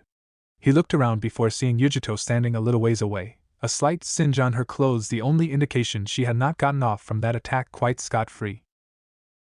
He looked himself over and sighed. His other two battles combined with this one had left him spent. While he had near Kage-level reserves, and had the much more potent Yuki, launching out all of those jutsu and battling such talented opponents had left him drained. Yugi-chan, I think we both know there is no way I can continue this battle. I forfeit, Naruto said, shocking many of the people in the crowd. Yugito grinned, that's a wise choice. Still, considering how much you've already fought, you battled extremely well. Naruto returned her grin with his own fox-like one, I know, that's what happens when you're as awesome as me. Yugito just shook her head and chuckled. Shaosa. Ni Yugito, Genma said. For a few moments the crowd was silent as they digested what had happened. After that a few people began to cheer while others, the ones who had lost money on bets, booed. Oh man, I can't believe he lost, Kiba said. He was on fire. Hinata shook her head. It's obvious he was exhausted from his previous battles. That Kekunoichi didn't have to fight as tough opponents. I guess that's true, Kiba sighed. Do you think he would have won if he was at full strength? I don't know. That was definitely an interesting battle, Izumo said as he clapped. There were some really good fighters this year. Yeah, Kotetsu agreed. That Lee kid, Temari, was decent, Yugito, Neji, and Naruto. Who would have ever thought he would have been as good as he is now? Definitely not me, Izumo shook his head. Though out of the five of them I think only Yugito, Temari, and Naruto should be given the position of chunin. Agreed, the others showed chunin and even jonin level skills, but they simply didn't show the ability to properly use them. Ah. Naruto lost. Ino whined. After his other two fights I was so sure he would win. Kurenai shook her head. While he has obviously gotten stronger, he was completely exhausted by his previous battles.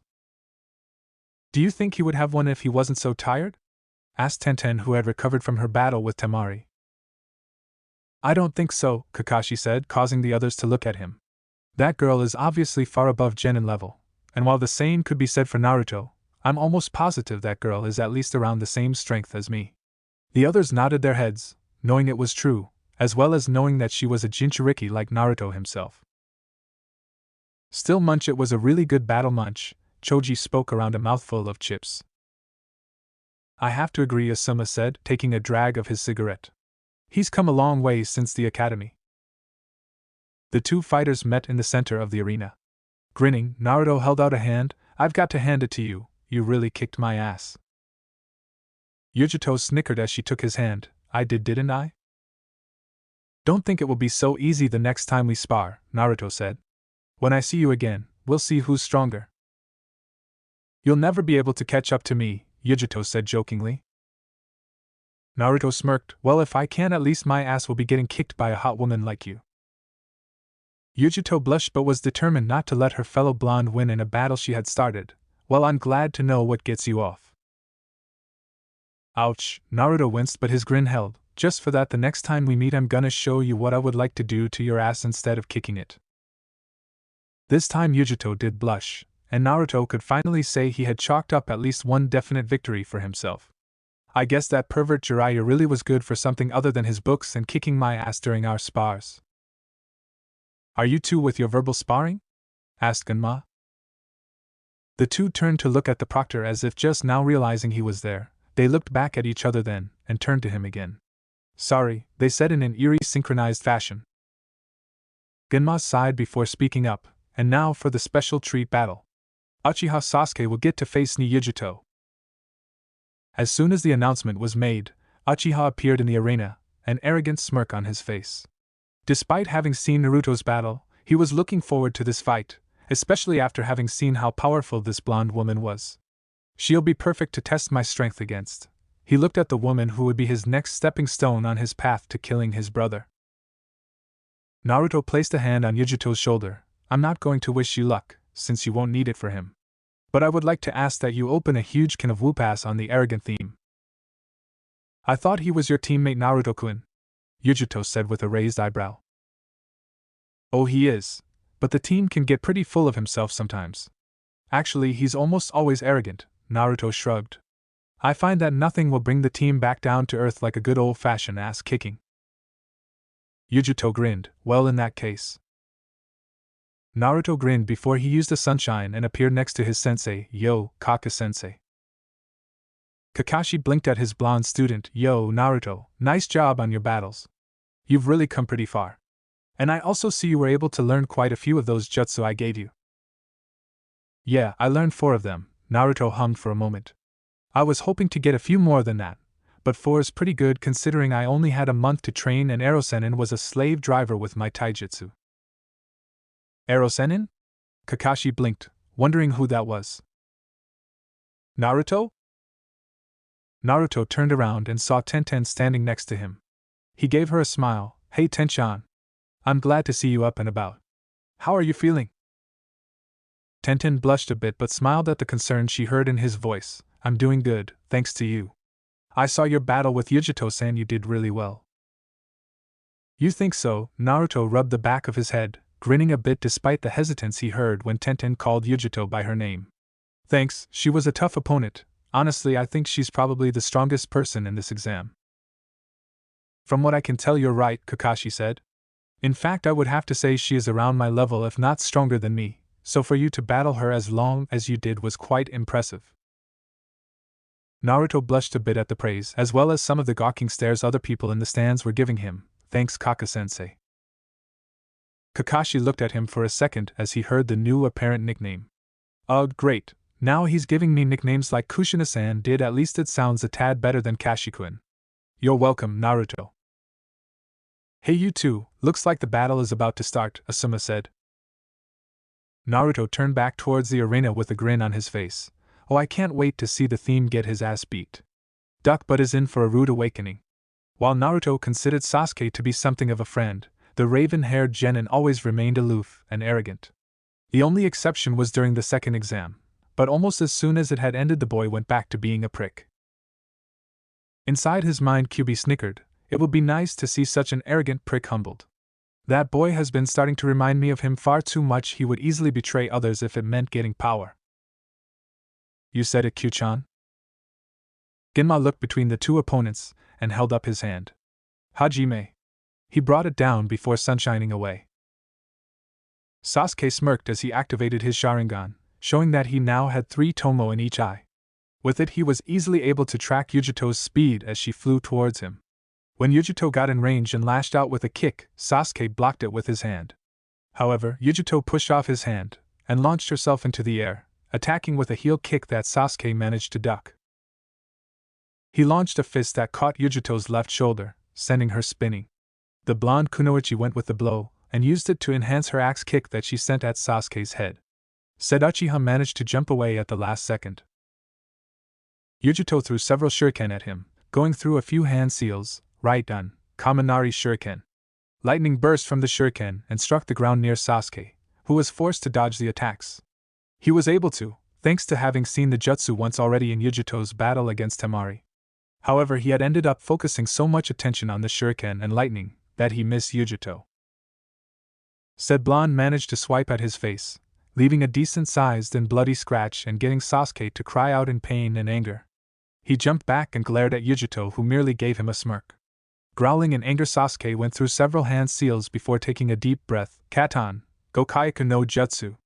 A large fireball billowed out of Sasuke's mouth and headed for Yugito. Yugito jumped into the air, dodging the fireball by a good margin before she sent several kunai towards Sasuke.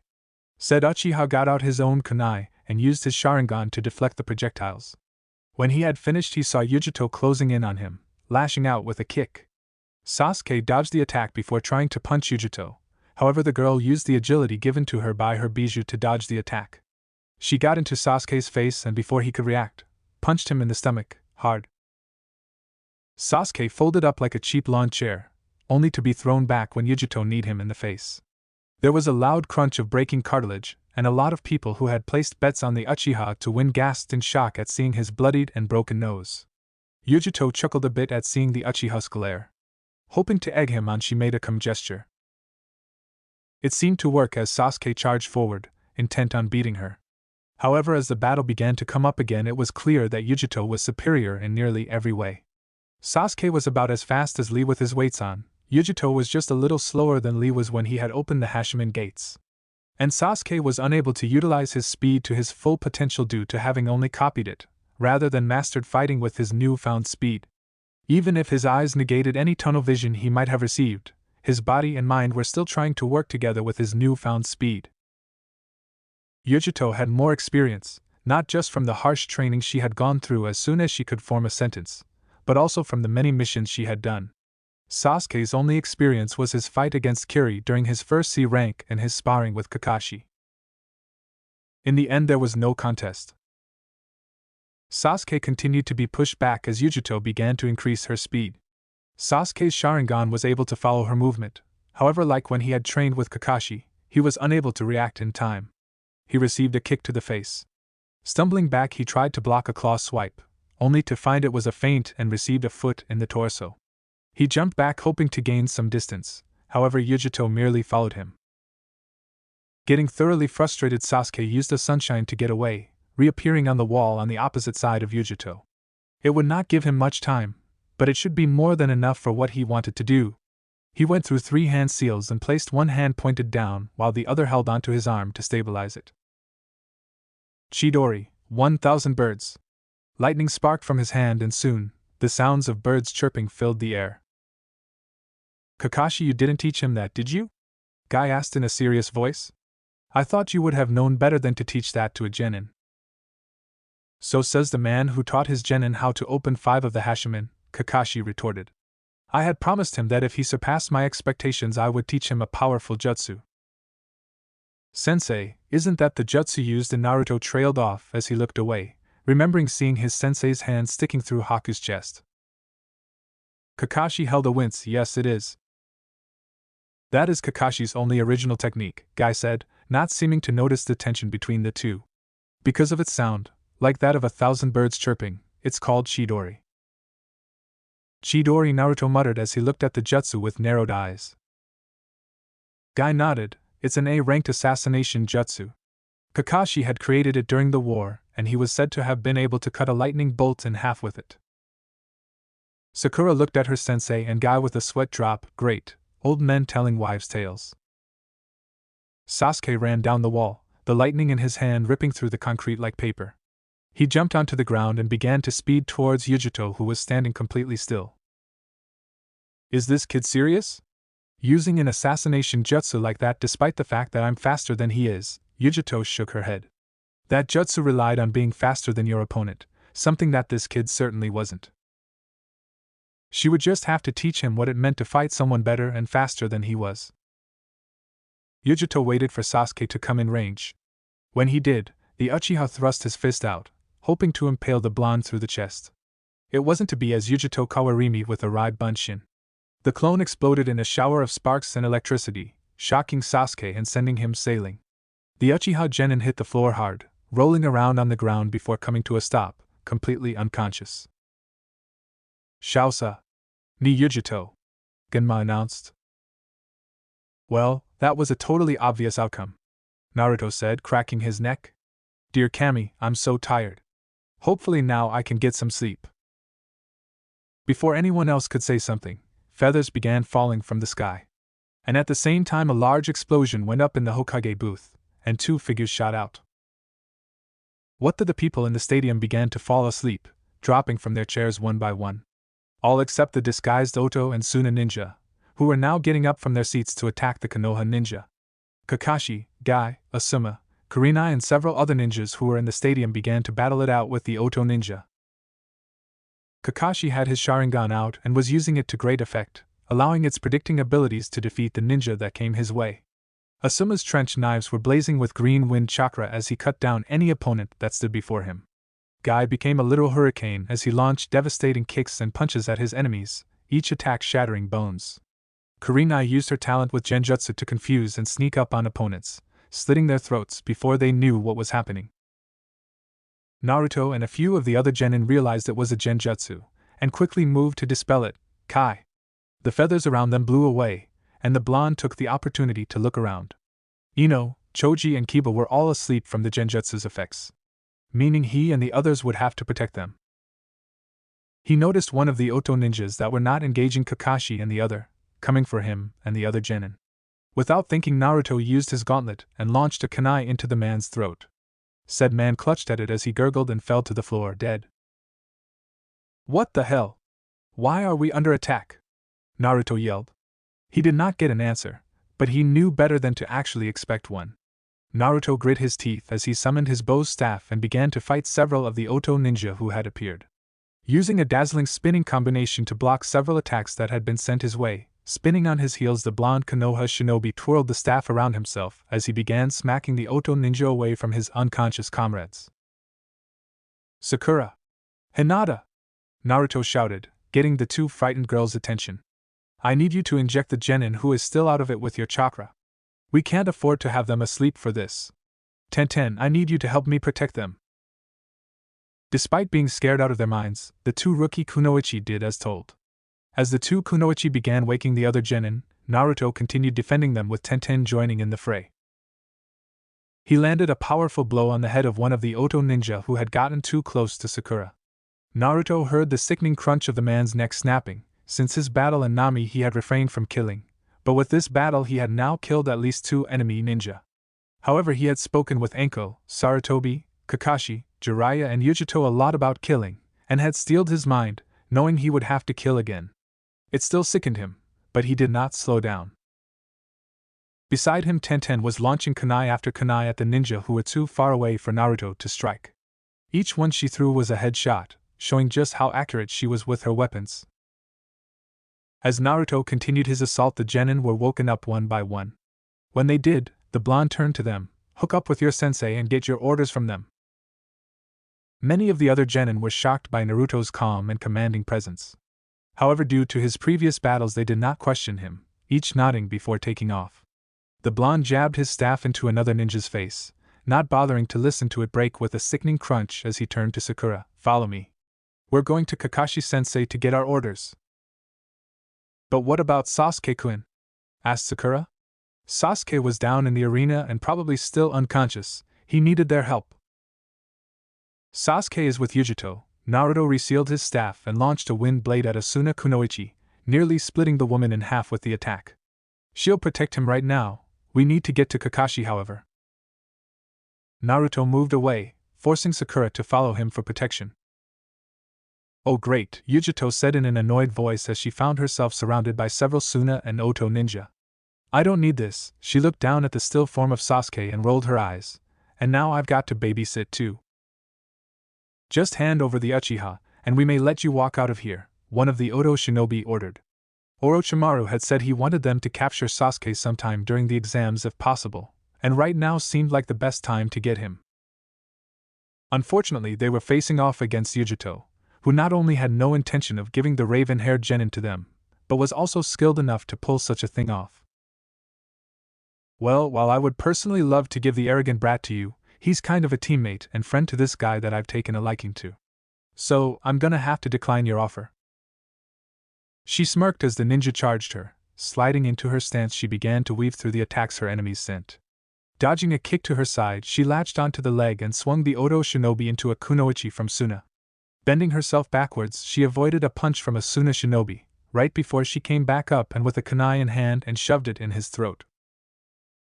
Yugito kicked the dying ninja away and into another one that had tried to rush her. Spinning on the balls of her feet, she lashed out with a kick that connected the throat of the Oto shinobi she had thrown earlier, crushing his windpipe. As the Oto ninja fell to the ground, clutching at his throat, Yugito ducked under a kunai swipe by a Suna kunoichi, before coming into said kunoichi's guard and stabbing her in the ribs with her own kunai, piercing the woman's heart. She grabbed the now dead Suna kunoichi by the arms and used her as a bat to smack another ninja away. Getting back into a stance, she looked at the ninja who were now eyeing her wearily and grinned. You know, compared to my battle with Naruto-kun, you guys are boring.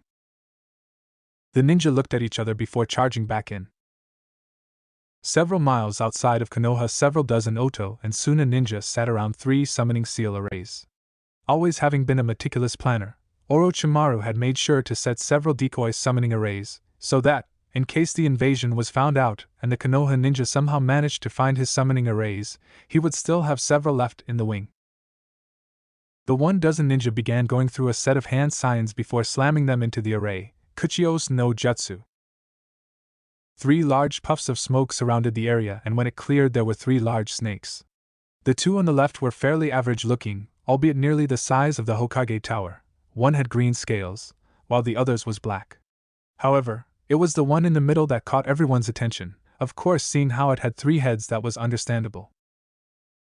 The snake surged forward, the one in the middle in the lead. They crashed through one of the towering walls around Konoha and began to wreak havoc on the village. Jiraiya and the Umba looked up when they saw the giant snakes smashing into Konoha on the opposite side of where they were located. "Damn it! It seems that damn Hebe set us up with decoys," Jiraiya muttered. He looked over at the Umbu. "I want you all to start with the operation. I'll take care of the summons." "Hi, Jiraiya-sama." The Umbu saluted and took off. Jiraiya looked over at the stadium where Sarutobi and Naruto were probably fighting right now. "I hope those 2 are safe." He turned his attention back to the snakes and took off. "Kakashi-sensei!" Naruto shouted as he redirected a punch, sent his way, and then lashed out with his own, sending an Oto ninja stumbling back before he snap-kicked the shinobi in the head in such a way that it broke the man's neck. "What are our orders?" Kakashi looked over at his 2 genin as he finished snapping a Suna Kunoichi's neck. "I want you 2 to hook up with the other genin. Group together and start defending the village while we fight here." "But sensei, what about Sasuke-kun?" asked Sakura as she hid behind Naruto. "Don't worry about him," a new voice spoke up. The trio turned to find Yugito standing there with a still unconscious Sasuke over her shoulder. She gave them a small smirk.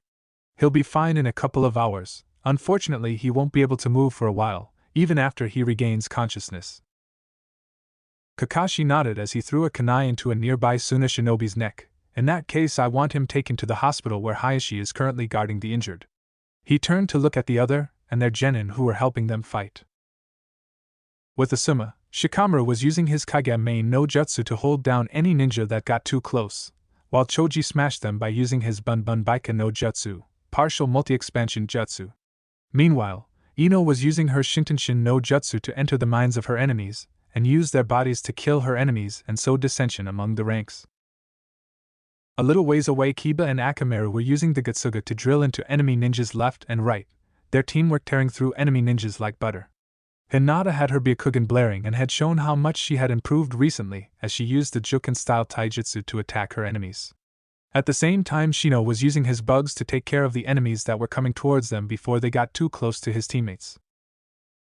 Tenten, despite being the only ninja in her squad who was there, used all manner of ranged weapons to take out enemy shinobi as she fought alongside her sensei, launching kunai and shuriken with great precision before most of the enemy ninja could even react. "You guys mind if I borrow our genin?" Kakashi asked as he ducked under a fist. He came back up and flicked a kunai into his hand, right before he impaled the Oto shinobi through the throat. Asuma grunted as he slashed apart another Oto ninja. "Sure.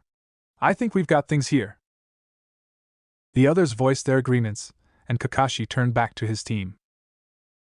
"Sakura, I want you to take Sasuke and go with Kiba, Shino and Hinata to the hospital, protect the ninja there."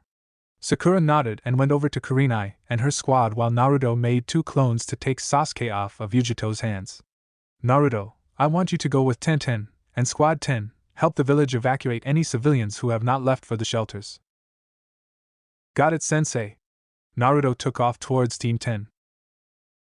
Kakashi looked over at Yugito. "I can't order you to do anything, but if you can help out that would be appreciated." "Don't worry," Yugito said, "since this is Naruto-kun's home and my Kage is currently here, I will lend you a hand." Kakashi raised an eyebrow at the blonde's use of an affectionate suffix for his student. He filed it away in the tease students section of his mind before nodding and getting back to work. Sarutobi looked around at what was going on impassively. He was currently being held with a kunai to his neck by Orochimaru, who he knew had disguised himself as the Kazekage. There was a large purple barrier surrounding them, preventing anyone from coming in to aid him, as evidenced by the dead umbu that had run into it and been fried to a crisp. Not that he wanted or needed help at the moment. I see you went through quite the bit of careful planning to get me alone, Orochimaru. Sarutobi pushed the kunai away and spun around with a kick. Orochimaru jumped back and chortled a bit. Kukuku, very good, Sarutobi-sensei. I wonder, how did you know it was me? A hand came up and pulled off the man's mask and face to reveal the pale skin and yellow eyes of Orochimaru, the Hibi-Sannin. I have known about your plan for some time now, my foolish former student. Sarutobi narrowed his eyes. I am curious, however, you have never been the type to simply attack for vengeance. So why try to destroy Konoha now? What do you hope to accomplish with this? Kukuku, well, I don't know if I have any grand goal that I wish to accomplish. Orochimaru smirked. I suppose you could say I enjoy watching things in motion. Life gets dull when things are standing still, don't you agree? The pale man removed the kage hat and robes to reveal an off-white kimono with a purple bow. A stopped windmill is so boring to watch, though sometimes it heightens the anticipation. Right now I just want to make that windmill spin again, and the crumbling of the leaf village will provide the wind. Orochimaru took a few steps towards his old sensei, his eyes lit with excitement. Sarutobi only smirked at his student as he removed his robes and hat to reveal his battle attire. Near samurai-style armor and helmet similar to the kind the Ni and Shodaime Hokages wore. It seems you never change, do you, Orochimaru? So how are we going to do this? Asked Shikamaru as Choji, Ino, Tenten and Naruto jumped through Konoha. They had been given the job of helping locate and safely escort any civilians who had not yet evacuated to the Hokage monument. Naruto looked at him and noticed the others were also staring at him expectantly. He realized they were waiting for orders. This was not something he had expected. He shook his head. Right now these four were expecting him to tell them what to do, and even though he did not want to be the leader right now, he had to think of something. Several dozen plans went through his mind before he selected the one with the best chance at succeeding. He put his hand in the ram's seal and called out his most used jutsu, Taju Kage Bunshin no Jutsu. There was a puff of smoke and 200 clones suddenly appeared around them.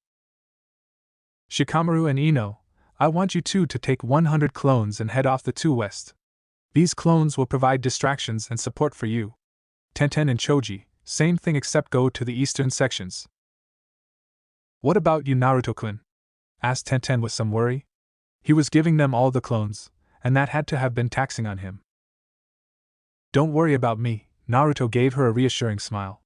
He did not have as much chakra as he would have liked, but this many clones wouldn't drain his reserves too much. I still have a lot more chakra left. Now go!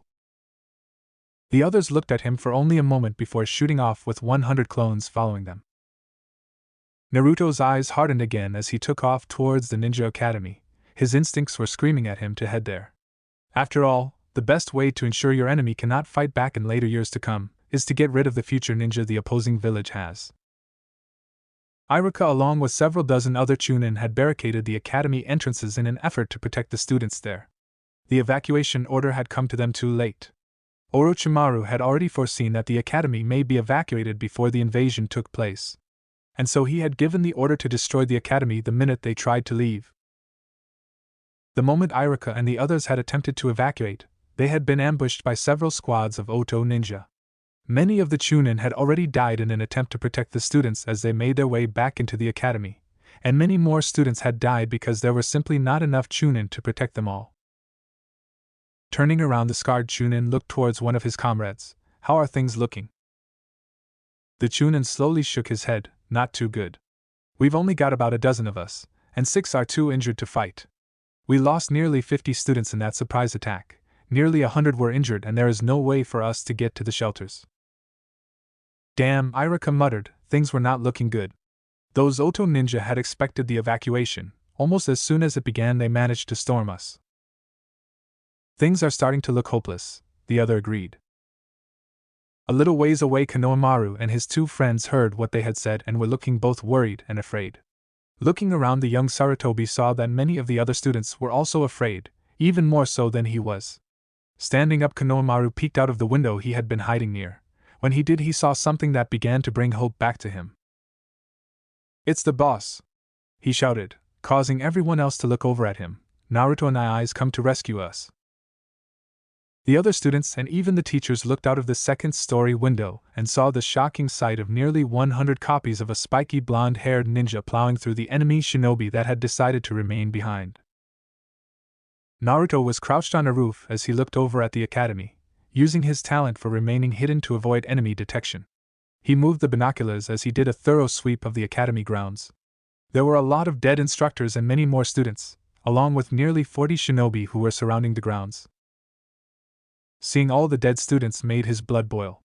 Konoha had allowed these people to come in here and participate in the exams, and this is what they do. He shook the thought off for the moment. Getting angry would not help him here. As he looked at the 40 enemy ninja, he wondered why they had not attempted to attack the academy yet. Were they expecting some kind of trap if they entered? Or did they just feel that there was no need to rush things? Whatever, I need to find a way to get rid of them, Naruto said to himself. Damn it, I wish I had not told Shikamaru and the others to go off, Naruto mumbled under his breath. In hindsight, it might not have been the best idea. However, there was simply too much ground to cover in Konoha, and his clones would dispel with no good hit, so they could not protect the population as well as Shikamaru and the others could. Well, I guess there's no helping it then. Not wasting a second, Naruto came up with the best plan to defeat them. Tajuu Kage Bunshin no Jutsu. 100 more Naruto clones puffed into existence. 50 of them jumped off and charged into the enemy ninja. They began to fight using fists, feet, knees, elbows, headbutts and kunai as they tore into the surprised Oto ranks. It took a while, but soon the Oto ninja began fighting back, dispelling the clones faster than Naruto would have liked. However, their job was not just to fight against the enemy ninja, but to herd the enemies into a single spot so that they would be trapped for Naruto's planned jutsu. So in the end, it did not matter how many of them dispelled so long as there were enough clones to execute his plan.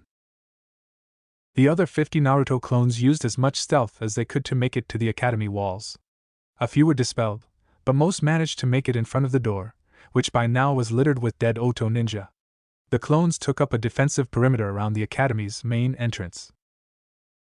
Meanwhile, Naruto had jumped in the air, using his wind chakra to boost his height so that he was above the Oto ninja and his currently fighting clones. He made another clone in midair and both began doing hand seals. Futon Atsugai.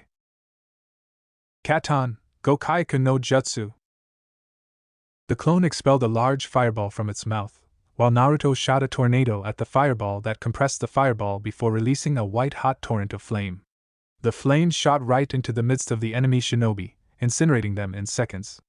An explosion soon lit up the area as Naruto landed on the ground. The blonde dropped to a knee while panting a bit. Grimacing, he reached into one of his kunai pouches and pulled out a chakra pill. Normally he would never eat one. In fact, Naruto had never had to eat any kind of supplemental pill in his life, since he had such large reserves and Kyuubi healed everything before it became a serious problem. However, he had been fighting in a tournament since this morning, and had now made 300 clones and had pumped in more Yuki into those 2 jutsu on top of the amount he had already used during the exams. So he did not have much of a choice right now. He popped the pill in his mouth and chewed. After swallowing the bitter-tasting pill, he sighed in relief as he felt it do its job and help Kyuubi restore his Yuki. He was nowhere near full, but it should be enough for this. Turning around, he made his way towards the academy entrance. Naruto. Naruto and I/boss. The door opened to reveal Iruka, Konohamaru, Moegi and Udan had come near the door with the many academy students and chunin instructors behind them. I'm glad to see you guys are alright, Naruto said, smiling in relief. Did Hokage-sama send you? Asked Iruka. Naruto shook his head. Kakashi-sensei ordered me and a few other genin to help assist in the evacuation. I decided to come here just in case, and it looks like my instincts paid off. He looked at Iruka with a rare serious expression on his face. Are there any injured? Iruka looked somewhat taken back by the serious expression on Naruto's face, but gave a nod. Half of our chunin instructors are and about 100 students. Naruto grimaced. Can they walk or do they need assistance? Most of them can walk, however several will need help, Iruka answered. Nodding, Naruto came up with a decision on what to do. Kage Bunshin no Jutsu. Around 50 clones popped into existence.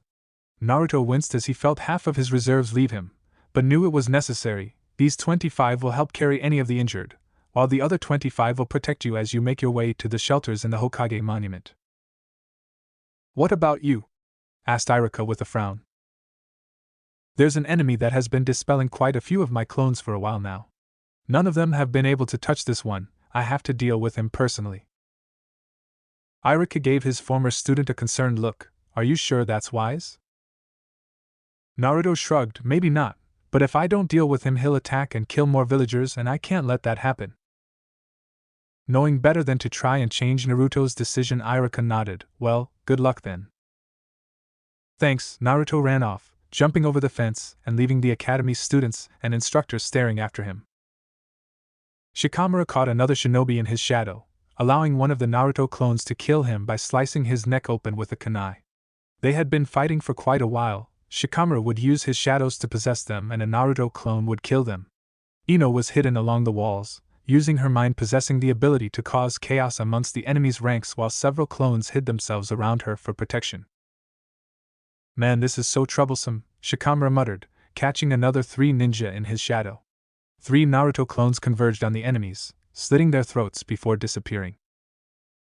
We're lucky a lot of these ninjas appear to only be genin, Shikamaru thought to himself as he watched a Naruto clone kill another enemy ninja. Their elite forces must all be at the arena. Shushuryō! Tenten shouted as hundreds of weapons left the scrolls she was weaving through the air. Each and every weapon managed to hit one of the Oto or Suna ninja below, making the groups that had been storming Konoha scream out in pain as they were impaled or bludgeoned. After exhausting her weapons, Tenten landed on the roof some distance away and used chakra strings to lift the weapons back up and send them to attack more ninja who had just gotten there. In another street just a little ways away, Choji was rolling over every enemy ninja he came across, smashing them like pancakes, while the Naruto clones were either fighting their own battles, rescuing the civilians that were in the area, or herding the enemy shinobi towards Choji. Within a sector of Konoha that looked near abandoned, a cage opened and Gaara stepped out. The left side of his face was covered in sand that held the form of a tanuki. His teeth on that side was likewise fanged, while the other side held normal teeth. Drool was seeping down his mouth and his left eye no longer held the same green as his right, instead it was yellow in color with a star-like pupil in the center. The sand seemed to stop at his torso, covering his arm as well and allowing it to take the form of a giant claw with 3 fingers. His head swished around as if looking for prey, the drool flying everywhere, as he glared at not seeing anything here. With nothing here to kill he bounded off. Use UMKI. Where are you, Uzumaki? Come and let me prove my existence. The battle between Orochimaru and Sarutobi had become more and more intense as the two launched jutsu after jutsu, as swords clashed against staff and the two battled all across the enclosed space. The Sandaime, despite being old, seemed able to keep up with Orochimaru for the most part. Everything changed, however, when Orochimaru used a jutsu that the Nidaime had created, and brought 2 of Konoha's most powerful shinobi back to life. The aging Hokage had never imagined that his former student would stoop so low as to use this jutsu, a jutsu that he had tried to hide from everyone after he had become Hokage due to how truly despicable it was. Sarutobi was only glad he had been able to stop the Yondaime from surfacing, or this battle would have been so far out of his favor it would have been considered ridiculous.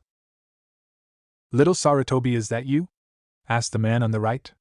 He had long black hair and was wearing red battle armor. You've gotten old. It must have been a long time since we have been dead, old monkey?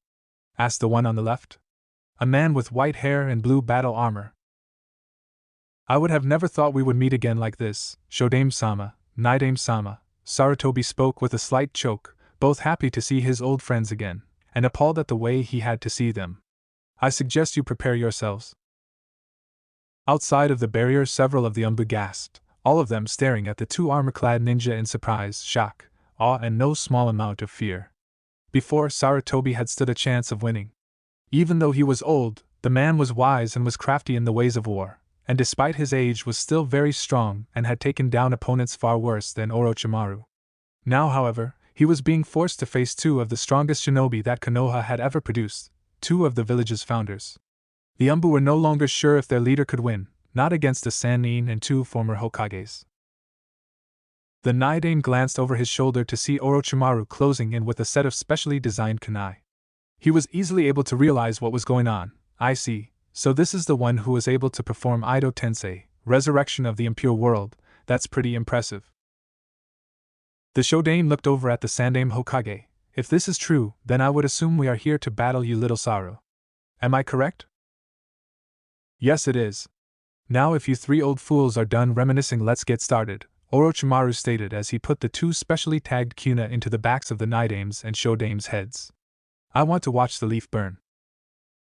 The Shodaime sighed. It seems no matter how much the times change, there will always be battle. Yes, but you like the idea, don't you? Orochimaru chuckled. Using the dead as tools, Orochimaru, you have lowered yourself even more than I thought possible. Sarutobi clenched his fists. Orochimaru smirked. Say what you want, but the times have changed and I've waited too long to watch this village burn to the ground. But don't worry, Sensei, I'll give you the privilege to watch your beloved village get razed before I end your life. However, much to Orochimaru's surprise, Sarutobi merely smirked. That will not be happening today, my foolish student. Since you plan on using two Kages to fight one, I believe it's time I even up the odds. Pulling out two scrolls from his pouch, Sarutobi threw them into the air before going through a set of hand signs. The two scrolls fell back down, but Sarutobi caught them and set them on the ground where he unrolled them. It was then that Orochimaru saw just what was on the two scrolls and felt his eyes widen. Kuchios no Jutsu. There were two puffs of smoke, and when it cleared, Orochimaru could not hold in the curse, as the tides once again turned, and possibly not in his favor this time. Orochimaru, I don't believe you were properly introduced before. I would like you to meet the Raikage of Otogakure and his brother Kurabi. Yo, I float like a butterfly and sting like a bee. That's because I'm the Eight-Tails Jinchuriki. Sarutobi, Umbu, Orochimaru, and even the puppet Kage all sweat dropped at the man's rapping. A coughed. Well, now that B has gotten that out of his system, why don't we start this battle? I couldn't agree more, Orochimaru said, deciding to ignore the man's rapping, since even he thought it was weird. It did not matter if Sarutobi had help, he would make the leaf burn. Katon, Carrier Enden, Fire Release, Fire Dragon Missile. The user needs chakra into flames, which are then manipulated into a genuine-looking dragon. Since the art of having the flames obey the user's will is outrageously difficult, its mastery is restricted to a limited number of skillful shinobi. The spat-out flames are divided to launch a left side, right side, and frontal assault in all three directions at once, turning the enemy into ash in a matter of seconds. Futon, Atsuji, Wind Release, Severing Air Pressure, powerful wind technique which is released by Kakuzu's wind element mask. A tornado-like mass is compressed until it has a very high density, and is then released. The wind pressure is raised to its highest limit, and once the technique hits the target, the resulting blast sweeps everyone off their feet. If the technique is used by someone who has mastered wind nature transformation, the blast can hit a vast range, inflicting massive damage on both the target and their surroundings. This technique can be combined with the fire release, intelligent hard work, to increase the flame's potency in a great scale, causing a massive firestorm. Ido Tensei, Summoning, Impure World Resurrection. The Summoning, Impure World Resurrection is a forbidden technique used to revive the dead. It was originally developed by Tobirama Senju, and later completed by Orochimaru. 2. Kabuto now claims to have mastered it to a degree even higher than them. Kabuto also claims this jutsu to be the greatest, most powerful technique in the shinobi universe. 2. As it poses no risk at all to the user. 3. To perform this technique, the user must first acquire some of the DNA of the person they intend to revive. Kabuto remarks that this basically amounts to grave robbing, although blood stains or organ salvage after the target's death also work. The soul of the intended revived must also reside in the pure world, Jodo. Those whose soul has been consumed by the death god, for example, cannot be resurrected. Next, a living sacrifice is required for the soul of the resurrected to use as a vessel. 2. The seal for the ritual. Added by Simont. Once all prerequisites for the technique have been met, the physical remains acquired are smeared on a special scroll, and once the scroll is activated, the remains spread out in the form of a special symbol with the living sacrifice in the center of the symbol. Then dust and ash encases the sacrifice's body, giving them the same appearance that the revived had at the time of their death. The person is then revived and the end product is usually stored in a casket until summoned by the user. The user can theoretically revive a limitless number of people in this way, so long as they have enough sacrifices, chakra and DNA to perform the technique. 2. When first summoned, the body of the resurrected is stored in a coffin.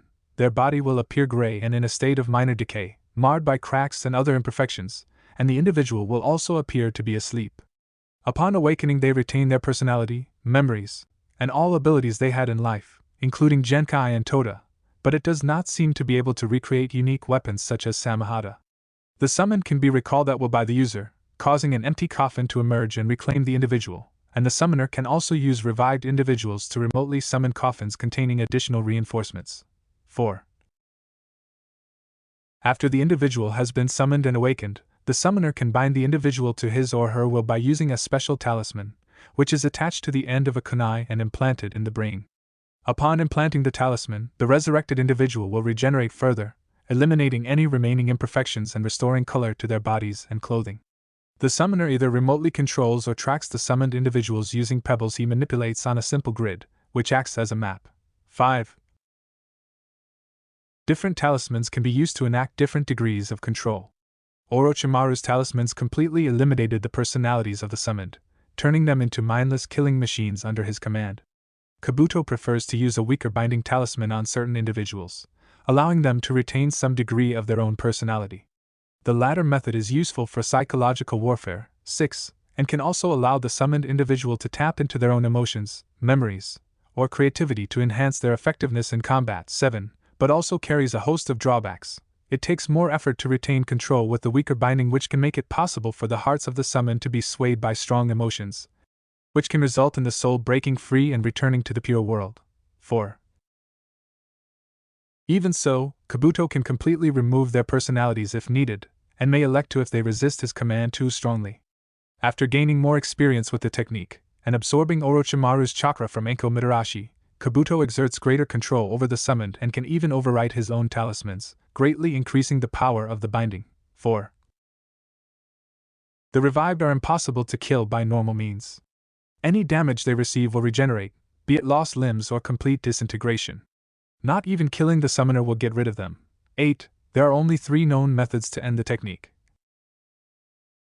Seal away the soul of the revived individual. Have the summoner end the technique. As they are unlikely to do this voluntarily, using a genjutsu to trick them into canceling the technique is ideal. The sequence of hand seals for canceling the technique is dog, horse, tiger, and saying release, kai. The revived individual is affected in some emotional way that gives them closure. Wink with a frown. 9. Kankuro notes that human emotions are not so easily restrained. 10. However, this method cannot work if the summoner destroys the personality of the revived individual before their soul is freed of its bonds. 4. Once any of these methods is accomplished, the bodies will crumble into dust, with the bodies of the sacrificed individual lying among the ashes. Besides the 3 mentioned methods, the technique can also be partially combated by immobilizing the bodies in a way that it cannot move or act. Although this does not truly defeat the summoning, it is effective at preventing the bodies from becoming a threat in battle. Chapter 26 Kage-level Battles. Orochimaru looked in anger at the 2 ninja that had appeared from the ceiling scrolls. Truth be told, he had not even expected the pair to help. They were under no obligation to assist Konoha, and Kumo had been with Konoha for a long time. That had been part of the reason he had continued with his plan to attack regardless. Now his 2 greatest tools would be taken away to battle against the Raikage and his younger brother. A most frustrating turn of events, as it meant the mental warfare he had planned on his sensei was no longer valid and he had lost 2 powerful shinobi to help him. It still did not mean anything to him, however. His plans remained unchanged, and he was sure that this battle would still be his in the end. I did not expect the Yondaime Raikage to actually come to your aid, sensei, Orochimaru said in amusement. Still, this changes nothing. The Leaf Village will burn by the end of this battle. I think you are overestimating your chances, Orochimaru, Sarutobi shot back. The old monkey is right, yo. This battle is no longer in your favor since me and Big Bro have come on to this show. Aside at his brother's rap and resisted the urge to facepalm, thankfully having been dealing with it as long as he had, it was able to ignore it, I believe my brother is right. This battle will no longer be as easy as you think. Kukuku, perhaps, Orochimaru chortled. Though I am curious, you are not allies with Konoha, so why side with them in this fight? You would greatly benefit from its destruction. The Raikage shook his head. That's only a possibility. Their destruction does not guarantee my village more missions. In any case, when I heard I would get rid of a certain snake, one who has caused quite an uproar in my village when he had his right-hand man kidnap several children with Kekkai Genkai from Kumo, I was more than happy to help him in this battle. I see. I suppose you would still be upset by that, Orochimaru hummed, not seeming to be bothered with admitting to the particular atrocity he had committed. Well, it doesn't matter in the end.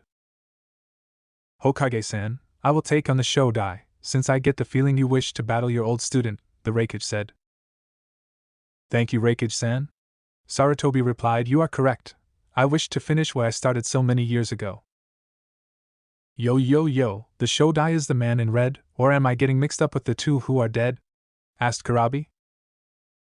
No, you are correct. Sarutobi did his best to ignore the man's raps by imagining it was no different from the times when Naruto would say Databayo.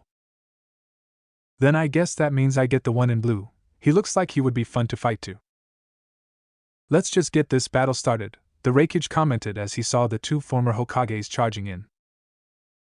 He and Kurabi immediately leapt in front of the pair and with a twin shout of lariat, kicked two of the strongest ninja ever produced in the village away.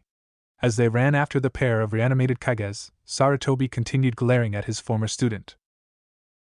Sarutobi watched the pair move off to fight his two former senseis. He was now very glad he had decided to tell the Yondaime Raikage about Orochimaru's planned invasion. I had refused to tell him why he had agreed to help Sarutobi in this fight, but hearing about what his former student had done made him realize it was a matter of village security. It disgusted and pleased him at the same time that Orochimaru had managed to get on A's bad side, or he would have been forced to face his former teachers and friends. He knew that his age was catching up with him. The fact that his battle with his former student had lasted as long as it had was proof enough. Had it been even a few years prior, Sarutobi would have been able to kill his former student with only minor troubles. I am curious about Orochimaru. What do you hope to gain in attacking Konoha after all this time? Asked Sarutobi, hoping to get more information out of the snake Sannin and stall him. Orochimaru hummed as a smirk adorned his face. I suppose I could tell you. The reason I postponed this village's destruction is really quite simple. I wanted something that would help me accomplish my ambitions of learning every jutsu in the world. What I want are the eyes that can turn even the great Kyuubi no Kitsune into nothing more than an obedient pet. The eyes that will allow me to copy jutsu with a single glance, that can break the will of others by merely looking at them, that can bring forth black flames that will burn for 7 days without end. So, you want Uchiha Sasuke then? Sarutobi had already suspected.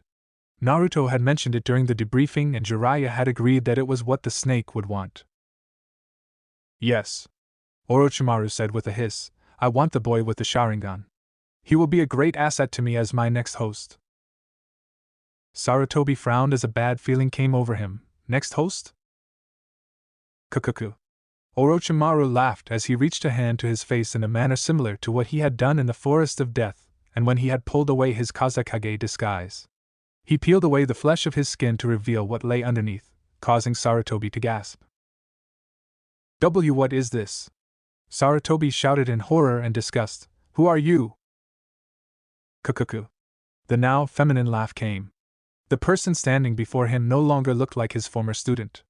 Instead it was a woman, though her skin was as pale as Orochimaru's and she still contained yellow eyes and that unnaturally long tongue.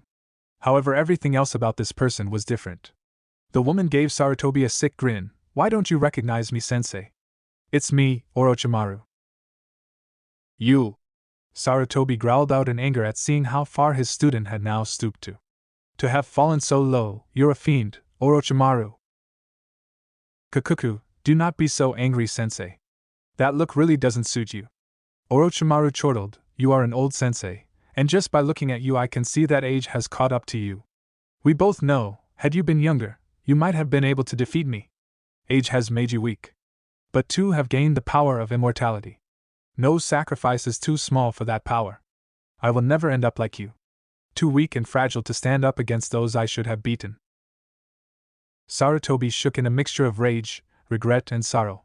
To see his prized student fall so low, all for the desire of gaining immortality. This man was no longer worthy of being called his student. He was now a monster, someone who held no remorse or regret for the deaths he had needlessly caused in his quest for immortality. What made it worse was that Sarutobi knew he could have ended this man years ago, when he had first found out about his student's experiments on the people of Konoha. However, he had let his love for his student get in the way of the decision he could have made, the one he should have made. There were only a few things he had ever come to truly regret in his life. The first was how he had been unable to give Naruto the life he should have had for bearing the burden of the Kyuubi. The second was not being able to help Minato and Kushina when they had decided to make their son a Jinchuriki, not being able to sacrifice his own life so that they could have raised Naruto as he should have been. And the third was standing right in front of him. However, he would no longer run away from this decision. Today, he would either end his foolish former student, or die in the attempt. Orochimaru. Sarutobi snarled as he bit his thumb, smearing the blood along his other hand and beginning a sequence of hand seals. It was a mistake to let you live all those years ago. However, today, I will rectify that mistake. This is the day I end your ambitions, my foolish former student. Kuchios no Jutsu. Sarutobi slammed his hand into the ground, an array of seals appearing under it. There was a puff of smoke to signify the Hokage summoning something. When the smoke cleared, it was to reveal a large white ape with ninja attire and a Konoha headband secured around his forehead. The ape observed his new surroundings briefly, before his eyes locked onto the gold-slitted eyes of Orochimaru. So it has come to this after all, the old ape ground out, turning his attention to Sarutobi. You're a pathetic fool for letting that man live in sorrow. Had you just killed him the last time you had met, none of this would have happened. I know I was foolish back then, Enma. However, rest assured that I will not be letting this monster live beyond today. Sarutobi replied, knowing his summon had never been happy with his decision to let the snake Sannin go. This wouldn't have happened had you just finished him the first time you had the chance. Enma, use that so we can rid ourselves of this snake once and for all. Very well, the old ape said before forming a hand seal. Henge, Kongonioi, adamantine staff. A puff of smoke later, a long black staff with golden-ended tips appeared in Enma's place. Sarutobi grasped the staff in his hand, twirling the weapon around expertly despite not having used it in battle for a few years. He settled himself into a stance and glared at his opponent. Smirking at his sensei, Orochimaru opened his mouth and allowed a snake to slither out of it. Said serpent hissed as it opened its jaws to reveal the hilt of a blade. Orochimaru grabbed onto the hilt and pulled it out of the snake, letting it retreat back into its master. The Kusanagi, the Enma transformed staff, spoke. I may be tough, but that will injure me after a while. I will be sure to end it before that happens, Sarutobi replied. Orochimaru grinned as he swung the sword a few times. Well, shall we begin, sensei? Of course, my foolish former student, Sarutobi rushed forward. Let us begin. The Reikage held in a smirk as he looked at the Shodai Hokage. You know, I have always wanted to fight against an opponent of your caliber. His smirk turned into a frown when he did not receive an answer. Though in hindsight it was to be expected, after all, what did he expect a dead man under the control of a madman to say? Well, I suppose we should just get started, he mumbled. The dark-skinned man took off his robe and hat, throwing them away where they made a loud crashing sound to reveal they were weighted. Having never been patient enough for his opponents to make the first move, they charged at the Shodai.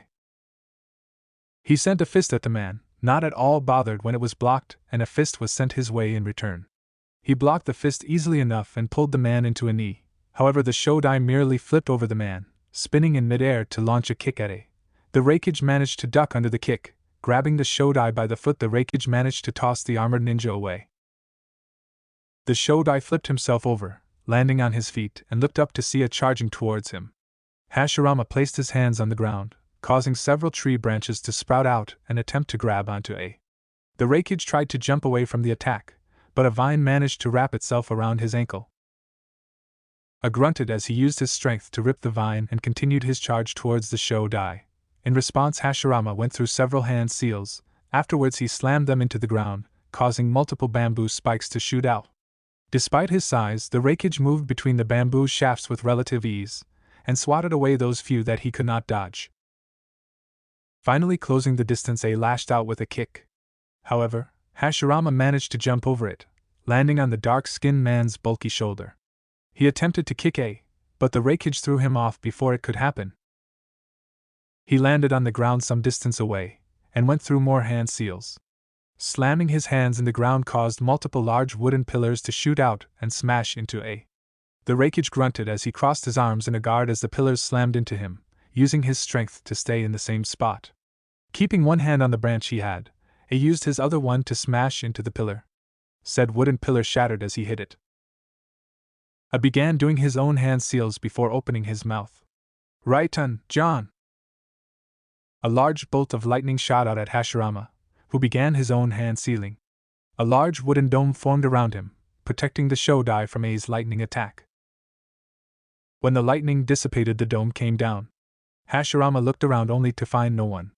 It was then that he received a powerful blow to the face, sending him flying backwards where he smashed into the ground and skidded across it.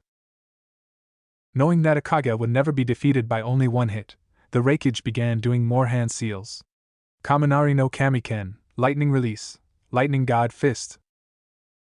A thrust out his fist, causing a large blast of lightning to shoot out at Hashirama.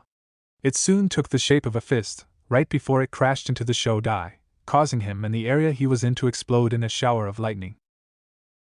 The Raikage frowned as he waited to see what had happened, knowing better than to let his guard down.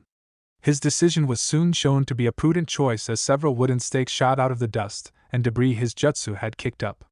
The Raikage charged lightning chakra into his fists, bashing the stakes as they came towards him, destroying them. It was then that the Shodai came out of the dust himself, rushing towards the towering Raikage as he attacked. A blocked the fist that came his way, then lashed out with his own fist. Hashirama dodged the attack, jumping back a little before he came in with a kick. The Raikage managed to grab the kick, keeping Hashirama in place before he lifted the man above his head and slammed him back into the ground. A then jumped up and flipped himself over as he attempted to heel drop the Shodai. However, Hashirama managed to roll away, pushing himself into a flip and landing on his feet a few meters away. The Shodai went through more hand seals before thrusting his fists out, with said fists turning into large blocks of wood that launched themselves at A. The Raikage ran right towards them, using his strength to smash the wooden fists to pieces. He charged in and got close to Hashirama, using a left punch, right punch combination. When his attacks were blocked, A kicked the Shodai's legs out from under him. He would have stepped on the man, but Hashirama managed to twist around and kick the Raikage's foot, knocking him off balance. The Raikage landed on the ground with a heavy thud, the tiles of the roof breaking from his weight. He looked up to see Hashirama bearing down on him and rolled out of the way. Pushing himself up, A managed to block the incoming jab sent his way. He swatted the next hand away and moved in, closing the distance to land a powerful blow on the founder of Konoha's stomach, sending the man flying away. The Shodai hit the ground hard, with the force of the impact sending the tiles of the roof flying as the man skidded along the ground. Hashirama continued his skid as he kicked up tiles and even concrete from the power the attack had hit him with. Hashirama stood up from the large trench he had made when he skidded across the ground. He looked up, only to see the Raikage standing right next to him, fist raised back. Kaminari no Hinto, lightning release, lightning tip, A shouted as he thrust his fist at Hashirama, with said fist crackling with lightning as it took the shape of a spear point. The fist plunged right into and through Hashirama, sending several thousand volts of electricity through the Shodai's body. Kai! The hole that A had made when he plunged his fist into Hashirama's chest exploded in a shower of electricity. The Shodai was sent flying backwards as the blast destroyed half of his body, though oddly enough no blood came out of it. He landed on the ground with a thud several feet away from the Raikage. A nodded to himself as he saw the damage done to his opponent. He was about to breathe a sigh of relief when he stopped, looked at Hashirama's body again, and then gaped. The area that his jutsu had destroyed was slowly reforming as ash began to cover the area, crawling along Hashirama's skin and leaving behind unmarred flesh, as if the wound had never happened. When all of the damage A's jutsu had done was healed, Hashirama stood up as if he had never been injured. Oh, what the fuck? I swore, this is great, I'm fighting an undead Kage. I'm beginning to regret offering my aid to the Hokage. Tense when he saw Hashirama's left leg shift, a sure sign that the man was about to charge. His theory proved to be correct when the Shodai began speeding towards him. The Raikage growled in annoyance as he set himself in a stance, waiting for the Shodai to get near him. When the man was in range, A launched a fist at the man. It was blocked, of course, but A had anticipated this and grabbed onto the Shodai's forearm, using it to pull the man into a knee. However, that too proved unsuccessful when Hashirama managed to block the attack with his own knee. Still, it proved useful in getting close, and the Raikage was able to launch several successful hits on Hashirama. Using his powerful physical strength, A pummeled the man with his fists with bone-jarring force. If the Shodai was not already dead and incapable of feeling pain, he would have been howling at the amount of abuse his forearms and joints were taking. The amount of power in each of A's strikes were more than enough to break the bones of all but the most powerful of taijutsu users. Having had enough of the man blocking his attacks, A grabbed both of Hashirama's arms in his next combination. The Raikage then proceeded to jump into the air, and launched a devastating double stomp kick on the Shodai's chest. The force of the assault was enough that Hashirama's arms, which were still in the grip of the Raikage, were ripped off at the sockets and the man himself was sent flying back, where he once again crashed into the tiled roof with enough force to send tiles and grout several dozen feet into the air. Through the arms he now held away, and looked towards where Hashirama was. He quickly let out a frustrated snarl as he saw the man once more getting up from his lethal attack, the Shodai's arms having already been regrown. A realized that he was going to have to really go all out on the guy if he wanted to win. Quite possibly, it would take having to destroy Hashirama's body entirely to defeat the man. He watched as Hashirama went through a set of hand seals and then slammed his hands on the ground. A large number of thick trunk-sized vines shot out of the ground, launching themselves towards A, who had already begun his own hand seals. Raiten, Raryuden, Lightning Release, Lightning Dragon Jutsu. A large dragon made of lightning appeared in front of A, letting loose a fearsome roar before it charged towards Hashirama. The roots and vines that got in its way were utterly destroyed as it made its mad dash towards the Shodai. Before it could hit, a large dome of wood covered Hashirama's form, taking the brunt of the attack. However, unlike the first attack this jutsu blocked, the lightning dragon was too powerful to block entirely, and it ended up drilling straight through the wood dome. The explosion that followed was nothing short of spectacular as lightning arched out in all directions from the point of the jutsu's impact. When it cleared, it revealed the dome had been utterly destroyed, with chunks of wood lying around the area, and a large crater showing on the roof. A was already looking down at the destruction his jutsu had caused. Seeing there was nothing there, no corpse or anything, he was positive he had won. Still, he knew better than to let his guard down until he was sure that victory was his. His actions were shown to be a wise course of action when seconds later several vines shot out of the ground and began to wrap around him. He tried to break free, of course, but he was surprised enough that he had let the vines grow in numbers that even his strength could not break out of. Instead, they managed to wrap around his boy until he was entirely covered in them, and then they began to squeeze the life out of him. Only for A to explode in a shower of lightning, destroying most if not all of the vines that had been around the now revealed Rai Bunshin. A few seconds later, Hashirama appeared next to where the clone had exploded, looking for his opponent. Raiten, Reikinami no Jutsu, Lightning Release, Lightning Wave Jutsu, a voice called out. Less than a second later, a large wave of lightning burst from the left in a decent-sized explosion. Hashirama jumped into the air in order to avoid the attack, but it was then that another attack was called out, this time from above, Raiten, Raikyu. Hashirama only had time to look up as a ball of lightning shot towards him, smashing into his body and sending several thousands volts of electricity through him as he plummeted to the ground. He hit the ground with a loud crash, sending tiling and concrete in all directions as the lightning exploded against him. A landed on the ground when the lightning attack ended and saw, much to his disgruntlement, that there was nothing there except a pile of wood. Moku Bunshin, wood clone? A wondered as he stared at the pile. His mental question remained unanswered as he was forced to jump back when several large wooden stakes shot out of the ground at his former position. Looking up, he saw Hashirama staring at him, his hands still on the ground. If A could have cursed, he would have, but as it was, he had no time to get enough breath for such a thing, as he was forced to dodge a number of large wooden stakes that continued shooting out of the ground at him. Deciding he had enough, A began channeling lightning chakra through his entire body, letting it pour out of him. Lightning began dancing across his skin, sending jolts that arched away every now and then, a testament to the amount of lightning chakra he had begun channeling. Soon enough he was covered in lightning, making it look like he was covered in a living, light blue armor. Without preamble, he held his ground, and when the wooden stakes shot at him again, he merely used his fists to destroy them. None of the stakes stood a chance as he pulverized them, smashing them into oblivion as each time he struck, a large blast of lightning came off him. When the stakes stopped coming, A looked up to see Hashirama charging towards him. That was when A disappeared, leaving nothing more than a streak of light blue to signify where he had been. It was in that same split second of A's disappearance that the Shodai received a powerful punch in the jaw, enough to shatter it and send him flying back.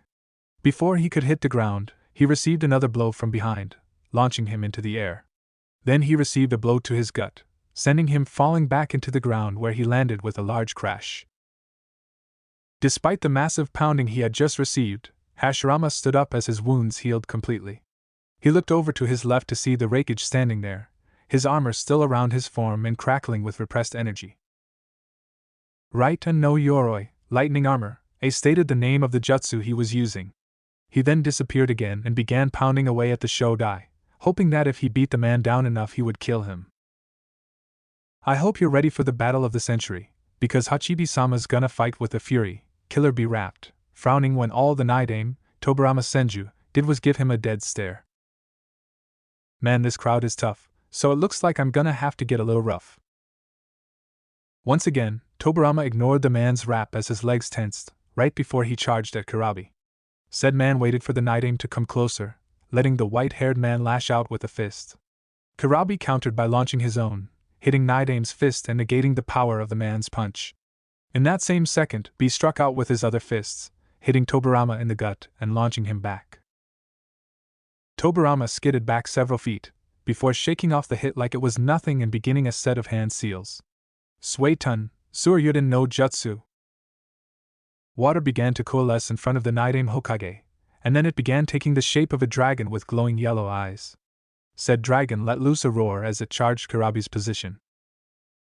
Motherfucker, Kurabi cursed as he dodged to the left, only to see Tobirama already in front of him with a kunai in hand. The Nidaime lashed out with his kunai, however, faster than the eye could blink. Kitabi had unsheathed a sword and managed to slash the kunai in half. How do you like that, motherfucker? I got skills like I wouldn't believe, so maybe it's time you just up and leave. Hey, that one was pretty good, I'd better write it down before my rap goes out of town. Tobirama looked at Kurabi, who had just sheathed his sword again and was now crouched on the ground with a pen and paper writing furiously, scribbling his new rhyme, then back down to the hilt of his destroyed kunai. Tossing the kunai away, the Nidaime charged in. He launched a jab at Kurabi's face while the man was still writing, however Kurabi was not as preoccupied as he looked. This was proven as he got up and easily blocked the punch sent to him by Tobirama. Seeing his punch blocked, Nidaime came in with a kick, however Kurabi just jumped back, letting the attack miss him entirely. Well, it looks like you've got some moves, little dude, Kurabi complimented. But now that I'm in the mood, it's time to beat you down, by showing what I can do. The dark-skinned man paused for a moment.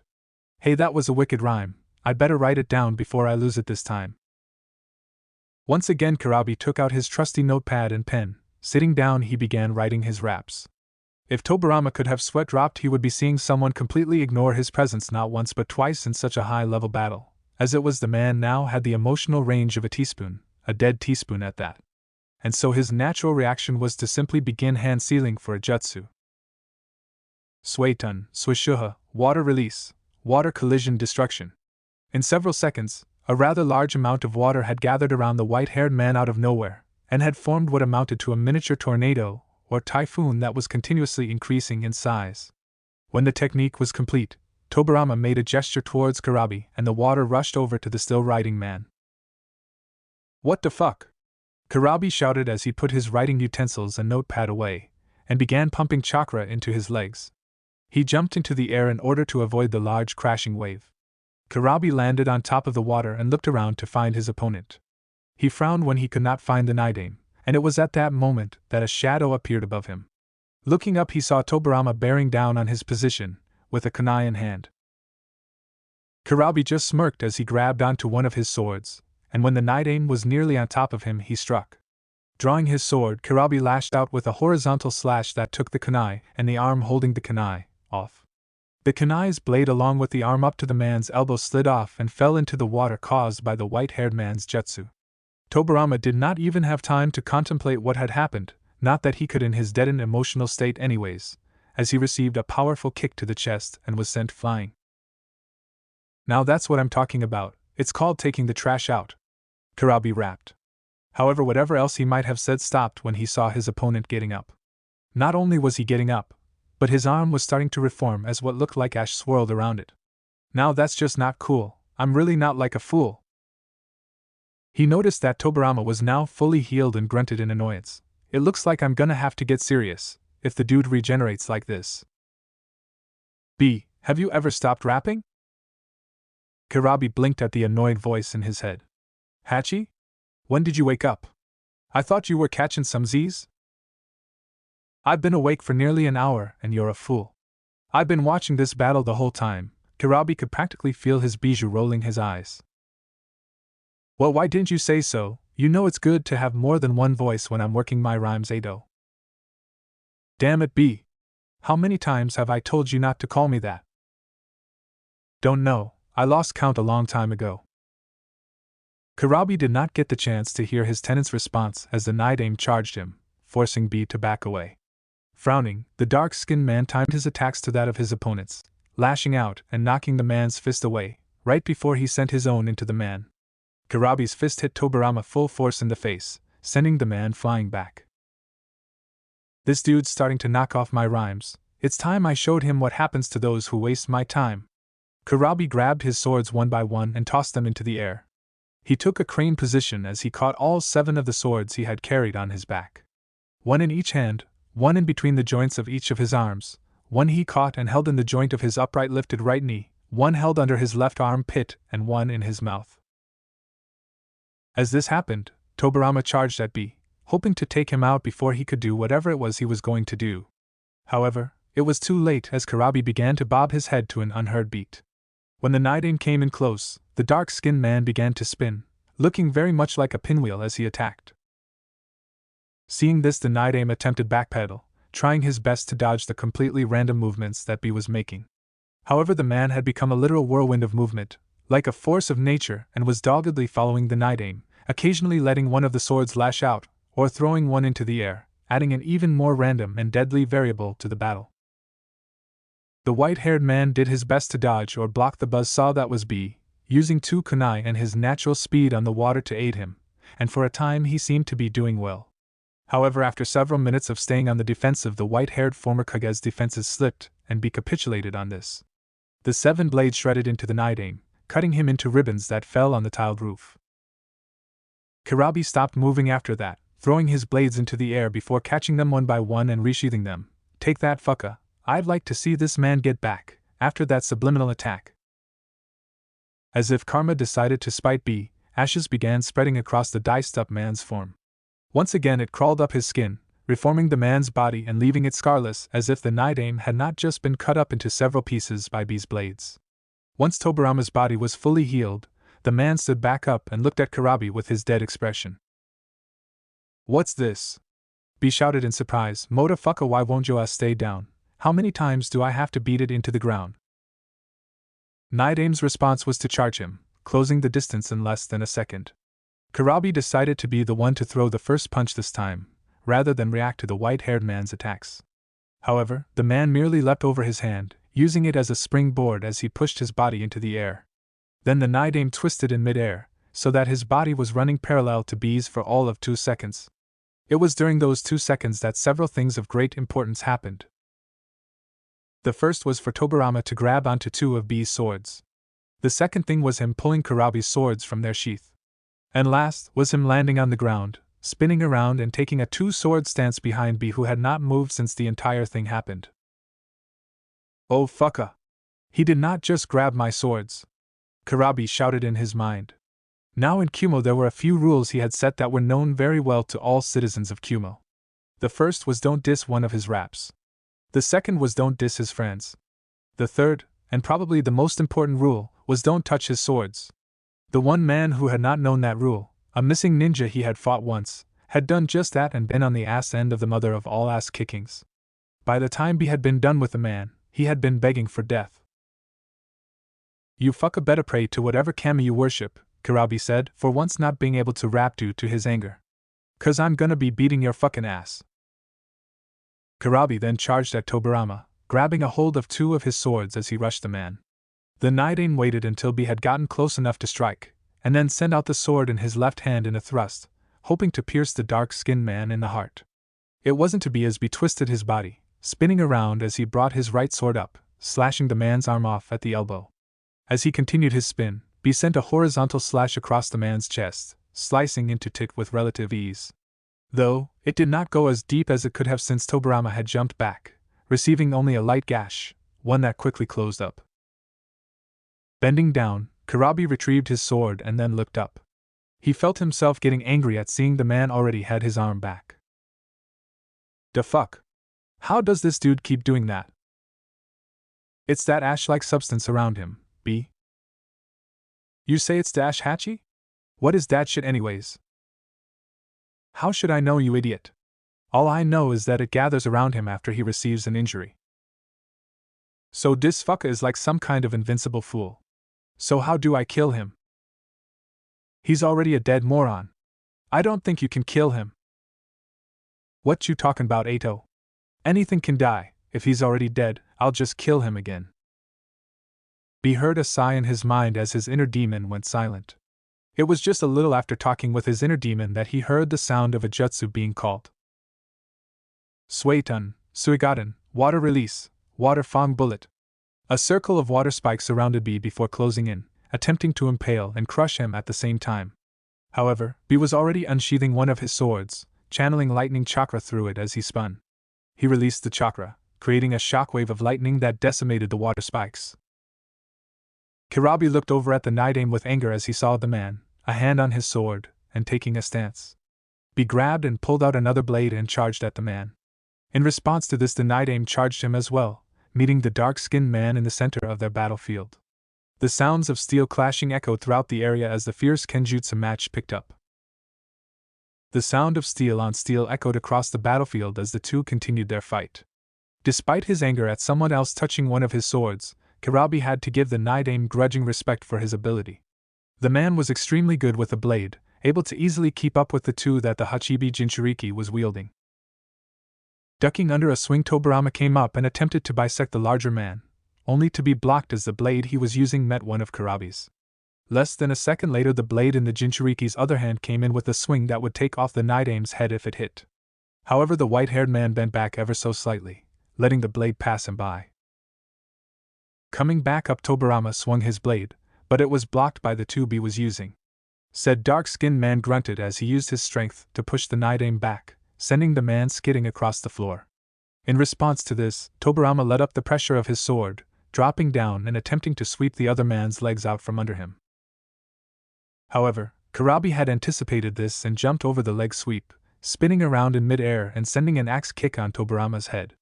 It would have worked had the Nidain not already been moving backwards, and so instead, all B hit was the ground. The dark-skinned man stood back up, then swerved to the side in order to dodge Tobirama's downward sword slash. Wanting his blade back, Killer B threw his two swords into the air, grabbed another two swords and threw them into the air as well, then he grabbed his last two swords. Modifying his stance for 6 blades instead of 7, B caught the other swords. The only difference being he no longer had a sword in his mouth, since the one that he used for that was in the Nidain had in his hands. "I float like a butterfly and sting like a bee. It's time to show you why Kurabi is someone you should flee. Wee-hee!" Kurabi once again began spinning, becoming the near force of nature he was known for. He began tossing his swords into the air, letting them become added variables as he closed the distance between him and the Nidain. Said Shinobi tried to use the blade he had stolen from B to block as many of the attacks as best as he could. However, there were far too many coming in, at the same time, at different angles. They were too fast and too numerous. The blades attacked in such an unpredictable pattern that it was unlikely even a Sharingan user could follow the movements. Tobirama soon began to get sliced again. His left arm was taken off at the shoulder, his right hand, which was holding the sword, was also cut off. And without even missing a beat, Killer B grabbed onto his sword that Tobirama dropped.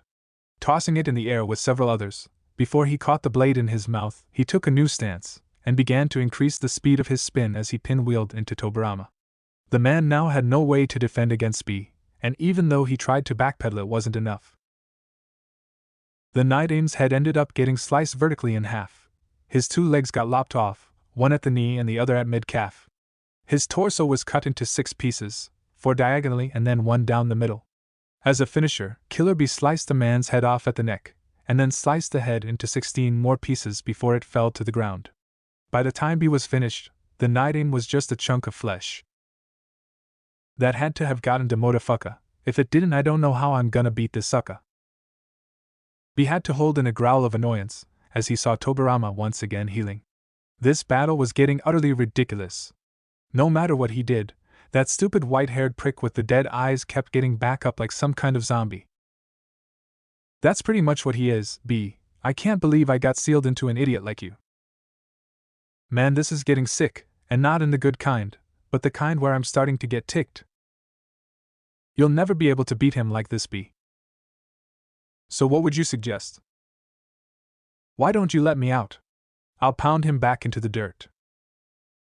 Sounds like a plan, not like anything else can. B resheathed his blades and let out a sigh. He rarely ever used Hachibi's chakra in battle nowadays, since there were very few people who could force him that far. Nowadays he usually only lets his Tenten out at his vacation spot on Reikyo, Valley of Clouds and Lightning, where his bijou could rampage all he likes and not kill anyone by accident. Raising his hands into the air, Killer Bee let out a howl that, if Tobirama had emotions, would have had him shaking. Since the man didn't, he just charged, hoping to use this as an opening to defeat the dark-skinned Kumo ninja. However, as he charged forward, he soon found himself being forced back as massive amounts of Yuki began pouring out of B. What was more shocking was that the amount of Yuki was so large that the water around B began getting pushed back, creating a small circle around him as green Yuki formed into a cloak that covered his entire form. As the dark-skinned man's chakra began rising well past the level that any human could ever hope to produce, it began to take a form around him. The Yuki behind him began to take on the shape of tails, cephalopod-like tails that were reminiscent of an octopus. They formed one by one until there were 8 of them, swaying behind the man in an invisible breeze. The last touches were the 2 horns that were added on top of B's head, bull horns that swept around in a circle with the tips ending at the back. This should do it, don't you think, Ado? Kurabi asked. After all, there's no need to go full out on this guy. I couldn't go full out anyways, not with that shield still surrounding us. Well, unless I wanted to destroy the village. Outside of the shield, the Anbu who were watching the battles taking place all gasped. Another demon! Here! Shouted an Anbu in a weasel mask. What the hell was Sandaime-sama thinking? Letting a monster like that even enter our village, let alone fight beside him. A tiger-masked Anbu yelled. Shut up! Both of you! Their commander, a man in a cat mask, ordered. Do not question Sandaime-sama's orders. It's obvious this man is an ally. Otherwise he and the Reikage would not risk fighting with him. They could just be hoping to gain our trust, the weasel-masked Anbu pointed out. The cat-masked commander shook his head. I doubt it. Had they wanted to, they could have used the confusion and chaos of the fighting around here to gain the Byakugan, or whatever other bloodline they wanted. Neither of them had to fight this battle, or help Sandaime-sama. And had they not, I am sure Sandaime-sama would have lost this battle in the end, especially fighting against Orochimaru and 2 former Hokages. The other 2 were silent after that, realizing that what their commander said made a lot of sense. They turned back to the battle, wondering what would happen now that the known Jinchuriki was using what looked to be all 8 tails of his bijou. A growled in absolute frustration as he watched Hashirama get back up, his caved-in face and chest rehealing again. This fight had been going on far longer than the Reikage had hoped it would. No matter what he tried, no matter how much damage he had done, the man just kept getting back up and coming for more. With the information A had managed to get on Orochimaru, he had expected to see many strange and bizarre jutsu. But having to fight an undead Kage, that would continue fighting and healing at a rate that would make a Jinchuriki jealous, was by far the weirdest. Not to mention the most goddamn frustrating thing he had ever done. Why the hell won't you stay down? I yelled as he charged back in, his right no Yoroi still activated. He pounded his fists in the shodai. Each hit sent a powerful jolt of electricity through the dead Kage, not that it actually affected the man. Though it did give him extensive cosmetic damage, leaving dents, smashing bones, burn marks, and was even taking off several chunks of flesh. Finished his attack by sending a powerful double fist into the shodai's chest, launching the man back where he once again crashed into the nearly destroyed ground. The lightning that crackled around the rakeage fizzled out after that. He had been holding the jutsu for nearly 2 hours and the constant drain on his reserves finally caught up, and he was no longer able to keep it up. If that didn't finish him, I don't know what can, said, breathing in rather heavily. It was much to his displeasure, though no longer his surprise, that he watched Hashirama get back up with his wounds already healed. As the man charged at him, A grunted and began his own charge. He was beginning to regret lending aid to Sarutobi. He had originally done it as a small form of compensation for A. allowing him to watch the chunin exams. B. actually informing him about the coming invasion, since the man was in no way obligated to actually do so. C. get revenge on Orochimaru for stealing several children with Kekei Genkai from his village. And finally D. to in some way make up for the Hyuga debacle that his father, the Sandaime Reikage, had created. However, he felt he was getting far more than he had bargained for in this battle. Sure, he actually kind of had some fun at first. It had been a long time since he could simply go all out on his opponents, and have them get back up from the beating he gave so he could give another. But now it was just annoying. He was tired, he was nearly out of chakra, and this son of a bitch kept coming no matter what he did. Therefore it was fortunate for him that the Sandaime arrived when he did, jumping in front of the charging Hashirama and latching onto the man's shoulders. Much to the surprise of A, the shodai stopped all movements and emotion flickered into the man's eyes for the first time since the battle started. "I am sorry, old friend," Sarutobi apologized as he began to pull the soul of his sensei out of the body. "Do not be, little Saru," Hashirama said. "I am pleased to see you are willing to go so far to protect our home." With those parting words, the shodai collapsed into ash, and the body of an Odo shinobi fell out. "What the hell?" the Reikage muttered in perplexed confusion. "I spent 2 hours beating him to a pulp, and you just grab him by the shoulders and that's it." Sarutobi turned around and smiled at the man. It was then that A saw the complex seal on the old Hokage's stomach. "Thank you for your help, Reikage Dano." The old man then disappeared in a puff of smoke, revealing him to be a Kage Bunshin. Aside. "Well, at least now I'm done fighting. I'm almost looking forward to getting back to paperwork." Kurabi crouched down as he began channeling Hachibi's Yuki into his legs in such massive quantities that the tiles under him began to crack. Then he shot forward, the power and speed being so much that the force caused the entire section of the roof he was on to explode and then collapse. This gave B several added benefits. The first was all the water now draining through the hole he had made. And the second was that his speed was so great, Tobirama could only just barely spot him as a green blur. It was thanks to this that the man was unable to do anything as B sent a punch right into his abdomen. If the Nidaime could have felt pain, he would have screamed as his stomach compressed in on itself. Time seemed to stand still for all of 2 seconds as the force of B's fist lodged itself in his stomach made itself known by sending out a ripple in the air. A second later time reasserted itself and Tobirama was sent flying backwards, skipping across the ground like a rag doll and causing many of the tiles to break each time he hit the roof. His momentum was stopped, however, when one of the many tails on the Hachibi Jinchuriki's back took on not a more solid form and launched itself at the still skidding Kage.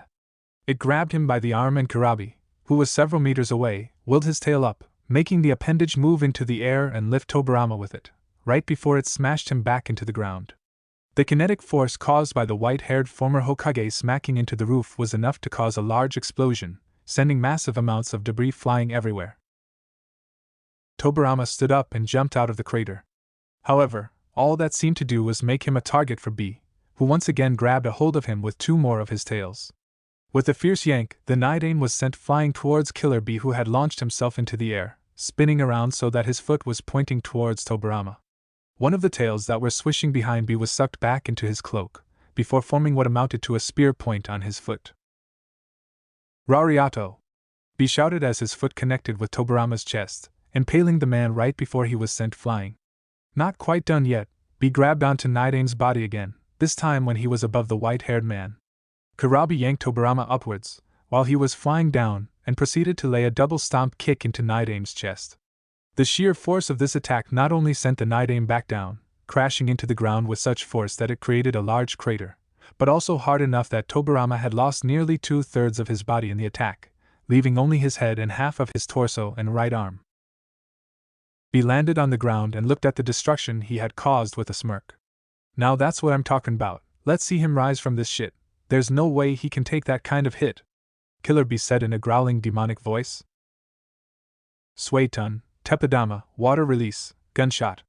Be cursed as several powerful water bullets were launched at him. Using the Hachibi's Yuki, he swatted at the jutsu, causing them to disperse on impact.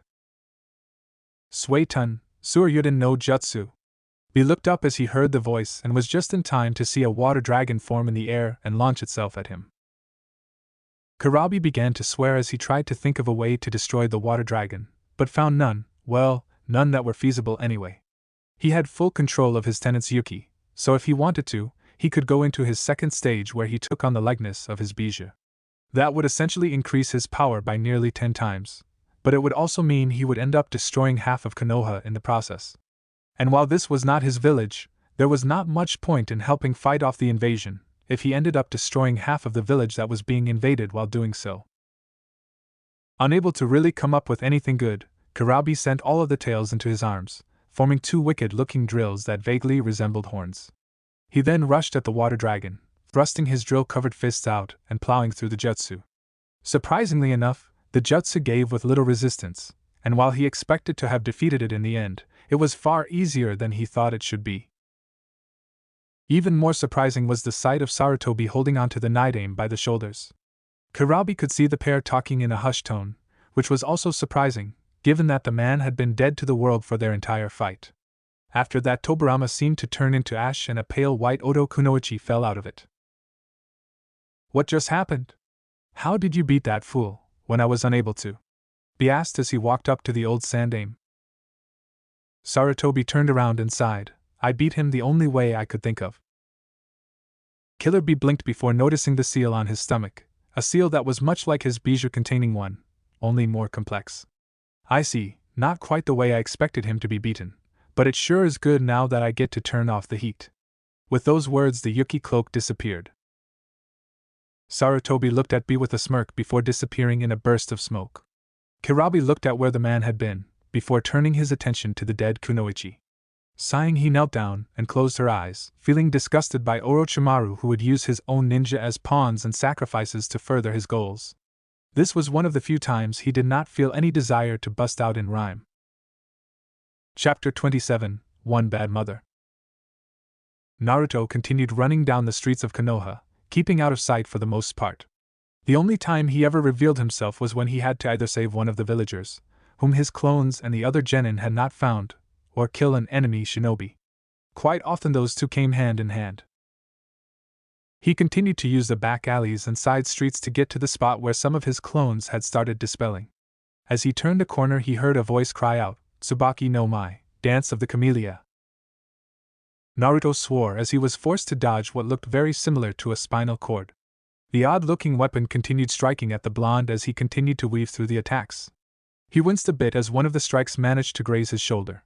However, Kyubi and his own healing factor took care of the wound in a matter of seconds.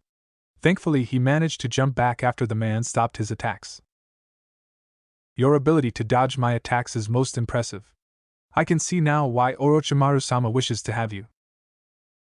Naruto blinked at the teenager who looked a few years older than him. He was pale white with white hair, and 2 red dots on his forehead.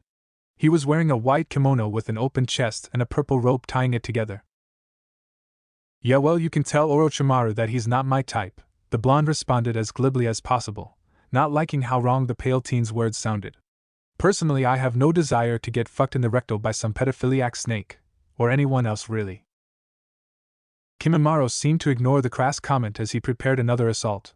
I will be dragging you back with me to Orochimaru-sama, whether you wish it or not. It seems we're at a crossroads then, because there is no way in all 9 levels of hell that I'm getting dragged to that sick fuck, Naruto shot back. Damn, Naruto thought as he unsealed the katana. Judging from the way this guy holds that blade, he is definitely talented with it, maybe even a master swordsman. I doubt I could even beat Tenten right now with how tired I am, and I doubt Tenten could beat him. He could use his staff, of course. However, he also knew that using his staff would not work as well against this one. The key to successfully using the bow staff while in single combat was in the ability to keep an opponent out of range while you bombarded them with fast yet fluid attacks. Despite having been caught off guard, Naruto had seen the way the bone sword had dislocated itself and given the white-haired teen a longer reach.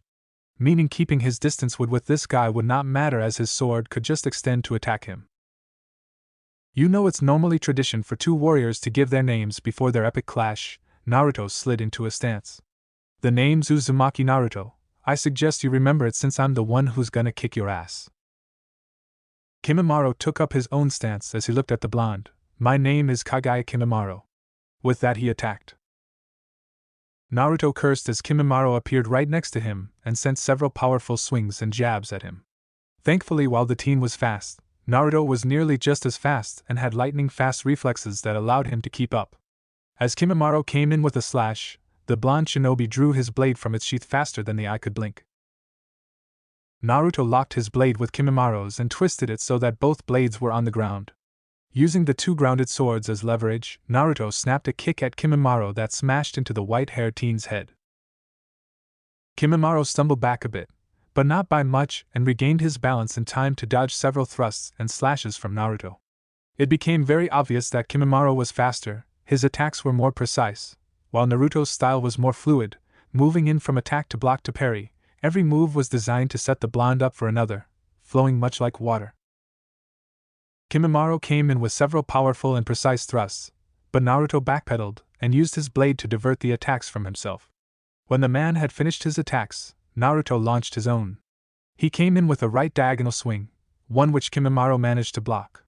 However, Naruto pushed off against Kimimaro's blade and used the force of the swing to spin around in another slashing attack. When that was also blocked, the blonde pushed Kimimaro back, while the blonde decided to disengage and jumped back. Not wanting to let up with his assault just yet, Naruto charged forward, sliding under an incoming swing from Kimimaro's bone sword. At the same time, he slashed at the white-haired teen's legs, hoping to take them out. But it was not to be, as Kimimaro jumped over his attack and came down with a powerful blow. Naruto was able to roll out of the way and push himself up just in time to block the next sword stroke that came his way. Jumping back to gain a bit of space, the blonde shinobi began to channel wind chakra into his blade. He rushed back in and made a thrust, hoping to impale Kimimaro in the chest.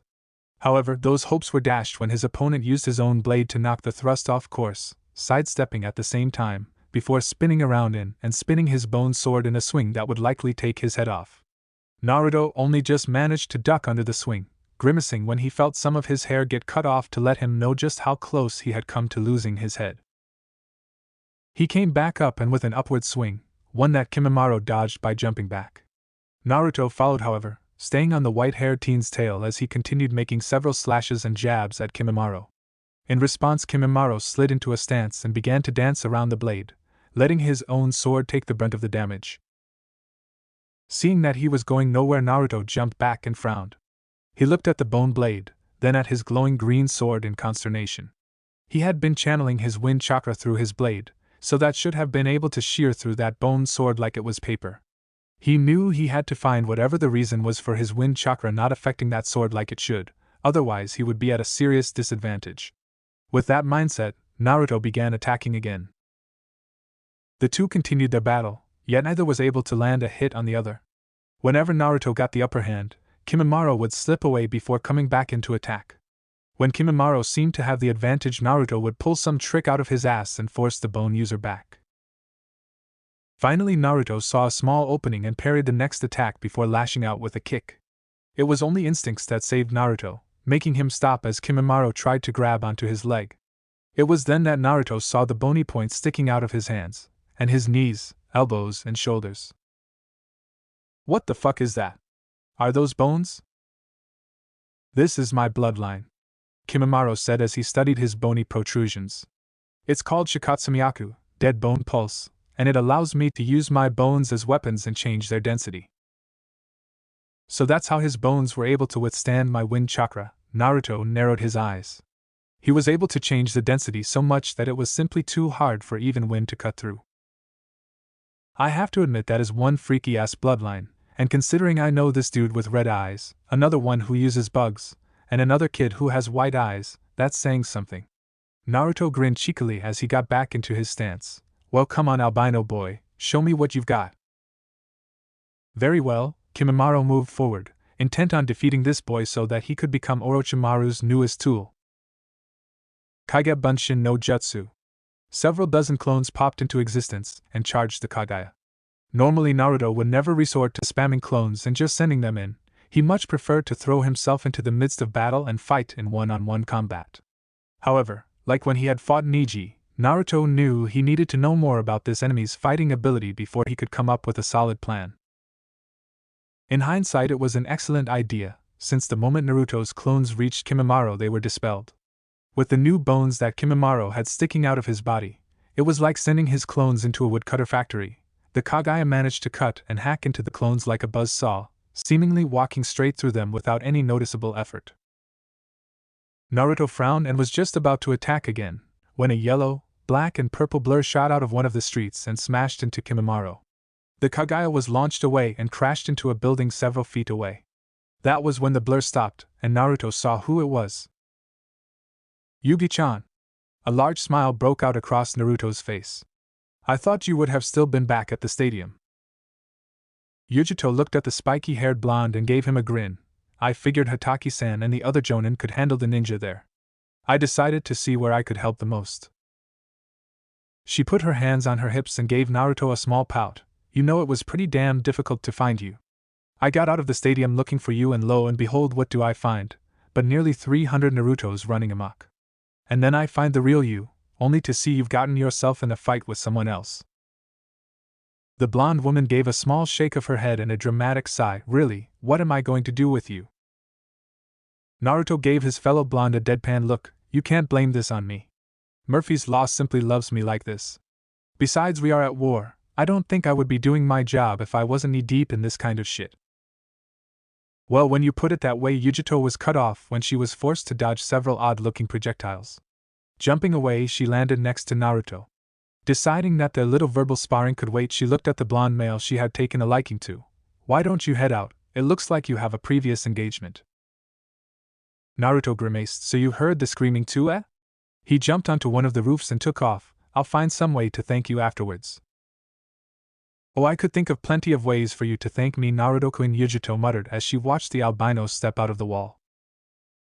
Do not think you will stop me from Orochimaru-sama's wish. Kimimaro whipped his sword arm around a few times. I will take that boy to Orochimaru-sama. Yugito smirked. I'm sorry, but I've taken something of a shine to him, so neither you nor your snake of a master will be laying a hand on him. Then I will have to kill you before I capture him. Kimimaro charged at Yugito, who merely widened the smirk that was gracing her features.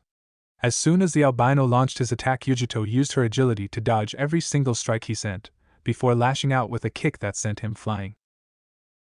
I'm sorry, but there is no way you're gonna be killing me, Yugito said as she slid into a combat stance. But I do enjoy a good battle, so at least try not to die too quickly. Gaara snarled as he crushed another one of those infernal blondes, only for it to go up in smoke. Uzumaki! Where are you? Come out and fight me! Gaara jumped onto the roof and attempted to search for the blonde boy. He didn't get the chance. The moment he had landed, a foot met his face hard enough to send him flying off the roof and onto the ground. He stood up from the small crater that his body created and looked up. When he saw who it was, an insane grin came to his face. I'm so glad to see you here, Uzumaki. Now it's time I can prove my existence. I will kill you and prove my existence. Naruto would have made a comment, but Gaara had already shot off the ground and was coming at him with that powerful-looking sand claw. Naruto waited until Gaara attacked, and was not disappointed when the unstable Jinchuriki launched his clawed hand at him. However, Naruto neatly ducked under the attack, shooting forward as he began a set of hand seals. Once he reached the boy's torso, he made a slashing motion with his hand. Futon Kaze no Yaiba. A blade of wind hit Gaara point blank. However, Naruto was surprised to see it did not penetrate the sand. What the fuck? That should have sliced straight through him. Naruto had made the discovery that his wind attacks were nearly twice as powerful when he used hand seals. He believed it had something to do with the hand seals automatically molding his attack, rather than him having to mold the attack with his own control when he was doing his freestyle wind jutsu.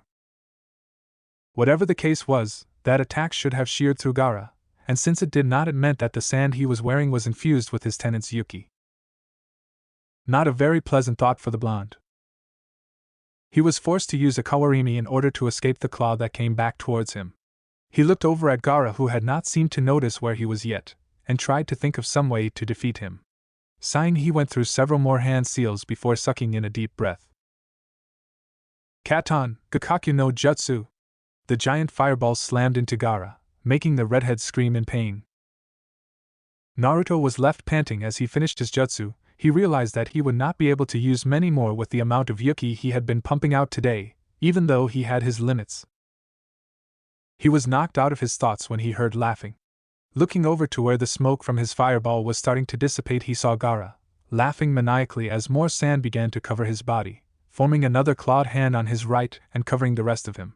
Naruto held in a curse as he saw that Gaara now looked like a miniature tanuki with only his legs not being uncovered. Yes.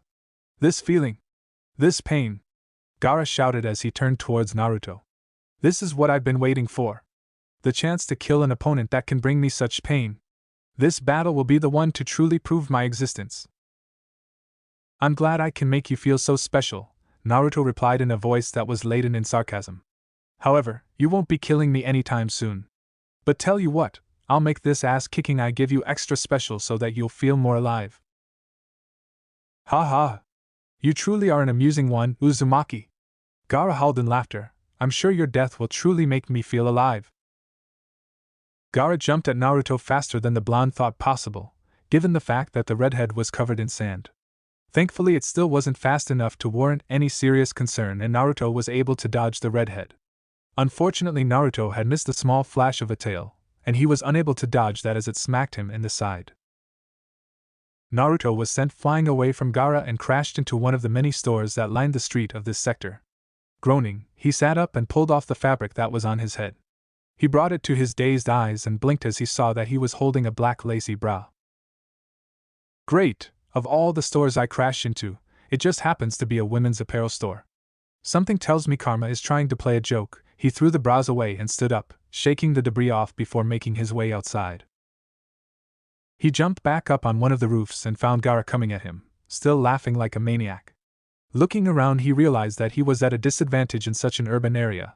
He needed a place where he could set loads of traps since he was unable to really use any jutsu. Decision made, he took off towards one of the many parks in Konoha. Kimimaro grunted as he was kicked away from the blonde woman again. He was quickly becoming frustrated with her. Nothing he did seemed to be capable of defeating her. So far, he had tried everything he could to get in close and eliminate the blonde Kunoichi. Yet she seemed to be far faster and better than he was, since none of his attacks thus far had worked, and he had only received more damage for his troubles. The narrowing of his eyes being the only sign of his frustration, he attacked again. However, like the last dozen times he had attacked, nothing he did seemed to do anything. Yugito weaved in between the attacks, using her great flexibility to dodge at seemingly impossible angles. As the attacks increased in intensity, Yugito waited for the openings that always appeared when people got frustrated. She finally found one and weaved herself under a powerful sword swing, right before she lashed out with a kick to Kimimaro's chest. However, she became surprised when a ribcage jutted out of his chest and caught her foot. Kimimaro spun around, taking Yugito with him as the woman tried to get out of his grasp. She did, and was sent flying towards a building for her troubles. Luckily for her, it seemed that having a cat demon sealed inside of her gave her the ability to always land on her feet.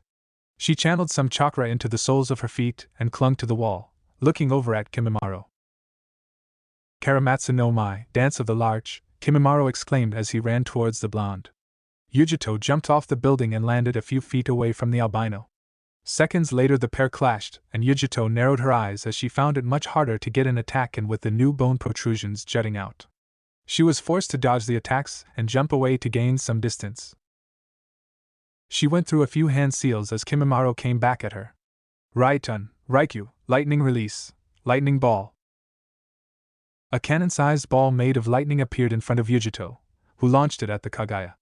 Kimimaro was forced to roll to the left in order to dodge the attack, letting it sail on to hit a store and explode in a shower of sparks.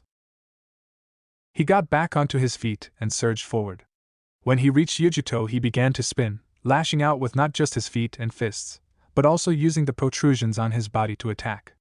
Yugito had to backpedal since nearly every part of the Kaguya was now a weapon. She was forced to continue moving until she saw a small opening. Yugito timed her attack to Kimimaro's, dodging his first attack before smashing her fist into his face. As the Kaguya stumbled back, Yugito gave him a kick to the ribs, before spinning and launching a snap kick to his shoulder. As Kimimaro tumbled back, Yugito came in with another kick, this one to the head. Kimimaro's head snapped up, looking almost like he had broken it as his body jerked the opposite way.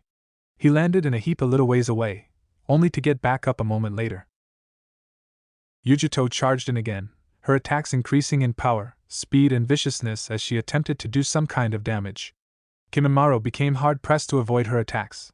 The intensity of her assault was actually making him stagger back.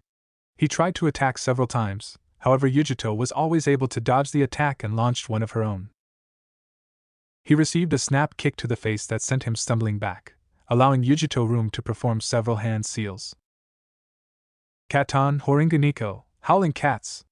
Yugito slammed her hands on the ground, causing fire to burst up and take the shape of several tiger-sized fire cats with two tails.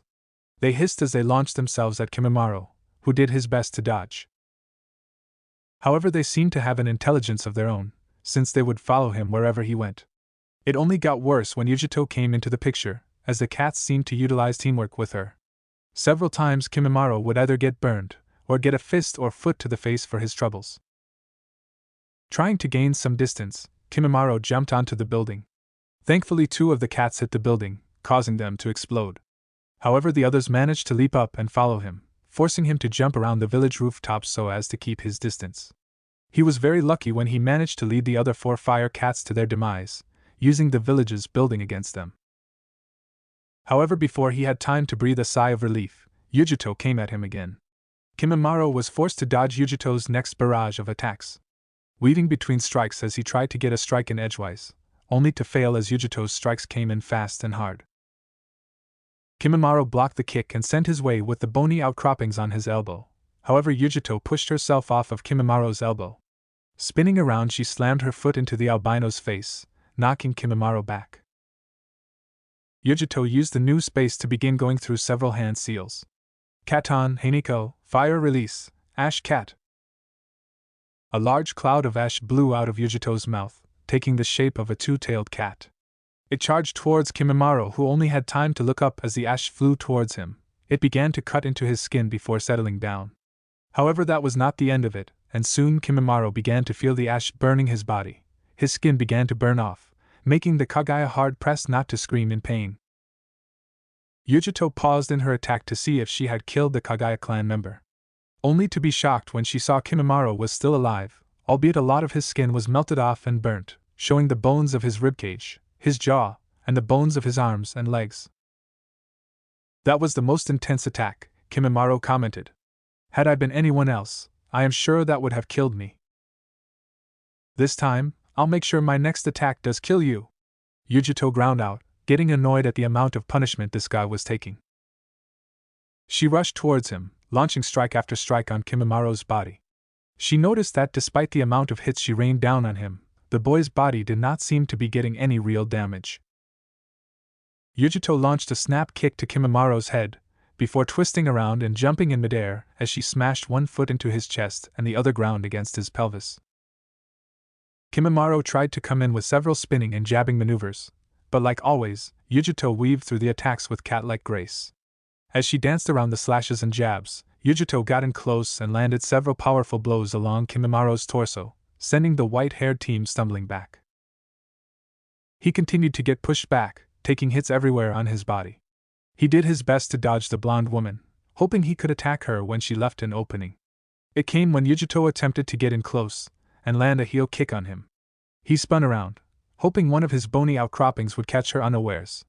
Unfortunately for him, Yugito, even though she was caught slightly by surprise, was more than capable of dodging his attack. Taking a chance, Yugito came forward again and rolled under a leg, before twisting herself into a spin and going to the splits. Yugito's feet smashed into Kimimaro's face, knocking him off balance and sending him stumbling back. Yugito used the opportunity and jumped back up, pulling out a kunai as she began to assault the Kaguya. Kimimaro soon found himself unable to do anything more than dodge as Yugito viciously slashed into him, making several cuts on the albino when he was not fast enough to dodge. Kimimaro was very thankful for his bloodline, knowing that many of these cuts would have killed others. Yugito saw that her cuts did not seem to be doing much of anything, and began to channel lightning chakra through her kunai. The next time she made a gash on Kimimaro's form, the albino was shocked to see it actually left markings on one of his ribs. He was forced to jump back as he received several more cuts along his body. Unfortunately for him, Yugito had moved faster than he had been able to follow, dropping on the ground and landing a vicious double stomp kick to him. The young Kaguya was sent flying backwards, crashing through the door to a building several feet away. Kimimaro stood back up and looked out of the building to see Yugito still standing there. He walked out and looked at her with a blank expression. "You are strong." The black marks of his curse seal began to spread along his body, to cut my bones even a little bit. Had you been fighting anyone else, I believe you would have won. However, do not think that just because you have been able to keep me from killing you so far, means you can defeat me. I have not even begun to get started. It's time I revealed my true power. Great. Yugito groaned. I should have realized you would be some kind of freak since you work for Orochimaru. However, I hope you don't believe that whatever you are doing will allow you to beat me. I'm not considered the second strongest ninja in Kumo for nothing. Come back here, Uzumaki. Come back and face me. Gaara yelled as he chased Naruto into one of the many parks that were in Konoha. It has been hard to get here. Naruto had been forced to constantly dodge Gaara's attacks, while at the same time making sure he had stayed in sight of the crazed redhead. It was because of this he had not been able to get over to the parks unscathed. His body was littered with numerous cuts and bruises from when Gaara had managed to smash his claws into him. Thankfully, they were being healed by Kyuubi and his own impressive regeneration and would not leave any permanent markings. Oh, shut the fuck up! Naruto shouted back as he dodged another sand claw. Who the hell said I was running, you little bitch? I just felt like a fucking change in venue. With all the goddamn property damage you seem to cause in a battle, I didn't want to deal with the shit it would raise after I kick your ass. Gaara laughed as he landed a few feet away from Naruto. You are quite entertaining, Uzumaki. Do you actually think you can win? I've seen the way you fight. You fight for others rather than yourself. That makes you weak. Unlike you, I fight only for myself. I love only myself and I live for only myself. It's because of this that I am strong. You cannot defeat me. You know, with the way you keep running those fucking lips of yours, you're beginning to remind me of Neji. Only rather than being some fate-driven bastard, you're just one insane motherfucker. Naruto frowned, and fighting for others is not a weakness. If you're too stupid to know what true strength is, then I guess I'll have to show you by kicking your ass Uzumaki style. Bring it, Uzumaki. Show me this strength of yours. Show me so that when I crush you, I will prove myself to the world. Gaara jumped at Naruto, lashing out with a claw. Naruto jumped out of the way, letting the tree branch he was on take the damage as he landed on a tree several feet away. He looked up to see Gaara had grabbed onto a branch with one of his clawed hands and was using it to swing himself around. Naruto waited until the last moment to slide under another one of Gaara's sand claws, placing multiple explosive notes along his arm. Flipping over Gaara, Naruto smashed his feet into the back of the other genin's head, making the redhead stumble forward. He placed his hand in a hand seal and smirked. Boom! Gaara let out a roar of pain and frustration as his left arm exploded, shooting sand everywhere. However, the sand quickly reformed and the red-headed, unstable Jinchuriki turned his attention back on the blonde, launching himself at Naruto with even more fervor. Snarling, Gaara raised one of his clawed hands, sand beginning to form sharp and pointy shapes along his arm. Suna Shuriken, Sand Shuriken. The genin-turned monster announced as he tossed several dozen sand projectiles at Naruto. The blonde's eyes widened ever so slightly before he regained control and began to weave through the hailstorm. While he was not as agile as, say, Yugito, he was still able to dodge the projectiles. However, as soon as he had finished dodging, Gaara had just finished his preparation to attack. Using his clawed arms to grab onto a pair of trees he was standing between, leaning back before using the leverage to shoot off like a rocket. Naruto could only look up in shock as Gaara came towards him at speed something so large and unwieldy should not be capable of making. Naruto had no time to react as Gaara launched one of his clawed hands at the blonde's chest and swatted him away. Naruto bit down a yelp that threatened to escape him as he was sent rocketing away, smashing through a tree before hitting another one hard enough to leave an indent. Naruto groaned as he fell to the branch below him, spitting out some of the blood that had congealed in his mouth when he bit his cheek. He stood up and hissed a bit as he felt his ribs mending themselves back together. When it was finished, he looked around and blinked when he did not see Gaara anywhere. However, he instantly realized that any time Gaara disappeared it was probably not a good thing. He jumped off the tree branch he had been on, and just in time too. For as soon as he did, Gaara dropped down right on top of the spot Naruto had been standing on, shattering the branch like it was made of clay and sending a shower of bark everywhere. Gaara landed on the ground and looked for Naruto, snarling when he could not find the blonde. "Where are you, Uzumaki? Are you afraid of me?" He chuckled maniacally as a smile came to his face. "That's it, isn't it? You fear me. Because unlike you, I fight only for myself. While you fight for others, it makes you weak." Naruto rolled his eyes. "Are we going over this again?" "Don't be stupid, Gaara. I don't fear you." Gaara looked around as the voice seemed to echo everywhere. "However, I'm also not stupid enough to fight someone like you head on. The basic shinobi rule has always been for ninja to fight from the shadows, a lesson that seems to have been forgotten long ago when flashy jutsu came into the picture. That's why I've decided to kick it up old school to kick your tanuki ass." Naruto came up from the ground behind Gaara and slapped an exploding tag on his back. "Sayonara, bitch." Naruto leapt away as Gaara swung an arm to smack him, but the blonde merely ducked under it and placed another exploding tag on him. Growling, Gaara tried again, spinning around and hoping to catch the blonde off guard, but Naruto had predicted this and placed his hand on the other arm as he jumped over, leaving another exploding note on the redhead. Naruto closed the distance and put an explosive note on Gaara's chest, before leaping over him when the sand-covered genin attempted to swipe at him. As a last act, Naruto slapped an explosive note on the back of his head before jumping away and forming a hand sign. Katsu! Boom! A large explosion consumed Gaara's form and the sound blocked out the redhead's cry of pain.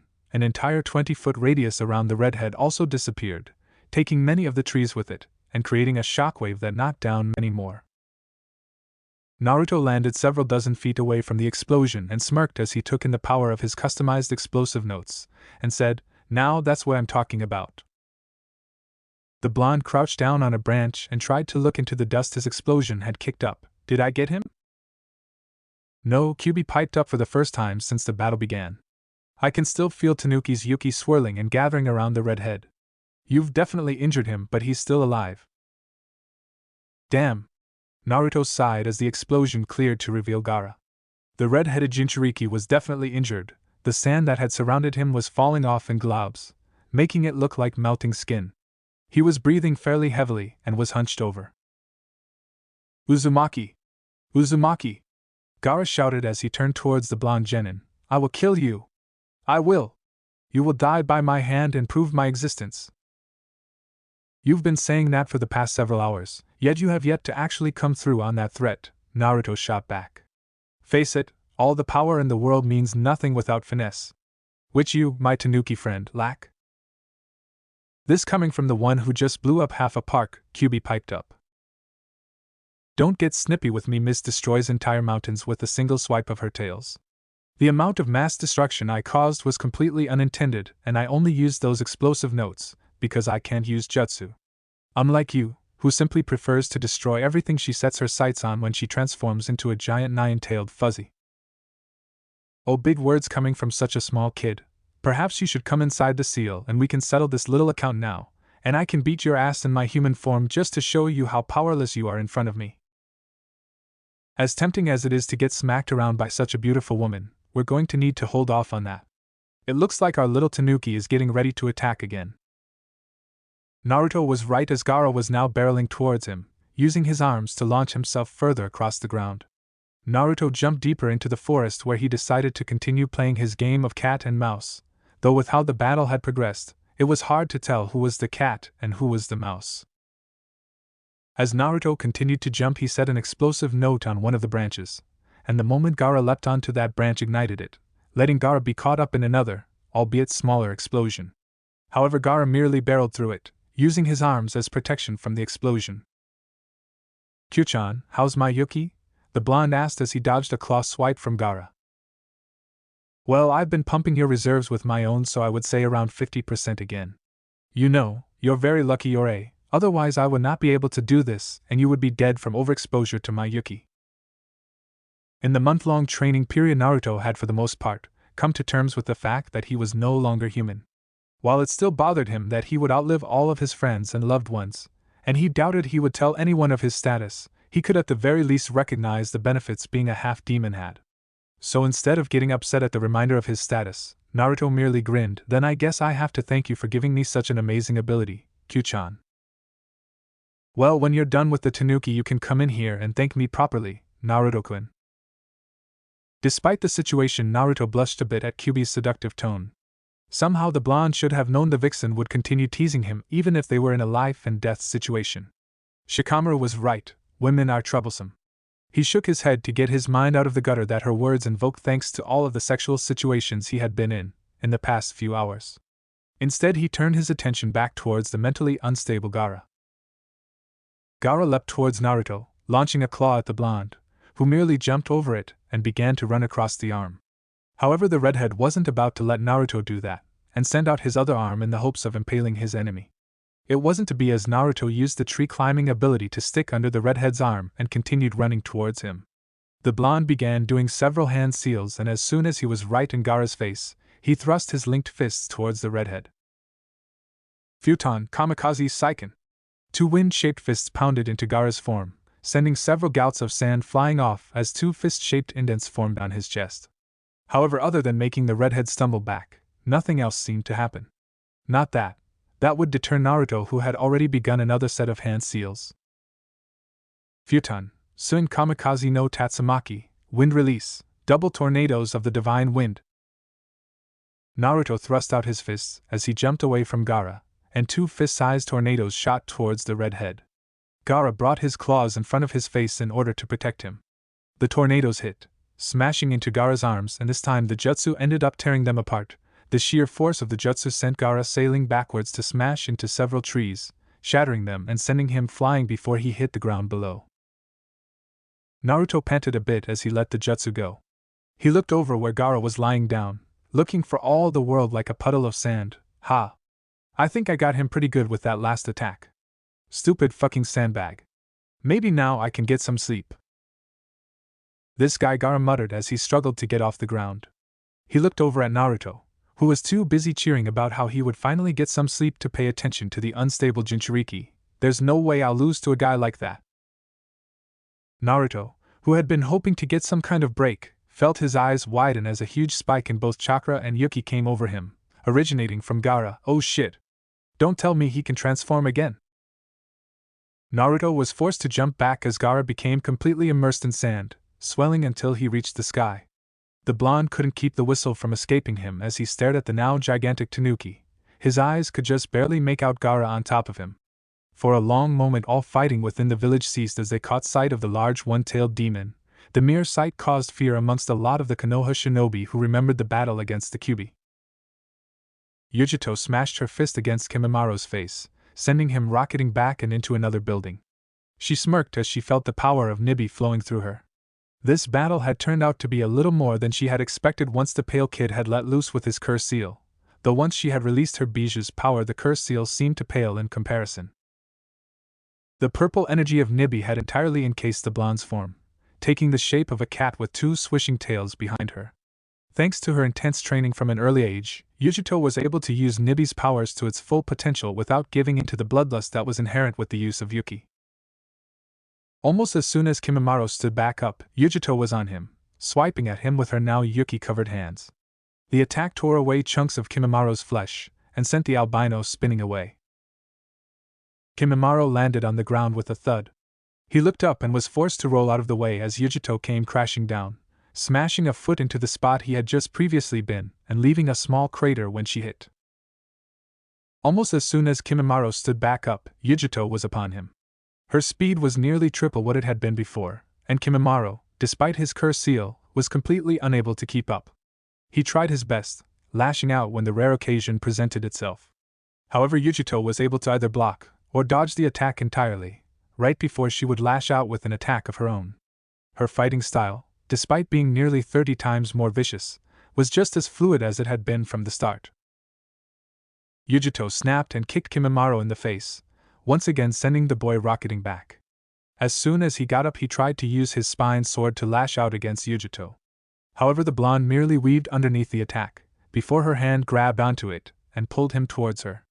Yugito smashed her fist into Kimimaro's chest, letting go of the bone blade as the white-haired teen was sent back again. Kimimaro resisted a groan as he stood back up. This girl was a major problem. Their battle had been going on for the better part of 3 hours now, and he had yet to do anything more than scratch her. Even with the power of his curse seal, he had been unable to do anything. Since the moment he laid that one scratch on her, she had activated her Jinchuriki cloak, which acted as shield against most blunt damage. Not that he had been able to hit her again anyways, since her speed, strength, and reflexes had tripled. Even though she could not use any jutsu without fear of overloading them, she was still kicking his ass. He thought about using his second stage curse seal, but it was easy to realize that he would still be unlikely to kill Yugito, especially given that she had the entire village with which she could hide in. On top of that, he had his illness to worry about. The more he used his curse seal, the worse it got. He could not afford to let himself die here when Orochimaru may still need him. All thoughts from the two of them were cut off by the appearance of Shikaku in one of Konoha's parks. It was then that Kabuto appeared next to Kimimaro. Orochimaru-sama has ordered your withdrawal, Kimimaro-san. What? Asked Kimimaro in shock. But I can still fight. I can still help. Cough. Kimimaro dropped to a knee as he began coughing up blood. No, not again. Why is it acting up now? Kabuto shook his head. You used the cursed seal's power too much, and on top of that, you are fighting the Jinchuriki for the Nibi. In any case, the battle is, for the most part, over. We need to get you medical attention. To understand, Kimimaro stood up, only to cough up more blood. Kabuto placed a hand on Kimimaro's shoulder, and the two sank into the ground. Yugito frowned as the pair disappeared. Sighing, she let her Jinchuriki cloak fall. Looking around, Yugito looked over towards Shikaku. Should we deal with that problem, kitten? No, if we were to battle Shikaku it would cause tremendous collateral damage. Yugito smiled as she saw a large puff of smoke. Besides, I have a feeling Naruto-kun has it well in hand. Oh, this is so not good, Naruto thought to himself as he looked over at Gaara. He looked at himself to see that he was covered nearly head to toe in sand. This totally sucks. How am I gonna get out of this? How the hell am I even supposed to fight something that big? I would need a. He stopped, and blinked as an idea to beat Gaara came to him. Hey Q, can you give me a bit of Yuki? Within the seal, QB blinked in confusion. I don't see how my Yuki can. Oh. She paused as she realized what he wanted to do. Yeah, I can. Here you go. Thanks. As Naruto felt a small surge of QB's Yuki, he brought his thumb to his mouth and swiped at some of the blood that had gotten there from when he was last thrown, and began to make a few hand signs. Gaara held out his right hand. Sabaku so. Kuchios no Jutsu. There was a massive burst of smoke and Naruto found himself standing atop of Gamabunta. Jumping down on his nose, Naruto turned to the massive summon. Hey there, Bunta. You want to help me out with the big bad over there? Naruto jerked a thumb towards Gaara. I'd take him out myself, but he seems to have grown too big for me. The Ichibi no Shikaku Hagamabunta blew out a large ring of smoke as he looked at the giant sand tanuki. No can do, kid. Why would I want to go out of my way to fight a guy like that? Because if you don't, I'm gonna end up as nothing more than a bloody smear on the bottom of his foot, Naruto deadpanned. Besides, aren't summons supposed to help their summoner? Well, that's tough, kid. But I never accepted you as my summoner. We haven't even had a drink yet. Gamabunta heaved a massive shrug. Until we share a drink together, I can't accept you as my summoner. You expect me to buy you sake? With the amount of income one make? Asked Naruto. Are you forgetting that I'm nothing more than a genin? There is no way my sorry ass would be able to buy enough liquor to get you even slightly buzzed. I doubt I even make enough to get myself buzzed. As I said, tough, Gamabunta said in an uncaring manner. Fine, I really didn't want to do this, but you leave me no choice, Naruto sighed before turning to Gaara and raising his hands to his mouth like a microphone. Hey Gaara! Gamabunta here says he can kick your motherfucking tanuki ass back to the time of the Rakuta Sannin. You dare mock me? I'll kill you! Gaara screamed as he went through several hand seals, Tanuki Nairi no Jutsu, feigning sleep jutsu. The star-shaped pupils began to spin wildly on Shikaku as the Tanuki shouted, I'm free! Hell yeah! It's time to party! It looked over at Gamabunta, and look! There's something to kill! Rankuden! A giant bullet of air towards the giant toad summons. You know, I think I'm starting to hate Yugaki, Gamabunta grunted as he jumped away from the bullet. Hey, if you had just listened to me and helped, I wouldn't have had to do that. Naruto looked at Gaara and rubbed his chin in thought though, I'm not exactly sure how to beat an out-of-control Bijuni idea's boss toad. Shikaku inhaled a deep breath, Futon, Rankuden. He launched another massive ball of air at Gamabunta, who decided to counter with his own attack. Suetun, Teppadama. Ha! Why don't I give you a hand with that, Bunta? Naruto flew through his own hand seals, Futon, Rankuden. He sucked in a breath before hitting his stomach, releasing a powerful cannonball of wind. Said ball hit the water bullet, increasing its speed and power nearly threefold as it smashed into the wind bullet sent by Shikaku. The wind bullet was destroyed and the water bullet continued on and collided with Shikaku himself, knocking the giant demon back and sending it crashing to the ground. A little ways away, both Kankuro and Temari watched the fight in shock. When they had seen a fully transformed Shikaku appearing in the middle of one of Konoha's parks, they had assumed that it was going to start going on a rampage. However, they had been surprised when not only did Gaara not start smashing through objects, but that a giant toad would appear as well, and was now fighting off Shikaku. More surprising still was that they had spotted the familiar form of the blonde who had beaten Gaara in the first place on top of the giant toad summon. Who the hell is this kid? Asked Kankuro. I always thought his first battle was more luck than actually being able to beat Gaara. But now he's going head to head with him again and winning. Hey, that wasn't too bad, Gaki, Gamabunta complimented as he watched the great demon fall back. Of course it wasn't. It was awesome. Naruto grinned as he watched the giant sand demon try to get back up. So how do we do this? We need to wake up the host. The boy on his head is acting as a medium for the Shikaku. A good smack should do it. I could pepper him with one of my attacks, Naruto offered, though that would most likely kill him. Then it's a no-go. Killing the medium during a full possession may very well release the demon. Since it already has a form, it wouldn't need the boy. So we need to get in close then, Naruto said. Alright. Get me near that son of a bitch, and I'll wake his ass up. These hands aren't very good at grabbing things, Gaki. Gamabunta held up his webbed hands. How would you suggest I get a hold of him? Naruto scoffed. I don't need you to grab onto him, just get me close, I'll take care of the rest. Hey Q-chan, think you can give me some juice? Of course, Naruto-kun, just be careful, you've already used the tail once today and this will leave you drained, so no more strenuous activity after this. Gotcha!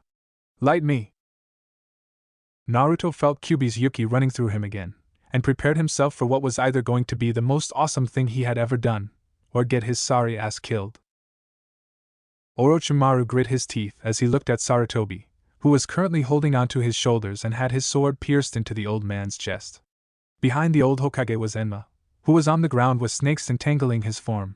He was holding onto the sword to keep it from going any further into Sarutobi's back. It was at this time that the snake Sannin was regretting his decision to let his old sensei use the jutsu he had told Orochimaru about, letting his curiosity for powerful jutsu override his common sense. It had only been after Sarutobi had gotten a hold of him that he realized just what the old man had done. Their battle had been intense, and they had clashed across their little arena for several hours, launching jutsu, battling with staff and sword. Neither had really been able to get the better of the other. Sarutobi was old.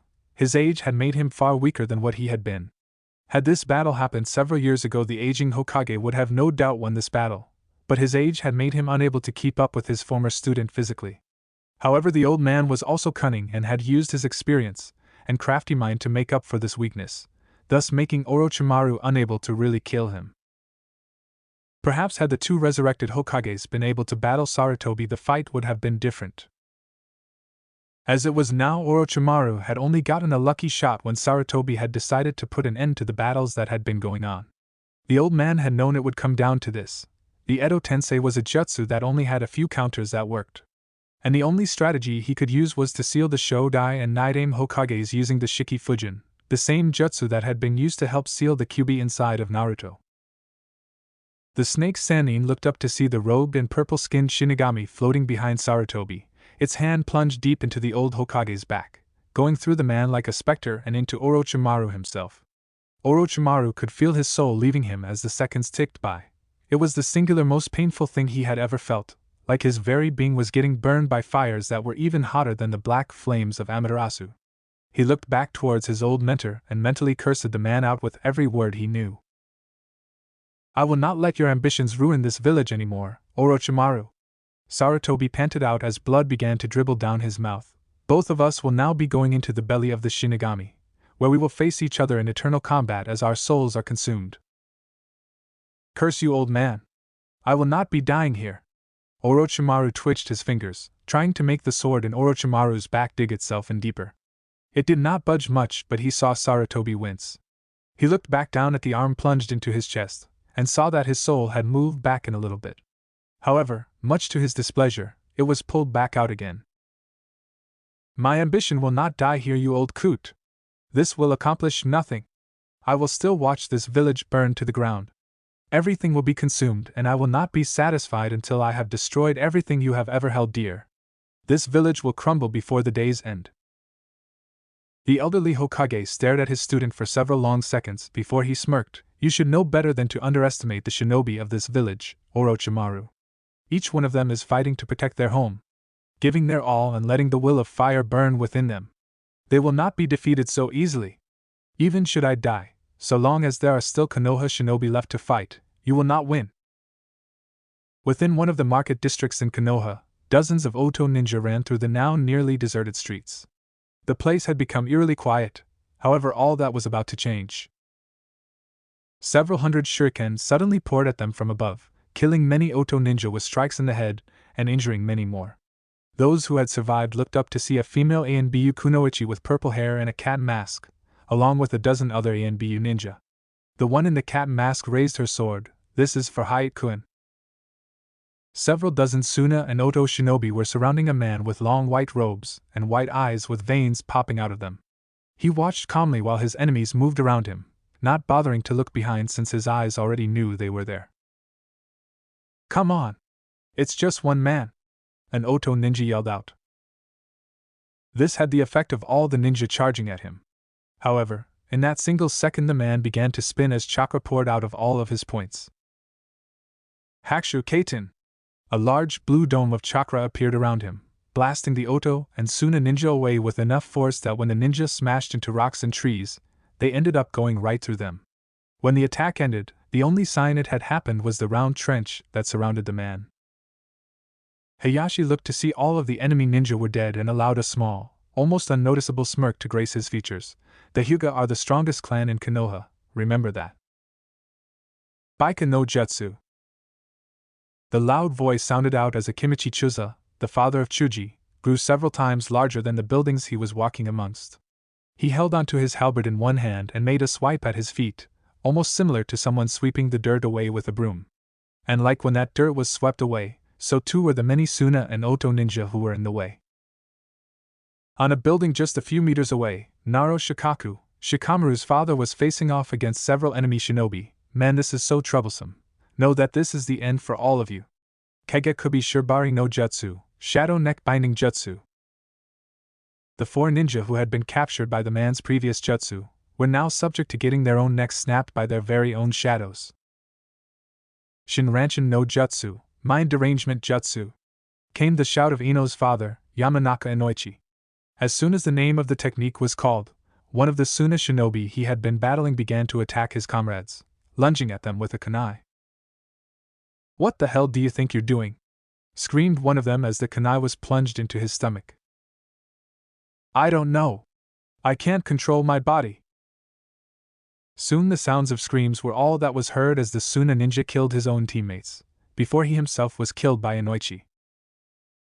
With the attack finished, Shikaku appeared next to his longtime teammate, while Chuza stomped over to them, still standing several dozen feet above his comrades.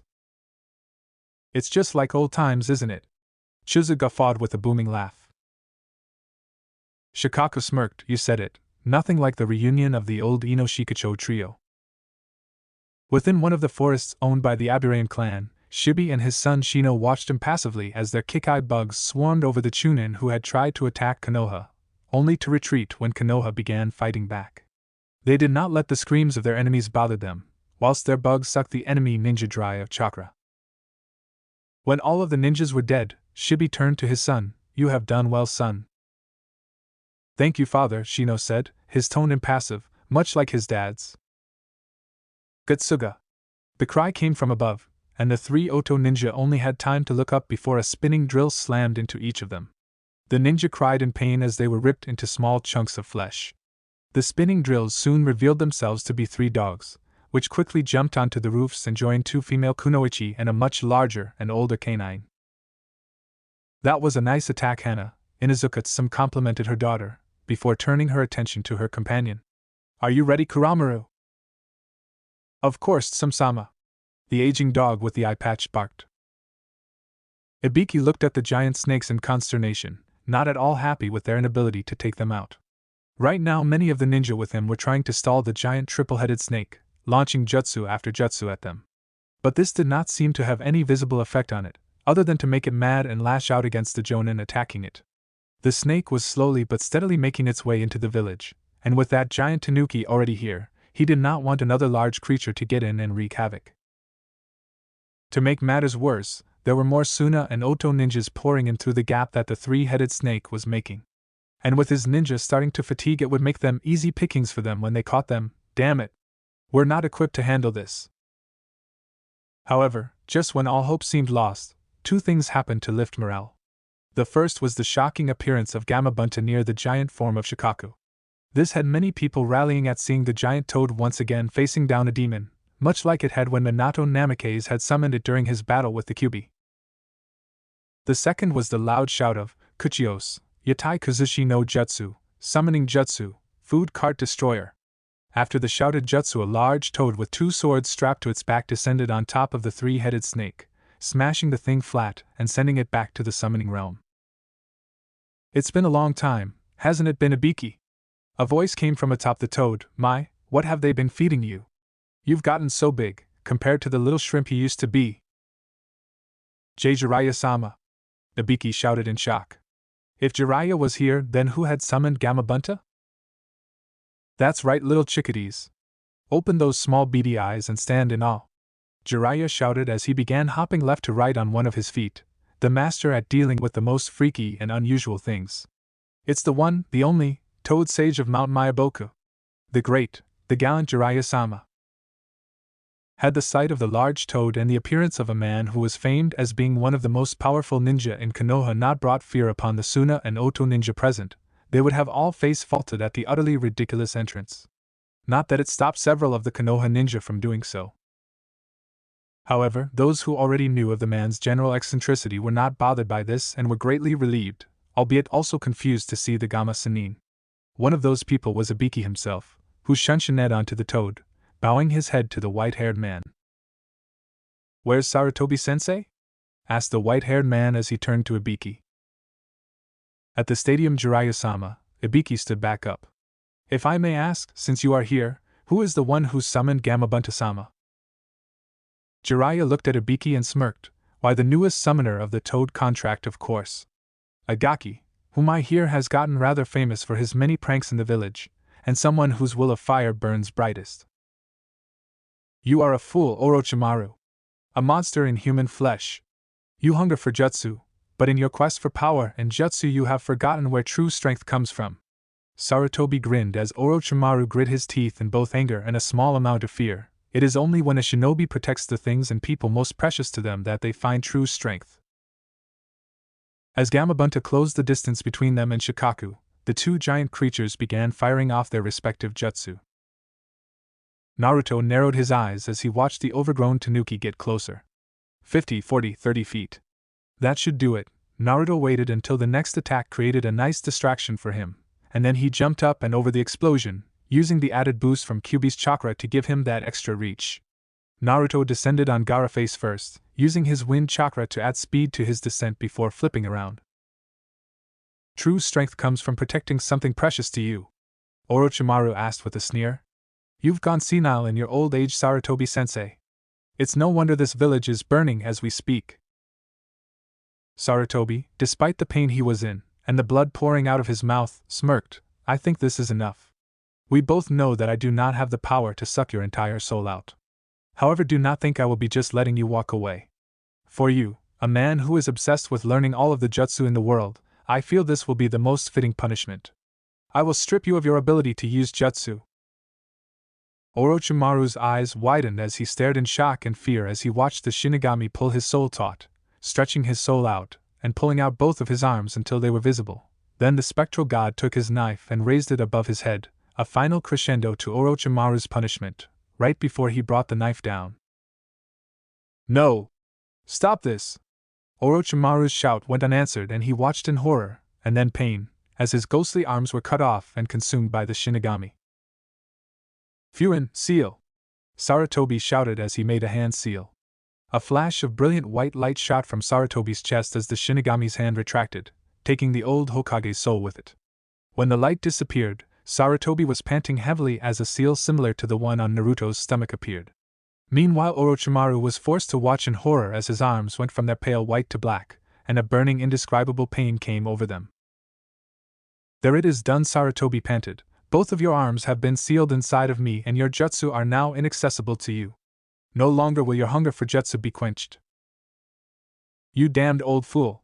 Orochimaru cursed, all sense of composure and sanity lost in his world of anger and pain. Give me back my arms. You are pathetic, Orochimaru. Your arms are gone, forever in the grasp of the Shinigami. Sarutobi started to sway as he felt his life force leaving him. Farewell, my sad former student. It is unfortunate that we will not meet in the next life. Damn you, old man! Orochimaru cursed and swore, using every vulgarity he could think of. However, Sarutobi could no longer hear any of it.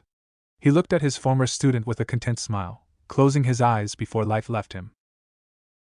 Rise and shine, you son of a bitch! Naruto smashed right into Gaara's shoulders. The force of the blows sent them both straight through Shikaka's body, forcing it to collapse on itself since it no longer had a medium to hold it. The pair crashed straight into the ground as sand fell down all around them. Holy shit, Gamabunta mumbled, almost dropping his pipe as he watched the obviously insane blonde stomp a mud hole straight through Shikaku. Jiraiya's definitely picked an interesting one this time. I'm actually pretty interested to see how this will end. Unfortunately, I'm nearly out of chakra, but I look forward to seeing more of what this Uzumaki kid can do. With that, the giant toad disappeared in a puff of smoke. Naruto grunted as he dragged himself and Gaara out of the now giant sand pit, spitting up the sand that had managed to get in his mouth. Kami, I'm beginning to fucking hate sand. Naruto spit up more sand as he dropped Gaara and watched the other genin back away. No! Stay away! You will not end my existence! Gaara shouted as he tried his best to back away from the blonde genin. Oh, shut the fuck up, you damn pussy! Naruto shouted in annoyance. You're a shinobi, aren't you?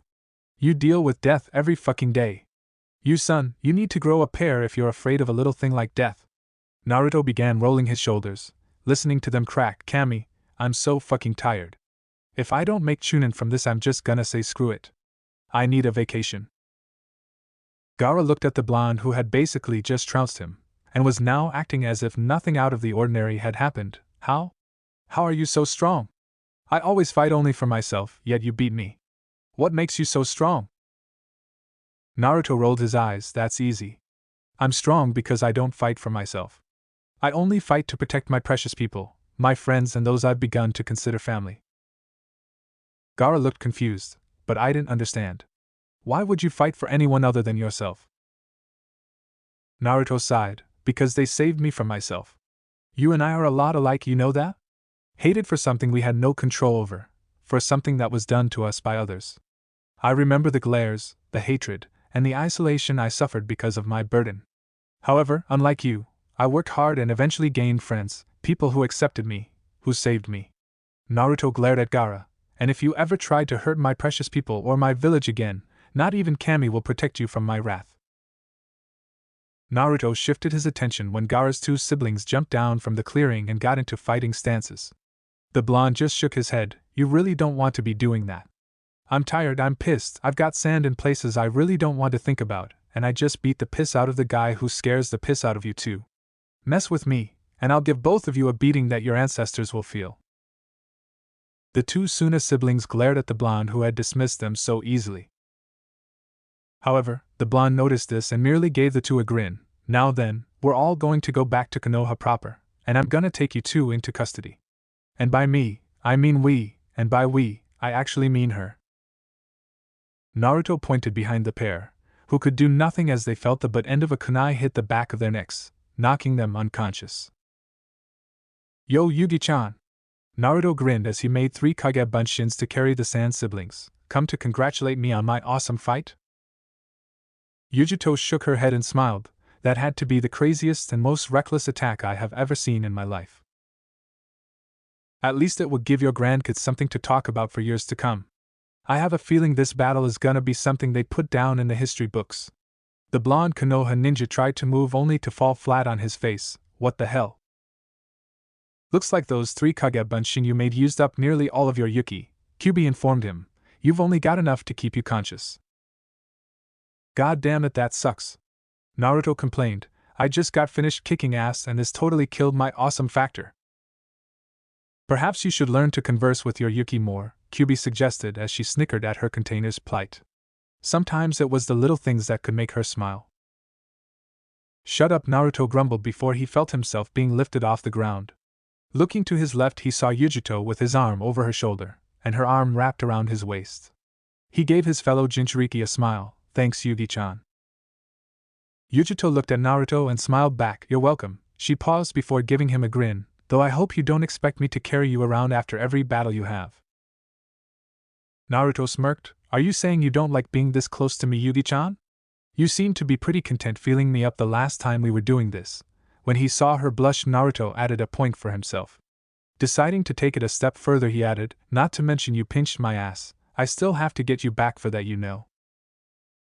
Having gotten herself under control, Yugito looked at him with a smirk of her own. Oh well then, be my guest. She bumped her hip into his. It's right here waiting for you after all. She gave him a grin. Of course, since you can't move, that's kind of a moot point, isn't it? Naruto gave her a mock glare. Once I recover, I'm seriously going to make you regret making fun of me, Yugi-chan. Ah, don't be like that, Naruto-kun, the blonde woman purred. You know I love you. You sure don't act like it with how mean you're being, Naruto sniffed, meanie. The two continued their game of words as Yugito led/carried Naruto back into Konoha. Little did the blonde shinobi know that tragedy was waiting for him after the battle. Several days later, 2 figures stood atop a small hill overlooking Konoha. Both of them were wearing black cloaks with red clouds and straw hats on their heads. You know, for having come out of a war, they seem to be doing pretty good. The much taller figure said, Are you feeling nostalgic being back in your home village? The shorter figure looked up, revealing a pair of red eyes with 3 tomo in each. No. Chapter 28. The Search Begins.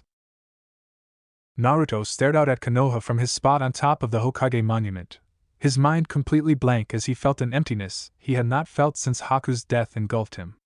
It had been about 4 days since the battle for Konoha had ended, and the council had taken stock of the situation and all the reports on how much damage and casualties Konoha had suffered.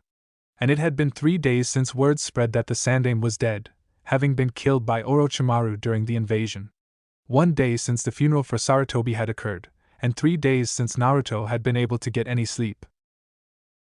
Like the time when Haku had died, the blonde had been unable to get a moment's rest, since whenever he had, even if only for a few moments, the images of those he had lost replayed in his mind. Only now they were images of both Haku and Sarutobi, letting him know just how badly he failed. The thoughts of if only played in his mind. If only he had been stronger, if only he had been there, if only he had been able to kill Orochimaru in the Forest of Death, then none of this would have happened. He knew that such thoughts were pointless, that these kinds of thoughts could not, change the past. Yet it was these thoughts that seemed to be the only ones that had been running through his head for the past 3 days. Thoughts on his failure brought him to thoughts on just how wrong Sarutobi's death felt. He may have always joked about the man being old, and needing to give him the Hokage title before he died, but a part of Naruto had never really thought the old man would die. Sarutobi had been around since almost the beginning of the village's founding. He had seen all 3 of the wars, was the Hokage for 2 of them, and had ruled Konoha through its most turbulent times, even taking the title back after the Yondaime died to seal the Kyuubi. To Naruto, the Sandaime had always seemed eternal, a figure that would never die. Yet he had, the man who had the longest reign of any Hokage, and in Naruto's opinion, one of the most successful, was gone. He would never hear the old man speak of the past, or berate him for some prank, offer him a piece of advice, help him through any of the hardships he faced. He would never get to see the old man's pride as he gave him the Hokage hat and title. There were a lot of things he would never get to do with the old man again. It was odd, the pain he had felt was just as intense as it had been when Haku died, and so was the feeling of failure. And yet, for some reason, Naruto could not find it in himself to cry like he had when Haku had died. Even when he had been at the Sandaime's funeral he could not cry. Flashback. Naruto watched with a sense of detachment as Sarutobi's 2 teammates spoke on behalf of their now dead comrade. He couldn't really hear the words that were being spoken. It was like there was an odd buzz in his ear that kept him from hearing anything, and it had been like that since he had heard of the Sandaime's death. He looked over to his left, and saw Kimimaro crying his eyes out, with Iruka placing a protective arm around the young Sarutobi. He could see the boy's lips moving, but like with the speeches, his mind could not pick up what was being said. As he continued to let his eyes travel, he found them coming to a stop right next to the figure on his right. Tenten was holding onto his arm, clutching it in between hers, and had her head leaning on his shoulder. He could see the tears in her eyes, and a part of him wondered if she had been close to the old Hokage. Probably not, he shook his head. I spent a lot of time with Gigi and never saw her with him. Still, that did not make her sorrow any less, he knew. The Sandaime had been a constant of the village for a long time, nearly 70 years or so, and Naruto knew that he was friends with Kaido, having seen the Sandaime in the shop on occasion when he had gone in. A little while after the speech, people began to walk up to Sarutobi's coffin and set a white rose on it, a tradition that had been passed down in Konoha when grieving for the dead. It was supposed to be a symbol of rebirth, or something like that. As the people continued moving and passing their flowers onto the coffin, it began to rain. Naruto looked up at the sky and let the drops fall down onto his face, closing his eyes for a moment. He was glad the rain had come, because for some reason, no matter how hard he tried, his eyes could not work up the ability to produce tears. At least this way, he could pretend that the water now on his face were his tears. When it was his turn, Naruto gently pulled himself from Tenten's grip and made his way over to the coffin. He found himself staring at the picture of Sarutobi, one taken in his earlier years, showing a head of full spiky brown hair much like Konohamaru's and a wrinkle-free face. Naruto could easily recognize that he was in the Hokage office. Having visited there as many times as he had in his lifetime, Naruto could recognize every inch of that office. A part of him wanted to say something, to have one last conversation with the man who had given him so much. A place to call home, taking him out to ramen, offering him advice, a shoulder to cry on, giving him encouragement when he had failed at something, or even a break from the glares he received in the village by offering him sanctuary in his office. Naruto's mind replayed some of the times he had spent with the elderly Hokage. Like when he had done his first prank of putting itching powder in the entire collection of a clothing store's stock. Rather than be angry, the old man had laughed almost as soon as the ANBU left, and had asked him how he had managed to pull it off. Or the many times when Naruto would come visit the man in his office, and they would have tea and these odd little cookies that tasted really good. And more recently the aid Sarutobi had offered him, informing him of the uses of the Kage Bunshin no Jutsu, of helping him cope with learning he had a demon sealed inside of him, of the time when Naruto had been lost due to an amalgamation of using said demon's Yuki, killing nearly 100 bandits in less than an hour and losing someone he was honestly positive he had wanted to spend his life with. Sarutobi had done so many things for Naruto, and it was only now he realized that he had never done anything to thank the man for all he had given him. Naruto felt that the least he could do now was offer his thanks for helping him as much as the elderly Hokage had. Yet when he opened his mouth, no words came out, and Naruto found that in the end, all he could do was place the flower on Sarutobi's coffin and walk back to where he was standing. After that he just watched as the other people put their flowers down, until all the people had finished and left. The only person who had stayed with him after that was Tenten, yet even she left eventually. Naruto stayed there for what felt like hours, letting the rain hit his form. It was not until the rain had stopped and the sky began to clear that Naruto left. Because with the rain gone, he could no longer pretend that he was shedding tears. Flashback end. It had been after this that Naruto had cut himself off from everyone, much like he had done after Haku's death. Even Kyuubi could not reach him, though not for lack of trying. He knew it was not something he should do, and that he was going to get an earful from both Anko and Tenten later. But right now he did not want to deal with anybody. He knew what he would get when he met them. And he did not want their pity, or any form of platitude. It just wasn't him. He was not one for receiving pity from others. He had never had it when he was forced to grow up on the streets, and he would not have it now. Jiraiya could not repress the sigh that escaped him as he looked out over the village from where he stood, leaning against the rail from on top of the Hokage Tower. The village had taken quite a lot of damage, but considering it had a bijou in the middle of it for a while, it was far less than most could have hoped for. The Gaki really did pretty good, Jiraiya mused to himself as he scratched his chin. Gamabunta tells me the kid's one of the ballsiest people he's ever met, and with what he told me of the fight I'm more than inclined to believe him. Naruto really had impressed him, not just in this battle, but ever since they had met. The reports he had received when he had been out of Konoha hoping to gain information on Orochimaru had told him that Naruto was nothing but an idiot, someone who had been the dead last of his class and barely managed to scrimp by. Hell, he had heard that the only reason the boy passed was because he had managed to learn the Kage Bunshin in 1 hour. A feat only made possible by the boy's ridiculously large reserves. Yet when Jiraiya had found the kid at the hot springs, it was not the idiot he had expected. Sure, he was loud, that he had at least expected, and the boy had a tendency to run off his mouth. However, he also spoke far more fluently than he would have expected. The boy had a sharp tongue that could shoot shit with the best of them. His investigation of the boy afterwards had shown him at least parts of the reason he was so much more intelligent than he had expected. That still didn't change how impressed he was with the kid. "Ah, Jiraiya-kun! There you are!" Jiraiya turned around and suppressed a groan when he saw Hamura and Koharu, 2 of the 3 elders on the Konoha Council. They were the teammates of Sarutobi, and had served Konoha for a long time. Jiraiya liked to think of them as Konoha's fossils. However, Jiraiya really did not like the 2 since, more often than not, they chose to side with Danzo, the last of the 3 elders, on the man's pro-warlike policies. "What can I do for you old toadies today?" asked Jiraiya in a tone that said, "I really don't care what you have to say." And truthfully, he really did not care about what they wanted. Part of the reason he was up here was because he had left the council chamber half an hour ago, so he did not have to listen to the arguing they did. Arguing about what to do with Naruto, Jiraiya thought to himself. The blonde's feats of strength had not gone unnoticed by the people of Konoha, and he had been the talk of the town, almost as much as the Hokage's death. Some of it was good, some of it was bad. Naruto was starting to gain respect, at least from the shinobi population. However, none of that mattered to the council, or at least the civilian council. With the Hokage dead, many of them were wary of the blonde shinobi. While they would not do anything like banish him, especially now that they had irrefutable proof that Kumo had 2 Jinchuriki with full control over their bijou, they wanted to place restrictions on him, or give him to Danzo. Jiraiya had been able to put a stop to that by claiming the boy was his apprentice, but he knew without them they may very well get what they want. He just hoped they did not choose Danzo, or they would get what they wanted from Hokage or not. The 2 frowned for a moment before brightening up. Hamura cleared his throat as he began to speak. "Since you do not feel like speaking right now, we will get straight to the point. As you are well aware, Konoha is without a Hokage.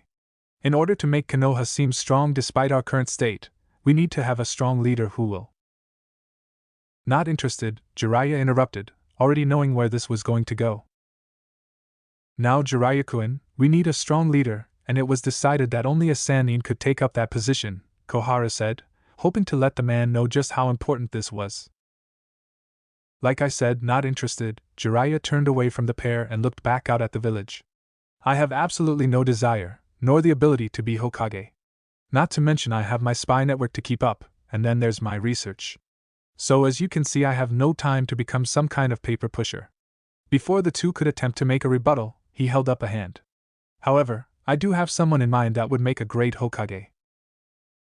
You can't mean her, can you, Jiraiya? Himura asked in surprise, having realized who he was talking about. She hasn't been in the village in years.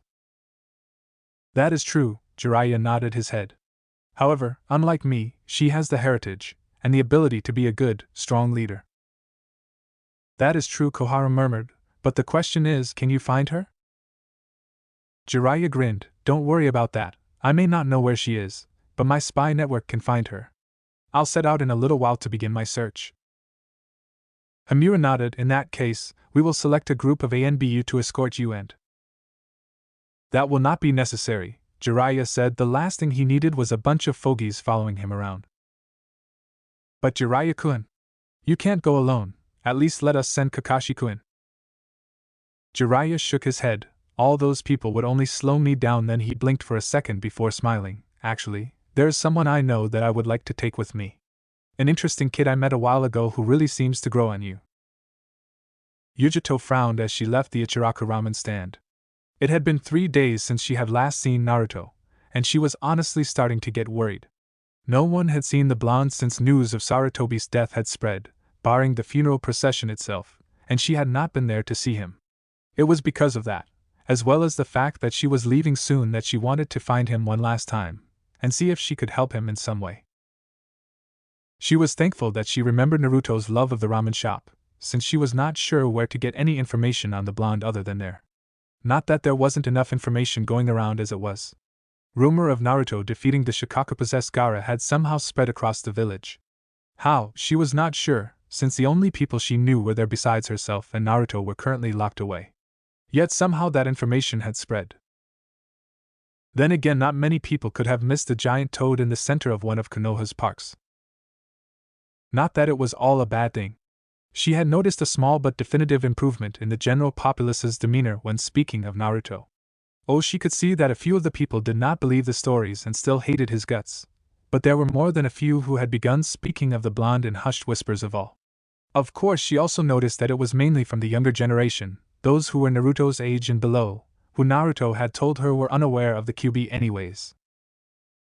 Aside from that, there was also the talk of how all of the Naruto clones had run around the village, helping civilians escape the attack. That in of itself had earned the young blonde teen quite a few brownie points, it seemed. And then there was also the news that Naruto had saved the students at the academy. Yugito shook her head as she made her way towards where she had been told Naruto was most likely to be, grateful that the ramen stand owner and his daughter knew the blonde so well. Like they had said, Naruto was on top of the Hokage monument, sitting with his arms wrapped around his knees, and his head resting on top of that. She had actually cursed herself for not remembering that he had told her how often he would come up here when the villagers' hatred became too much. Yugito walked up to the boy and took a seat right next to him, leaning back against her hands as she seemingly admired the view. For a while no words were spoken, and Yugito had to wonder if the younger blonde was ever going to speak. Finally, "Can I help you, Yugito?" he asked in a soft voice, his disuse of the nickname or affectionate suffix letting the young woman know he probably did not appreciate her coming up here. Not that it would stop her from trying to help in some way. "I just came to see how you were doing," Yugito said as she looked at him. "I didn't get to go to the funeral service, being a foreign ninja and all, but I had heard you had disappeared, so I wanted to make sure you were all right." "Oh," Naruto said before going silent. Yugito looked at the blonde for a moment, before looking back at the village. "You know, I remember when I was only 3 years old. It was when the Sandame Reikage had started training me to be his secret weapon. Every morning I would wake up and then be asked to recite what my purpose was, to be a weapon in the service of Kumo and the Reikage, and after that I would be trained in the arts of combat. It was often very brutal, even though I was only 3, barely even old enough to walk. My instructors never went easy on me and I would often go to sleep with bruises, cuts and occasionally broken bones all over my body. I knew nothing else other than that. The Reikage for the most part kept me in confinement. I would wake up, start my routine, and then pass out after a long day of training. The few times I had been in the village, people would often look at me in fear or hatred, and I always had to be with one of my handlers." She watched out of the corner of her eye as Naruto turned to look at her. When I was 5, the Sandaime Reikage had determined it was time for me to learn how to control my Biju's Yuki. It was hard, possibly even more difficult than the combat training. They kept making me draw out the Nibi's Yuki. I remember many times I would get chakra poisoning and was forced to stop. A few times it had been so bad that I would be put into a coma for nearly a week. I had to work for nearly 4 years before I could even use one tail. And then, they had deemed me ready to do missions for the village. Yugito held in a snort. Really, it was just suicide missions that they could not send other ninja on. They would send me on assassination missions for high-profile targets, fighting off B and then later A-ranked missing ninja. I was the Reikage's weapon, that was my lot in life, and I knew nothing else other than that. What about the Yondaime Reikage, or that Karabi person you spoke of? Asked Naruto after the blonde woman had paused. They were not in my life at the time, Yugito sighed. Reikage-sama was a member of the council, and was too busy trying to help his brother, who had a far worse life than I did in the village, to help me. I never even met them until after A became the Reikage. A smile came onto Yugito's face. However, there was one person who actually looked after me. It was one of my handlers that made sure I never went out of control. His name was Takadama Kenichi, a jonin of Kumo. Unlike the other handlers, he did not keep me at arm's length. I could tell he still had a fear of me, but he was at least there for me, teaching me things that did not have to do with a ninja's life. She rolled up the sleeve on her arm and unsealed her shamisen and began to play a small melody. He was actually the one who taught me how to play a shamisen. Naruto looked at Yugito as she began to play. She really was good. The melody had Naruto subconsciously relaxing his tense muscles. So what happened to this Kenichi guy? A sad smile crossed Yugito's face at the question. Flashback. A 9-year-old Yugito sat in the chair next to Kenichi's bed in the hospital, trying her best not to look at all the tubes and equipment that was attached to him. She had just come back from one of her first S-ranked missions and had found out that the only man who had ever been kind to her was dying. Not of wounds suffered at the hands of enemy ninja, nor of old age or any kind of ailment that could be considered honorable. He was dying of a disease. She did not know the kind. Yugito was not a medic, but she did know that it was eating away at his muscles, slowly making them deteriorate. Whatever inflicted him was obviously painful. The man, though unconscious, had been letting out small whimpers of pain, and considering that he was actually well known for having gone through torture at the hands of enemy shinobi during the Third War without so much as letting out a grunt, that was saying something. As she sat there, doing her best to tend to the man who had done what he could for her, she heard a small grunt, Yugito. She blinked for a second as she looked down to see Kenichi's eyes had opened just a little. Kenichi-sensei. Are you alright? The man let out a soft laugh, only to grunt in pain seconds afterwards. Alright is not quite the word I would use, but considering the circumstances, I am fine. Is there anything I can do to help you? Yugito asked, feeling a small sting at the corner of her eyes at seeing the man she had admired looking so pitiful. Actually, there was something I wanted to tell you. He paused for a moment so that he could turn his head, an amazing feat when one took into consideration that all of his muscles were practically useless. I wanted to say, I am sorry. Yugito blinked in confusion. Sorry for what, sensei? For not doing more for you, Kenichi said. He saw Yugito about to speak and interrupted her. I could have been there for you more, treated you more like a human being. I should have treated you more like a human being. How could you say that? Yugito asked in shock. You're the only one who's treated me like a human being. You're the only person who's ever shown me any kindness. Thank you for that, but I know I could have done more to help you. Kenichi rasped out, I could have treated you better. I could have shown you more wonders of the world than just the things you can play with when not on missions. I could have shown you my father's love. What? Yugito asked, her eyes wide. Kenichi, despite the pain he was obviously feeling, smiled. I should have shown you, told you, I wanted to tell you. You are the daughter I never had. And if I were to have a daughter, I would want one just like you. Yugito grit her teeth as she tried to hold in the tears that were now really threatening to spill out. It's okay to cry, you know, Kenichi said softly. Yugito shook her head. No matter what happens, true shinobi must never show their emotions. Kenichi let out a sigh. Right now you are not a shinobi, Yugito. You are a human, a young girl. There is no mission to complete. There is just you and me. You can cry here. The flood dam broke and Yugito began to cry. Flashback end. He died when I was 9 years old. Naruto winced. I'm sorry. Don't be. Yugito gave him a soft smile. It happened a long time ago, and though I still miss him, I always carry him where it matters most. Just like you will always carry the people you love where it matters most. Naruto blinked in confusion. Where is that? Yugito smiled as she poked him in the chest, right here. Naruto looked down towards his chest, where her finger was still poking, before looking back up to see her smiling at him. Unconsciously a smile came to his face as well. He looked back at her hand, which he noticed with some amusement was still poking him. He grabbed onto her hand as he moved himself down in the cross-legged position. Thank Yugi-chan. Yugito blushed a bit, a small light pink tint coming onto her cheeks at the heartfelt thanks. You're welcome. She gave him a smile as she brought their hands into her lap and began to rub her thumbs against his hand. A second later she smirked. As I said before, you know I'm always willing to help a cutie like you.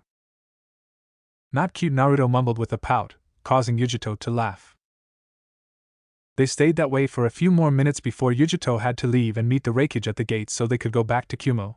It was a rule set down among all hidden villages that foreign dignitaries could not be present in the village without a Kage, or at least an acting Kage. The only reason they had been allowed to stay as long as they had was because of the help they gave during the battle. Naruto sighed as he looked back down at the village. What do I do now? He tapped his chin a few times before smiling. I think I'll go get some Ichirakus. Tuchiajizen, how about some ramen? Naruto shouted as he sat down at his reserved spot. Tuchi came out of the back and, spotting Naruto, gave a grin. Well, what do you know, the missing ninja is back. You know I am, and I was worried about you. We haven't seen you since the funeral and you haven't come here in 3 days.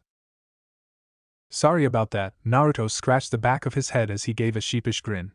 I was dealing with some personal issues. The old ramen stand owner nodded in understanding. I gotcha. Well, the ramen will be right up, so just sit tight.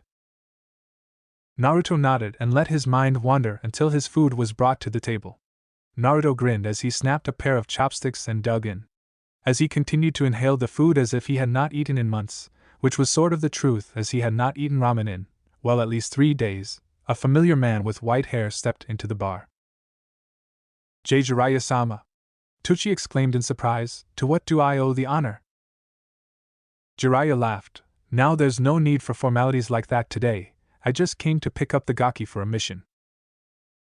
Naruto blinked as he realized the man was talking about him, not that it wasn't obvious from the way he had placed a hand on his shoulder. Sighing, Naruto slurped up the last of his broth before setting it on the table and looking at the white-haired man. So you need me for some kind of mission, Erosenin? Jiraiya's right eye twitched. What have I told you about respect gaki? Naruto tapped his chin and thought, I don't really remember. He grinned as he saw the man's eye twitch more. Not that it would matter, if Sarutobi-Ajizen couldn't get me to show respect, there is no way you could get it from me. I swear to the youth these days, Jiraiya mumbled. So what is it you need from me? Asked Naruto, standing up. I need you to help me find a certain person, Jiraiya said elusively, an old friend of mine. Naruto frowned. Even though I have enhanced senses, I'm not much of a tracker. Wouldn't an Inuzuka be better for this sort of mission? Jiraiya rolled his eyes. I don't need a tracker gaki. I have plenty of experience in finding people. Then why are you asking me to come along? Asked Naruto in confusion. Wouldn't I only slow the great Erosama down? Jiraiya gained several tick marks on his head. I swear, you and your stupid nicknames. I'm not doing this so I could have help, and this is going to be a little slow, since the person I'm looking for is pretty elusive.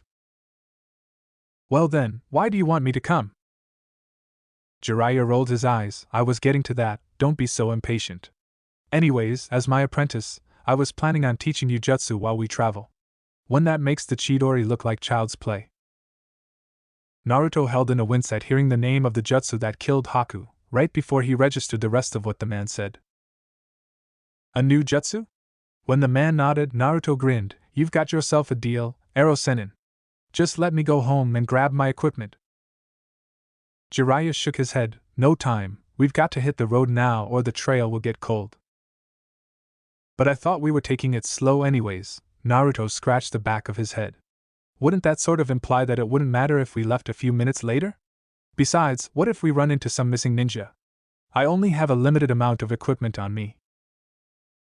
Jiraiya snorted. First off, when I said we would be taking it slow, I meant we were not going to be running all over the country. Second, the chances of us running into missing ninjas are 0 to none. And third, even if we did run into missing ninja, it wouldn't matter. Don't forget that you are going to be with the great and gallant Jiraiya-sama. Naruto rolled his eyes. Right, whatever. Jiraiya pouted at the way Naruto brushed him off. He cheered up a second later. Alright then. Let's hit the road. Naruto blinked at the man's enthusiasm as he began walking away, before shrugging a second later and following the white-haired pervert. Gaara blinked a few times as he continued staring at the ceiling of the jail cell he was in. It had been 4 days since he and his siblings were captured at the hands of Naruto and that blonde woman he had been with. 4 days of doing nothing, and since he could not sleep, it had given Gaara plenty of time to think, something he had been doing since his talk with Naruto. That's easy. I'm strong because I don't fight for myself. I only fight to protect my precious people, my friends, and those I've begun to consider family. Fighting for others, does it really make you that strong? The words Naruto had spoken had been on his mind for a while now. The blonde had beaten him. A feat that no one had been able to accomplish before, but one he had done twice. His strength was obvious, yet Naruto said he fought for others, not himself. If I fight for others, could I gain that kind of strength? He looked around his cell. The walls were not very thick, and he knew that both his siblings were with him. Unlike the other two, he had been conscious when they had been taken into custody, so he knew they had been placed in a jail cell next to his. Could they become his precious people? They were family, though he knew they were afraid of him. Yet at the same time, they were the only ones who had stayed near him, even after he had threatened to kill him. Besides that, if he wanted the kind of strength Naruto possessed, he had to start somewhere, right? Temari Kankuro? There was a short pause before Temari answered in a surprised voice. Yes, Gaara? I'm sorry for the way I treated you too. Gaara apologized. The words felt foreign, but at least he had said them. Don't worry about it, Gaara, replied Kankuro, though from his voice it was obvious he was shocked. Gaara sighed, realizing this would be harder than he thought. Still, Uzumaki had never given up. He had lived a life like Gaara's. If the blonde could do it, then maybe he could too.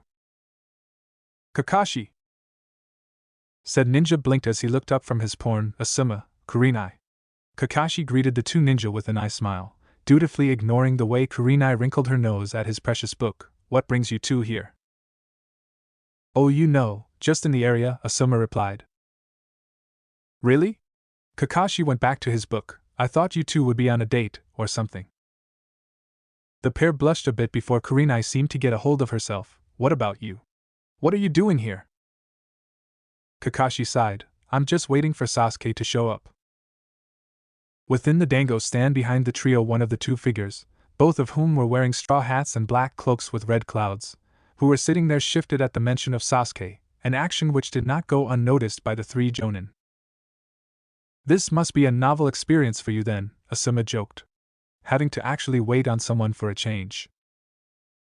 Kakashi just gave an overly dramatic sigh. Things like this do tend to happen on rare occasions. Kakashi! The three Konoha ninja turned to see a scowling Sasuke walking up to them. He took one look into the restaurant to see it was empty, before turning back to his sensei. You know I hate sweets. Now what did you want? I have to get back to my training, so unless you're going to help with that, speak up. Kakashi and the two other jonin frowned at the boy's attitude.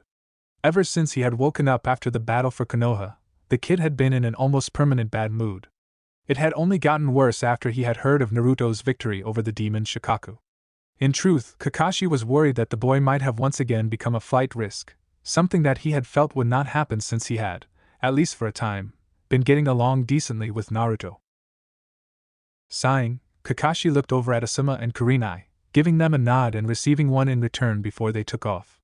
He turned back to Sasuke. Well, I do have a scroll with some jutsu on it. I have to report to the council, but I'll give you that to work on and come by later to see how much progress you've made. Sasuke scowled at the thought of learning jutsu from a scroll. Why should he do that, when he could just copy a jutsu with his Sharingan. Still, it was better than nothing, so he supposed he would have to take what he could. The two mysterious people who had been in the restaurant were now walking in one of the many parks of Konoha, one of the few ones that had not been destroyed by the battle between Gaara and Naruto. As they did, they were stopped by Asuma and Kurenai. "You know, you two don't look like you're from around here," Asuma spoke as he took a drag of his cigarette. "Seeing as how there's not much to do, what with the invasion and all, I have to ask, what are you two doing here?" The smaller of the pair stepped forward, keeping his hat down so that it did not show his face. "It's been a long time, Asuma-san, Kurenai-san." "You seem to know us," Asuma spoke, and though his tone was lazy, there was an underlying edge to it. "And yet we don't know you. Who are you?" The shorter man said nothing, instead choosing to raise his hat, revealing a pair of red eyes with 3 tomo in each. Asuma sucked in a breath. "Yuriuchi-ha Itachi. You've got some nerve coming back here after what you pulled." "Well, these people seem to know you quite well, any Itachi?" The larger figure spoke up in an amused voice. "I guess it would only be right for me to introduce myself as well."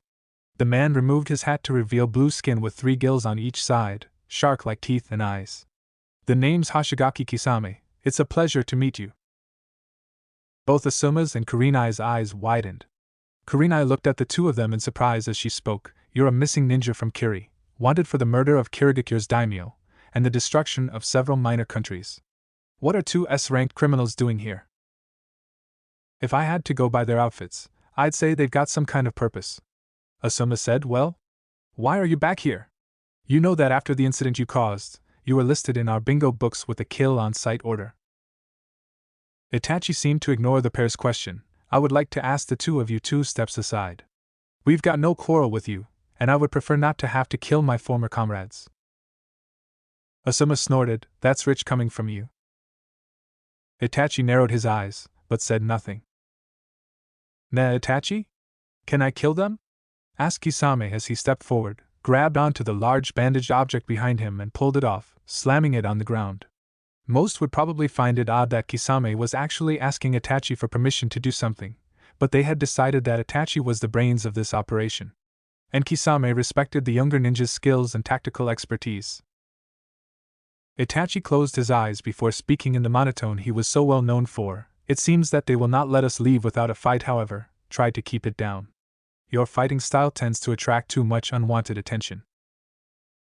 Kisame grinned as he hefted the large object back up, and then charged at Asuma.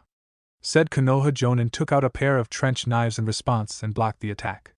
Meanwhile, Kurenai began going through several hand seals, right before her form wavered and vanished. A genjutsu, Itachi thought as he found himself bound to a tree. He knew this genjutsu, one of the ones that Kurenai had made famous. A little ways away, Asuma was struggling to hold the giant object, which he now recognized as Kisame's sword, Samehada, back. What ridiculous strength! He can pressure me with just the tip of his sword. "You should know," Kisame started with a toothy grin as Samehada landed on Asuma's shoulder, "that my sword Samehada doesn't cut, it shaves." The bandages unraveled as scaly protrusions stuck out of the sword, sinking into Asuma's skin. Kisame grinned as he dragged the sword along Konoha Jonin's shoulder, watching in satisfaction as it tore off a good chunk of flesh. Asuma grit his teeth as he held on to his wounded shoulder. "Damn, Kurenai, I need you to hurry and finish up." Itachi looked up as Kurenai appeared above him, holding a kunai in her hand. "It's over," she said as she got ready to slit Itachi's throat. "Nice genjutsu," Itachi said, and Kurenai was shocked to find their positions were now reversed. "But you should know that level of genjutsu doesn't work on me." "He countered my genjutsu," Kurenai thought in shock, before she bit her lip and used the pain it brought to override the genjutsu's effects. She was just in time too, since Itachi had already sent a swipe at her with his kunai. She managed to duck under it, however. Itachi had already known she would do that and sent a kick at her.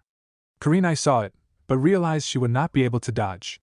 So she did the only thing she could do in such a situation, crossed her arms and hoped to lessen the blow as much as possible. "Kurenai!" Asuma shouted as he saw the raven-haired beauty get sent flying. However, he ended up having other things to think about when he was forced to dodge a sword wing from Kisame. You don't have time to be worrying about others, Kisame said with a grin, before he started swinging his sword again. Kurenai coughed up some water as she breached the surface. She was about to stand up when the voice of Itachi sounding behind her made her freeze. Your genjutsu is most impressive, Kurenai-san. However, this is the end for you, Itachi, a new voice spoke up. Asuma grunted as he dodged another slash from Kisame, sidestepping the attack. It was then that he saw an opening. Moving in, Asuma aimed one of his trench knives at Kisame's head. Seeing this, Kisame smirked and moved his head just a little to the side, letting the blade pass mere inches from him. However, he became surprised when he felt a cut appear on his cheek. What? He looked at Asuma's trench knives and saw that they were glowing a bright green, allowing the blade to be extended by several inches. Growling, he jumped back and went through a set of hand seals. Suiton, Sukudan, Water Release, Water Shark Projectile Jutsu. A twin cry came.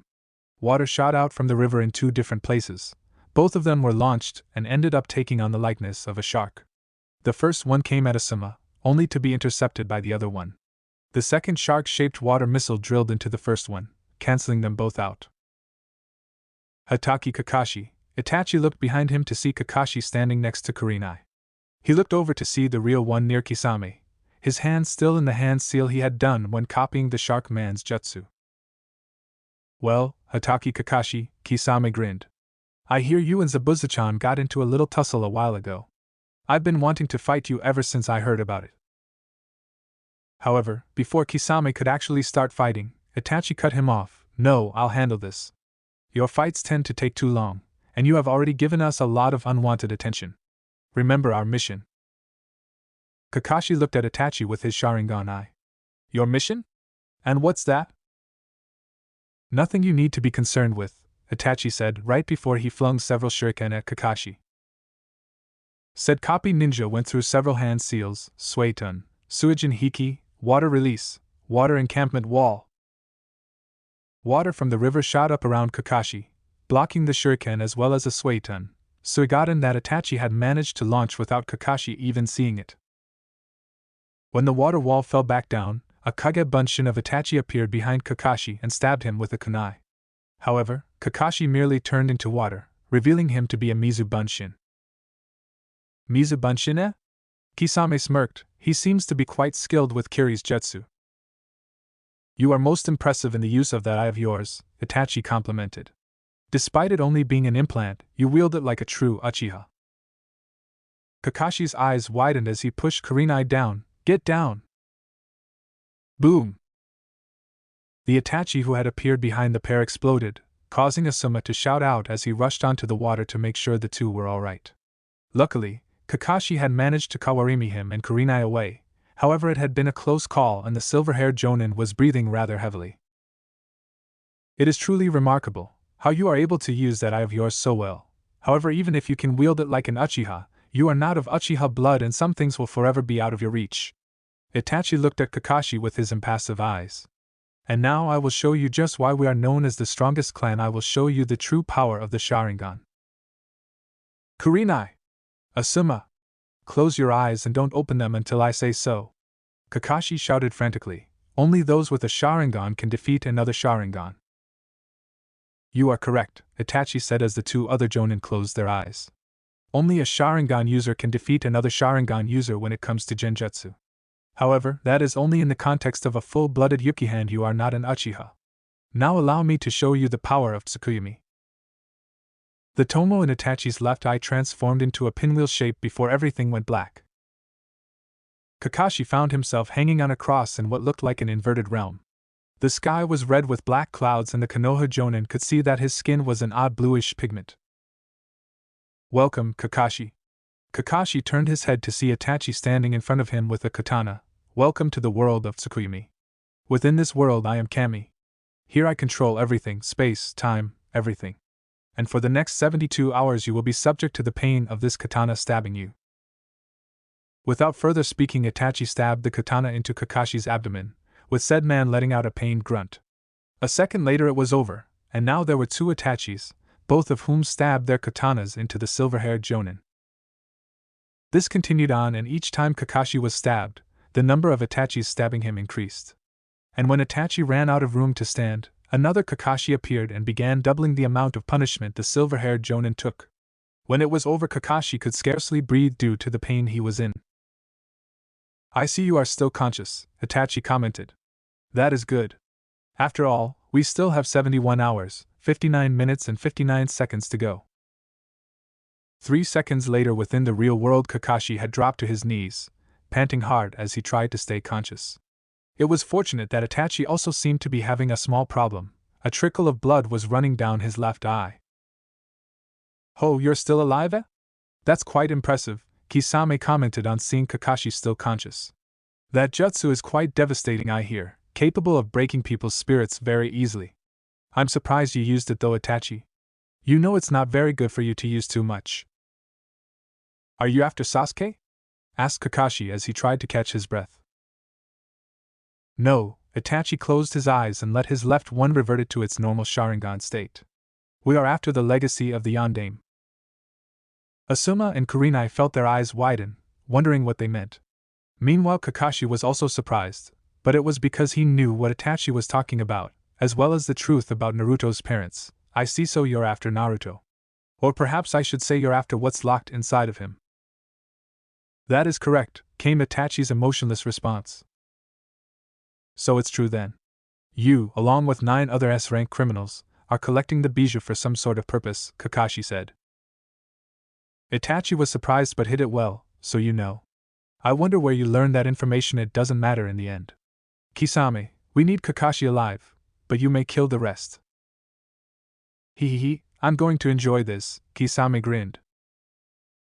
The shark-like man charged towards the 3 jonin, however he was halted as a shout came out of nowhere.